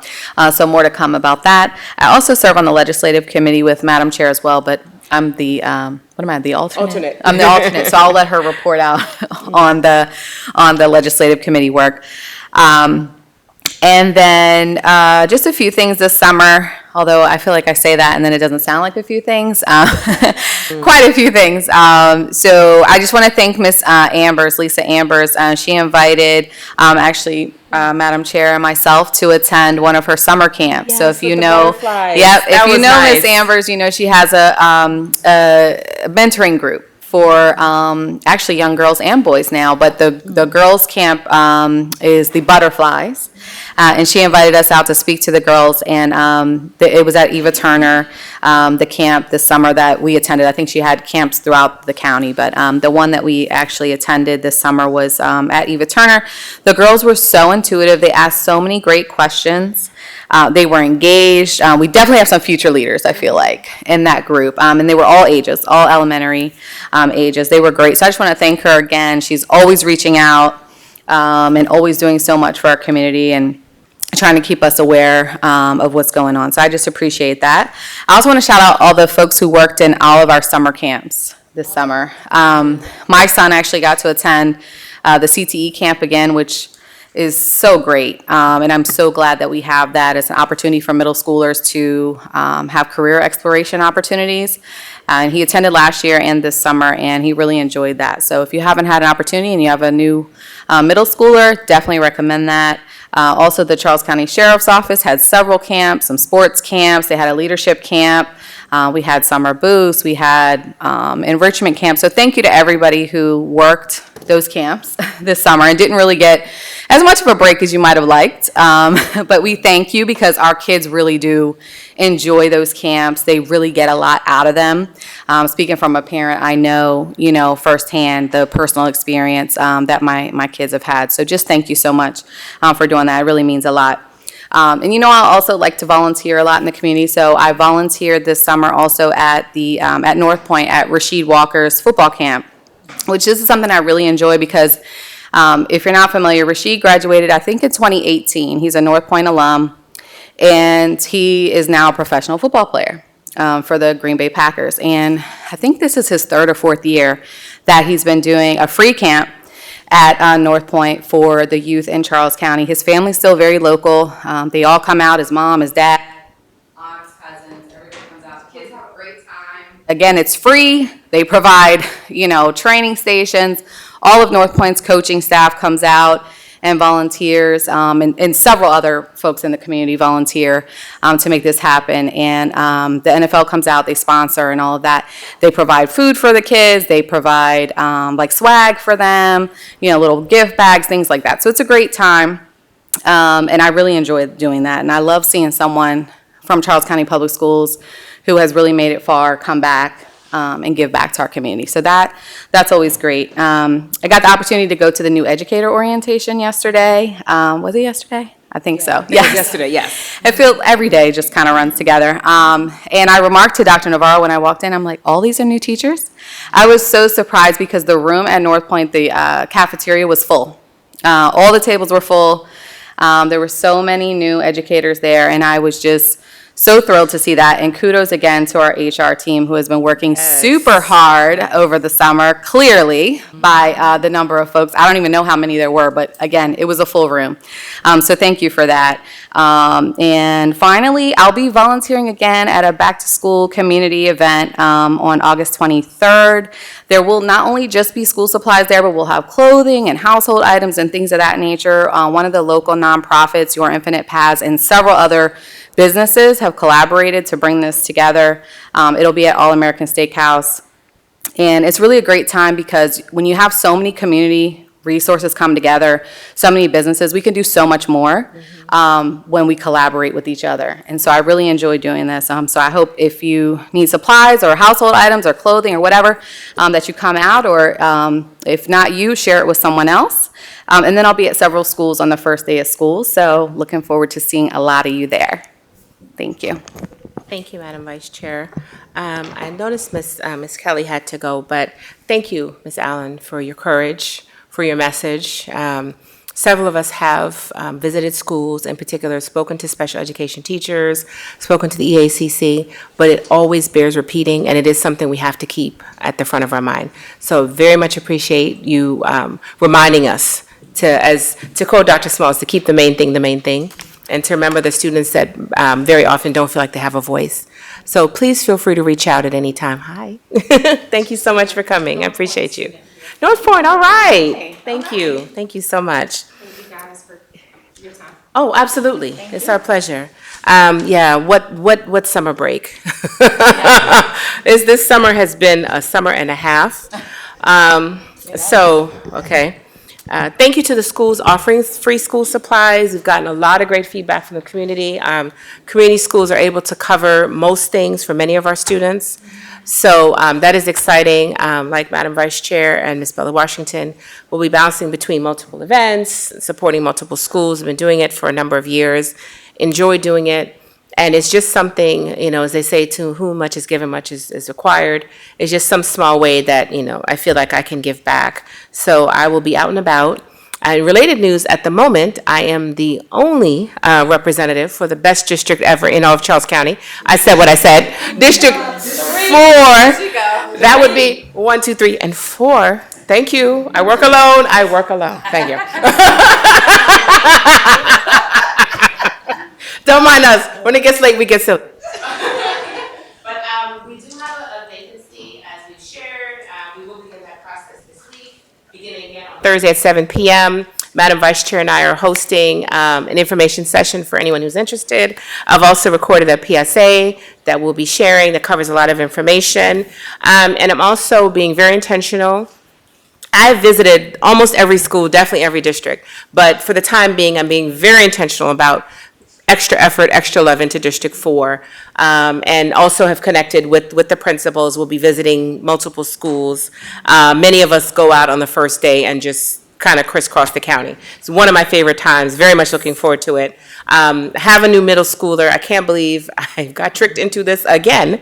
So was there this morning, and shameless plug, I find it so funny when the babies freak out when they cannot find or open their lockers. I think it is the cutest thing. So here we go again. I know, yes, okay, here we go again. Yeah, you know my pain. Also, yes, I had the privilege of bringing some remarks at the Cunningham Leadership Institute. And there's something about the start of the school year and all the possibilities, the new teachers, the returning leaders. It's just, I would say the beginning and the end are definitely the highlights for me for very different reasons. So thank you to everyone that came up, that shared words of wisdom, candidly, that offered improvements. We take it all here. I also attended National Night Out. I went to Wakefield, Bannister, and Fieldside. And speaking of Fieldside, thank you to their HOA for the invitation to speak. I love connecting with them. We'll be doing more of that.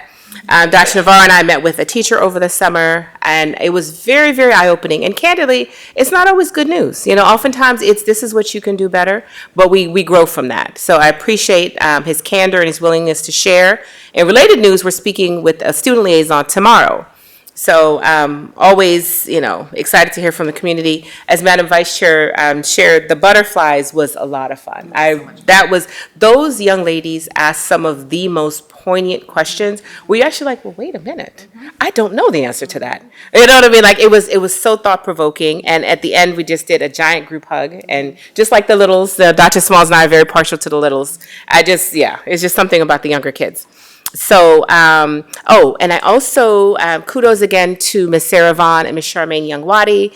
I attended Teen Court last week, and it's very interesting seeing what those students are really, really able to understand. Like, they don't miss anything. The caliber of the questions, the engagement, the real understanding of the seriousness of what they have to do. Although it was a mock session, it's still very informative. And as a former criminal defense attorney, I have to say, innocent until proven guilty. Admit to not, no, I'm just kidding. But more importantly, all jokes aside, it was the impetus for looking into the possibility of offering a peer court, which would begin much younger, as young as 3rd grade, and an opportunity for students to have input into their own, their futures, understand the consequences of their actions, being able to have positive peer pressure, so to speak. And so I'm very excited about that. We'll be bringing that to the board with more details to follow. So, pause. MABE, Maryland Association of Boards of Education. serve in multiple capacities. As a board member, we had a retreat. We did talk, as Madam Vice Chair said, at the Legislative Committee about what are our goals for the upcoming year. What do we, as Maryland, with all 24 LEAs, want to focus on? What's important to us? What worked well last legislative session? What didn't work well? And as you can imagine, we don't always have a lot of uniformity as to what we'd like to see, and so therein lies the work. So we had kind of a brief session to discuss what we're hoping to propose in the future, along with the Superintendents Association. We often work hand in hand together. So we resume, I believe, in September is when we're going to lay out for the year the bills that we expect. They did talk about the legislative night, which we'll be sharing. We usually typically attend as a board. And also one of the big pushes, which I very much appreciate, was advocacy. It's one thing in our individual capacities, even as board members, to feel strongly about something, but we have to be very intentional about letting the legislators in Annapolis know, and not just our own delegation. And so that's one of the things we're trying to see, what can we achieve common ground on, and as a unified, as much as we can, Maryland, then let our delegation know this is what's important to us. So more to come on that. I also co-chair the Equity Committee. We did have a retreat, and we'll be presenting at the annual conference in October. Ms. Smith didn't mention, but she does chair the Federal Advocacy Committee. I know there's a lot going on. I didn't realize, I was going to whip around. Oh, okay, yeah. But if you want to, okay, yeah. So I'll let you report out on that, because there's, as you can imagine, there's a lot going on at the federal level. And finally, with NSBA, National School Boards Association, I serve on the board as well as the chairperson of the National Black Council. We are meeting next week. We are ramping up not just for the CUBE conference, but candidly to same thing, just on the national level. The advocacy, being able to keep up. There's been a lot of alerts.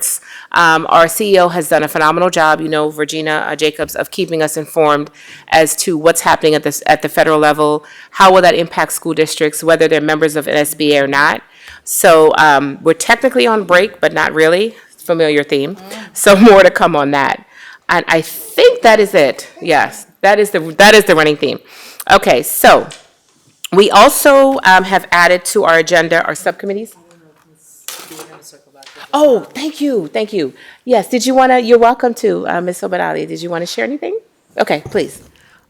So I wanted to touch on the speeches that were given, but they left now, but it's okay. So I know that some SMOBs have incorporated a advisory council, but with special ed students specifically, so that they could share their own input and their own experiences. So possibly that could be something. Yeah, that could be something that we could implement in our county to ensure that they're getting their needs met.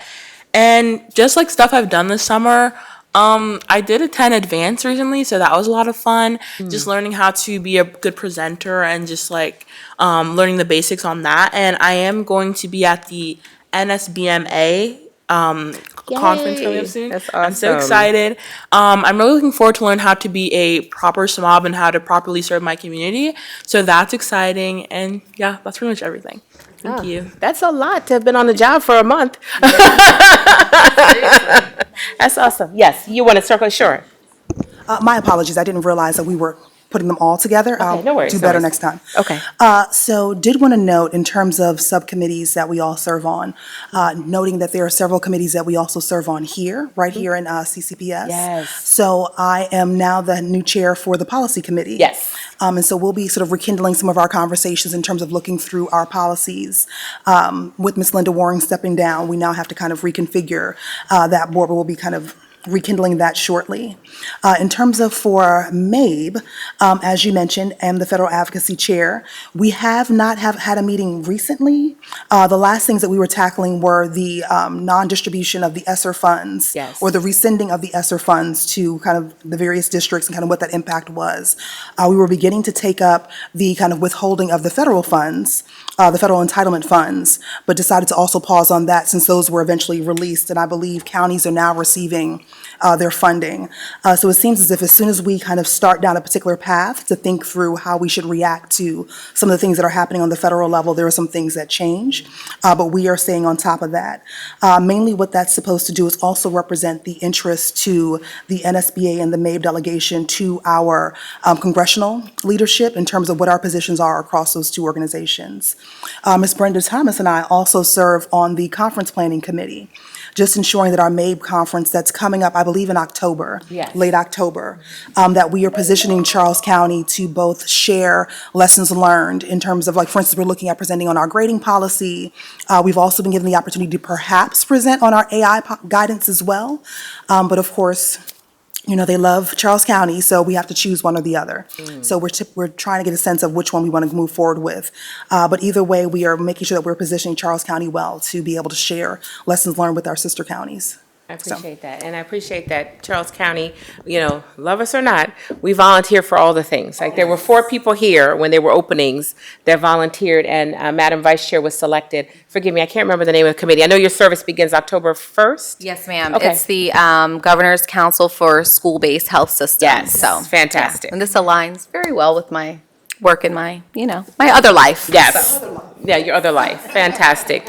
Will you finish? Okay, thank you. And circling back, Ms. Bella Washington, what are the updates for the awards committee for MABE? I didn't mean to skip over that. Yes, we did meet on May the 25th. We made some they haven't told us who. Okay. But we voted on them. Okay. On the school boards, people that we want to, prestige people that we want to award. Okay. We're going to resume back in September. And those are the awards, I guess they'll give in October then? Yes. Okay, gotcha. So we should Okay. know by September. Okay, And who then was I'll selected. Okay. let you know. Thank you, thank you, thank you. All right, and so you did the policy subcommittee update.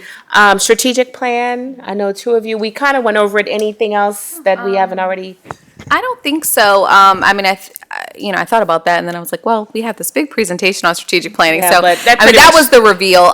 Really was, Okay. you know, the strategic plan work has been finalized, and so at this point, you know, we're just going to circle back. I guess I think Dr. Navarro, what did we decide? Like in January sometime? I have to check with Ms. Thomas Okay. because she's the.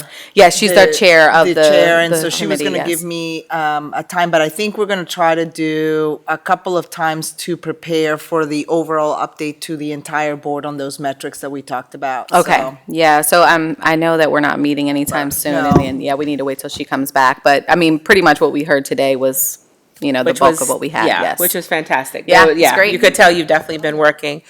Community engagement, Mr. David Hancock is not able to join us today. He is the subcommittee chair. We're resuming in October. We've had some fantastic presentations on Title I, on community schools. I have some suggestions I wanted to run by the community, including the FACE Academy. I think that would be another great topic for us to discuss. So we're going to be meeting every other month. Tentatively, we may tweak, and we invite community members to come and sit in to ask questions, because the whole purpose is, as much as we love to think that we have all the answers, we do not. And so we clearly need input from the community as to, is what we're offering what you need? Is really the question that we're trying to answer. And how can we get community partners, parents, the general public to feel like they have more buy-in, to offer more input, suggestions. So kudos to our staff. They did some fantastic presentations. The Title I Community School presentations were excellent. They answered a lot of questions, a lot of aha moments. We didn't know that happened. We didn't know you could do that. And so now we're seeing that put into practice with the community schools, being able to provide supplies, and then some schools are able to offer free lunch and breakfast to schools based on the makeup of the population. So yeah, we're seeing a lot of that put into practice. So more to come on that. And then finally, Ms. Bella Washington is the chair or subcommittee chair of fiscal management. I think that's our last committee. Yes. Don't forget to, you might, yeah. Yes, Ms. Acton, I think we're meeting back in October, and we left off as we was going to come up with some things, what we want to see before October, and I was going to give it to her. So I'm going to be sending out an email to you, Shamisha, so we can discuss which ones we're going to bring out. All right, yeah, we were, and kudos to Ms. Acton and Ms. Fisher Davis. We were meeting monthly, and we literally were just about going line by line and giving us very detailed and specific breakdowns on the budget, any overages, identifying any trends, and that's where we caught early that we were going to be looking at high six figures for the student lunch account. So, I mean, it's very, very informative, and thank you all for that. I know you're probably like, dang, one more thing to do, but thank you for always doing it with a smile. She's like, mostly. Okay, Dr. Var, before I forget again, there may not be any, but I know you said to ask in the public. There's been a lot of angst and concern and questions, as Ms. Smith alluded to, around Title I. And we were told initially there wouldn't be any funding release, and now we're hopefully going to see either some or all of it, because of course that will impact not only our Title I schools and families, but our budget. Is there anything you're able to share? So I do have a 2-minute update on actually not just Title I, but all of our federal Perfect. Thank you. federal funds. So Charles County receives Title I Part A, which is sort of what everybody thinks of and principals think of as my Title I dollars for school improvement. But we also receive Title II Part A, supporting effective instruction. The majority of those funds is around professional development and support for teacher development. Part III, Part A is the English language acquisition. It is the dollars that support a lot of also professional development, curricular materials, and consultants to come do some work for our multilingual learners. And then we also receive some funds in Title IV Part A, student support and academic enrichment. You hear a lot of our work with tutoring, supporting of students, also embedded in that in Title IV. And there's other areas that I'm probably, what is it? The robotics and things like that. Robotics, A lot of our STEM, clubs yep. are- A lot of our enrichment activities are also supported through that. So I'll say Title I Part A, we received the grant award notification on July 2nd. It was not fully the amount that we received. We received about 40% of the allocation, and then we received the other 60%, or we're scheduled to receive the other 60% moving forward. The other title grants were sort of on hold. And I think that created a lot of chills because I issued guidance to our schools, even Title I schools, because a lot of these funds really are utilized centrally to provide services. And so we were on a pause. And I also, out of just an abundance of cautions, because we just were not clear at that time during the summer in July about what the federal government, if the federal government was going to release the remaining title funds and or the remaining Title I Part A funds. So we put the schools in a hold for their spending. And as you can imagine, if you're a principal, you're spending your summers trying to make sure you get tutors, you get after-school activities organized, materials and additional academic materials. That's what people are using Title I funding for. So it did through, I will be honest, through the month of July, it caused a little bit of panic. Erin Bonner, who is our director of Title I programs, did a wonderful job. But we paused and we said, you can only pay salaries and tutors with the funding until we receive additional information. Towards the end of July, we got notices that the remaining funds, federal funds, and we're going to move forward and come for around July 28th, 29th, we would get the additional notification that we would receive the remaining funds. But there were some cuts, so I just want to quickly summarize those for you. So Title I Part A, the school improvement, Charles County saw a decrease from FY25 to this year about 9.6%. Title II Part A, we saw a decrease of about 8%. Title III Part A, which is the English language acquisition, so a decrease of about 1.6% from comparisons of last year. And I will send this to you in a formal memo. Yes, I can't type that fast. Yeah, no, I will. And I just want to put it on public record. I appreciate it. And Title IV Part A saw a decrease of about 10.5%. Can you tell us about what that represents in funding or amount? So the greatest share of dollars that we get is definitely Title I Part A. We get about $5 million.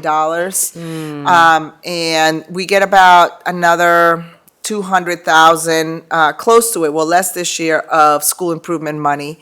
Title II, we get around $650,000. Title III, we get, with the decreases, about $180,000. In Title IV, we get around $380,000. So we got about, close to $6.5 million worth of impacts. That 6 million loss. 6 million in general for that we funding. received. That we received. And we typically would have received. So we Just have roughly, about 10, I would say 8% of that, so about, Lord, like a math. $600,000 difference because of gotcha. all the different Then ones. that- One we had that were 10%, one we reduced. had 1%. So we did have some cuts. What we are doing, because we just never experienced this sort of level of uncertainty, we are strategizing on thinking about our operations for next year, our FY27 budget, and thinking about what we would put together in case some of these federal funds do not come forward, moving forward. Because they will have impacts for the school system. So I will send a memo out to the board with these figures so that you have the details. But we just are bracing for some uncertainty in terms of potential either additional decreases in federal funding moving forward, or potentially not having some of the federal funding moving forward. And if you're able to tell us generally, what does that look like when we have the loss of, you said, give or take about 600,000, you said? About. What does that, how are we impacted by that? What are the resulting cuts that have to happen? Maybe a little Or less are than- there cuts? Well, so we trim around the edges, to be honest. We prioritize training. We had some good carryover funds because the funds have been delayed a little bit. So we had some carryover funds. We're going to prioritize those. And then I think what we're going to do is we're going to try to project, when Karen and I meet to put together a proposed budget to you locally, we have to prioritize with all of the chiefs around what is a must-do, what is a we should do, and then what would we like to do. And so we may be looking at what we want to make sure that we must do, and if that has some implications for funding, like federal funding that may be reduced, we might try to look at local funding. I do want to remind the board that the local funding in the state of Maryland in general, I think it's going to be a difficult budget year again. So we're going to definitely have to prioritize across the system and just repurpose some funding internally and reprioritize some repurposing of funds even as we bring to you a proposed budget. So we want to do some work internally with existing funds and see what that entails. Thank you very much, Dr. Navarro. Not the news we had hoped for, but I know. Comments, questions? No. All right, before we begin our action items and kind of wind down, a certain someone to my left is celebrating a milestone birthday. I have not been authorized to say the number. I just want to say happy birthday, Dr. Navarro. If you don't mind and if you don't object too much, can we get a couple pictures after we adjourn? Is that okay? Sure, afterwards, Okay. All right. absolutely. All right. Yes, thank you. I don't know how much pushback I was going to get. Thank you so much, and the board was very kind during the break. They gave me a couple of really beautiful gifts and from the staff as well. It is 50. I'm very proud to be 50. You look great. Yeah, going into 50. So we should celebrate those big milestones. So, Absolutely. yes, so Yeah. thank you. Absolutely. Thank you. All right. So we are at the end of our agenda. We just have our action items. Excellent. And we are 13 minutes ahead of schedule. Look at us. I know, right? 12 now. Don't talk too much. All right. First action item I know are the minutes. The chair will entertain a motion to approve the June 10th board meeting minutes. Is there a motion? Motion to approve. Is there a second? Second. All right. Any discussion? All right. All in favor? All right. Thank you. That is unanimous. Next action item is the June 23rd board retreat meeting minutes. Motion to approve? I move to approve. All right. Okay. Second. All right. Discussion? All right. Seeing none. All in favor? Thank you. All right. Any opposed? All right. That is unanimous. Next is June 23rd board work session minutes. Motion to approve? Second? Second? All right. Thank you. Discussion? All right. All in favor? Yes. Are you voting, Mr.? Okay. Any opposed? All right. That is unanimous. Thank you. Next is personnel. Motion to approve? I move So moved. Okay. Vice Chair, seconded by Ms. Thomas. Ms. Smith. Either one, really. Okay. Discussion? Seeing none. All in favor? Thank you. And I think we could pause here for Ms. Majors for a very special announcement.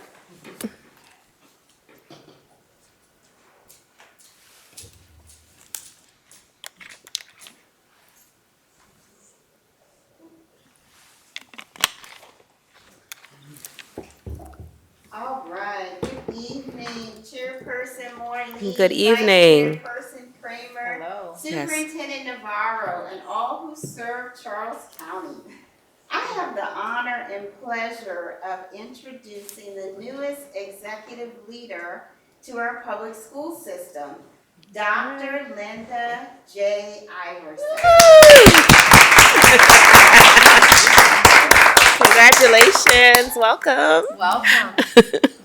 So I'm going to tell you a little bit about Dr. Iverson, who is a dedicated educator and a visionary leader whose career in education spans an incredible 40-plus years. Wow. So That's awesome. began You were 12, it's fine. where she earned her Bachelor of Arts degree from Bowie State University Right, in Bowie. Maryland. Okay. And began a 10-year tenure as an English teacher in DC Public Schools, which is her hometown. So she is a native Washingtonian. And this foundational instilled in her a deep understanding of the student experience, as well as the vital role of effective instruction. From there, Dr. Iverson received her Master of Arts degree in Secondary School Administration and Supervision, also from Bowie State University. Then she went on to pursue her Ph.D. in Educational Leadership from Bowling Green State University in Ohio. So she went out of state for her doctorate.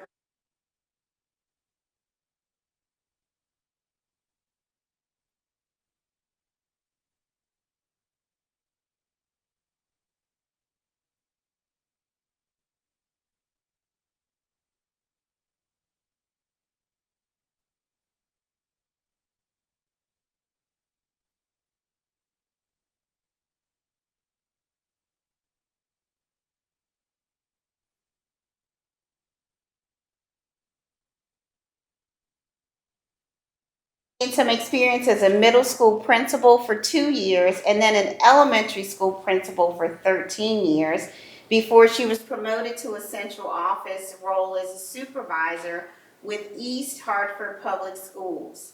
So clearly she has an ability to excel across different age groups and school environments. That really speaks, I think, volumes about her adaptability and leadership style. After 2 years as a supervisor in Connecticut, Dr. Iverson worked with Baltimore City Public Schools, and she spent 5 years as their executive director of principal support. Exactly what she'll be doing here for us. Turning around schools, overseeing schools, and supervising principals. And that was a pretty significant role. If you know anything about Baltimore City Public Schools, as Dr. Navarro can tell you, is a very large urban school district. They have 85,000 students. And in that particular capacity, she was responsible for 15 schools. And interestingly, 50% of those schools were consistently recognized for sustaining improvement on state test scores, state tests, so that was excellent. Throughout her career, Dr. Iverson has worked in urban school districts of all sizes, from as small as 1,000 students to as large as I said, 85,000 in Baltimore. She has served as superintendent in Wilkinsburg School District in Pennsylvania. She did that for 5 years recently. But for the past 4, she was the superintendent for Greenburgh Central School District. So she really does have a proven track record of success, to just be direct. So I will just close by saying, as she embarks on her new chapter, she's very excited to come to Charles County Public Schools. She does hold membership in several professional organizations, one of which is Delta Sigma Theta Sorority Incorporated. Come on now. And she is also the mother. She is also, look at him. There she is. I had to say, she is also the mother of a beautiful daughter, Maya. And she just believes that, work and life balance is important. In her free time, she likes to ski, so she stays active and she enjoys her time with family and friends. So I would just like to give Dr. Iverson a minute or two just to address the board. And the mics are on. You can stand here if you like. Thank you. Whatever you're comfortable with. Thank you, Ms. Majors, so much for those very kind words. It was very nice of you. To the Board of Ed, good evening. Board Chair, Dr. Navarro, Superintendent. It is truly humble and an honor for me to join Charles County Public Schools and to join this wonderful team of executive leadership members that I've met. And I'm looking forward to partnering with the teachers, administrators, students, and families as we continue to do the great work of making sure we give our students great access to equitable, high-quality instruction. I'm so excited to be here. I feel like I'm home. So thank you so much for this opportunity. Thank you. Thank you.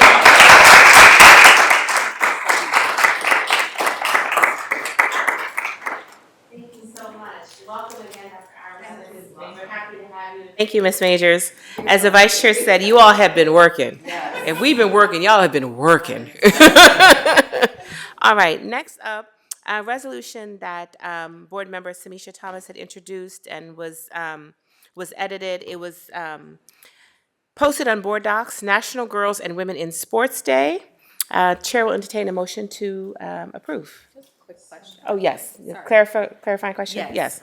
So this one didn't get posted until late, and so when I reviewed it, there's quite a few edits that need to be made. There's like the wrong date, and the formatting is wrong. There's a couple of typos. I don't know if it can still be approved, since those are not like substantial. I was going to say subject changes. to grammatical errors, yes. Yeah, so is Yes. that okay? Yeah, if the Okay. board is amenable, sure. I just wanted to make sure. I have no problem with the substance of it, but just it's not to in the edit right- it. Correct, yes. Okay.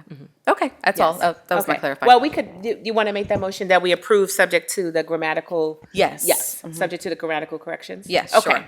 All right, is there a second? Second, all right, thank you. Any discussion? All right, I had similar thoughts, but yeah, thank you for raising it. Okay, all in favor? All right, and that is unanimous. Thank you. Next up are the recurring resolutions, which I read earlier today. We did have a couple that we will circle back to. In September, Military Spouse, Sign Language Appreciation Month, which may or may not be combined with Deaf Awareness Month, as well as National Water Safety Month. So we are voting to approve our standing recurring resolutions. All right, is there a motion? Thank you, Vice Chair. Second, Ms. Smith, thank you. Any discussion? All right, you're voting, all in favor? All right, thank you, yeah, all right. That is unanimous. The board metrics, which we heard the presentation on earlier. Yes. I move to approve. Thank you. Second. Thank you, Vice Chair. Any discussion? All right, all in favor? That is unanimous. Thank you. Finally, the vision of CCPS. Similar, we had that discussion and presentation earlier. Motion to approve. I move to approve. Thank you. Second. Thank you, Ms. Smith. Any discussion? All right, all in favor? Thank you. And last but not least, Ms. Brenda Thomas. All right, motion to adjourn. Is there a second? All right, I'm assuming all are in favor. All right. Thank you all. Great meeting. All right, please take us off the air.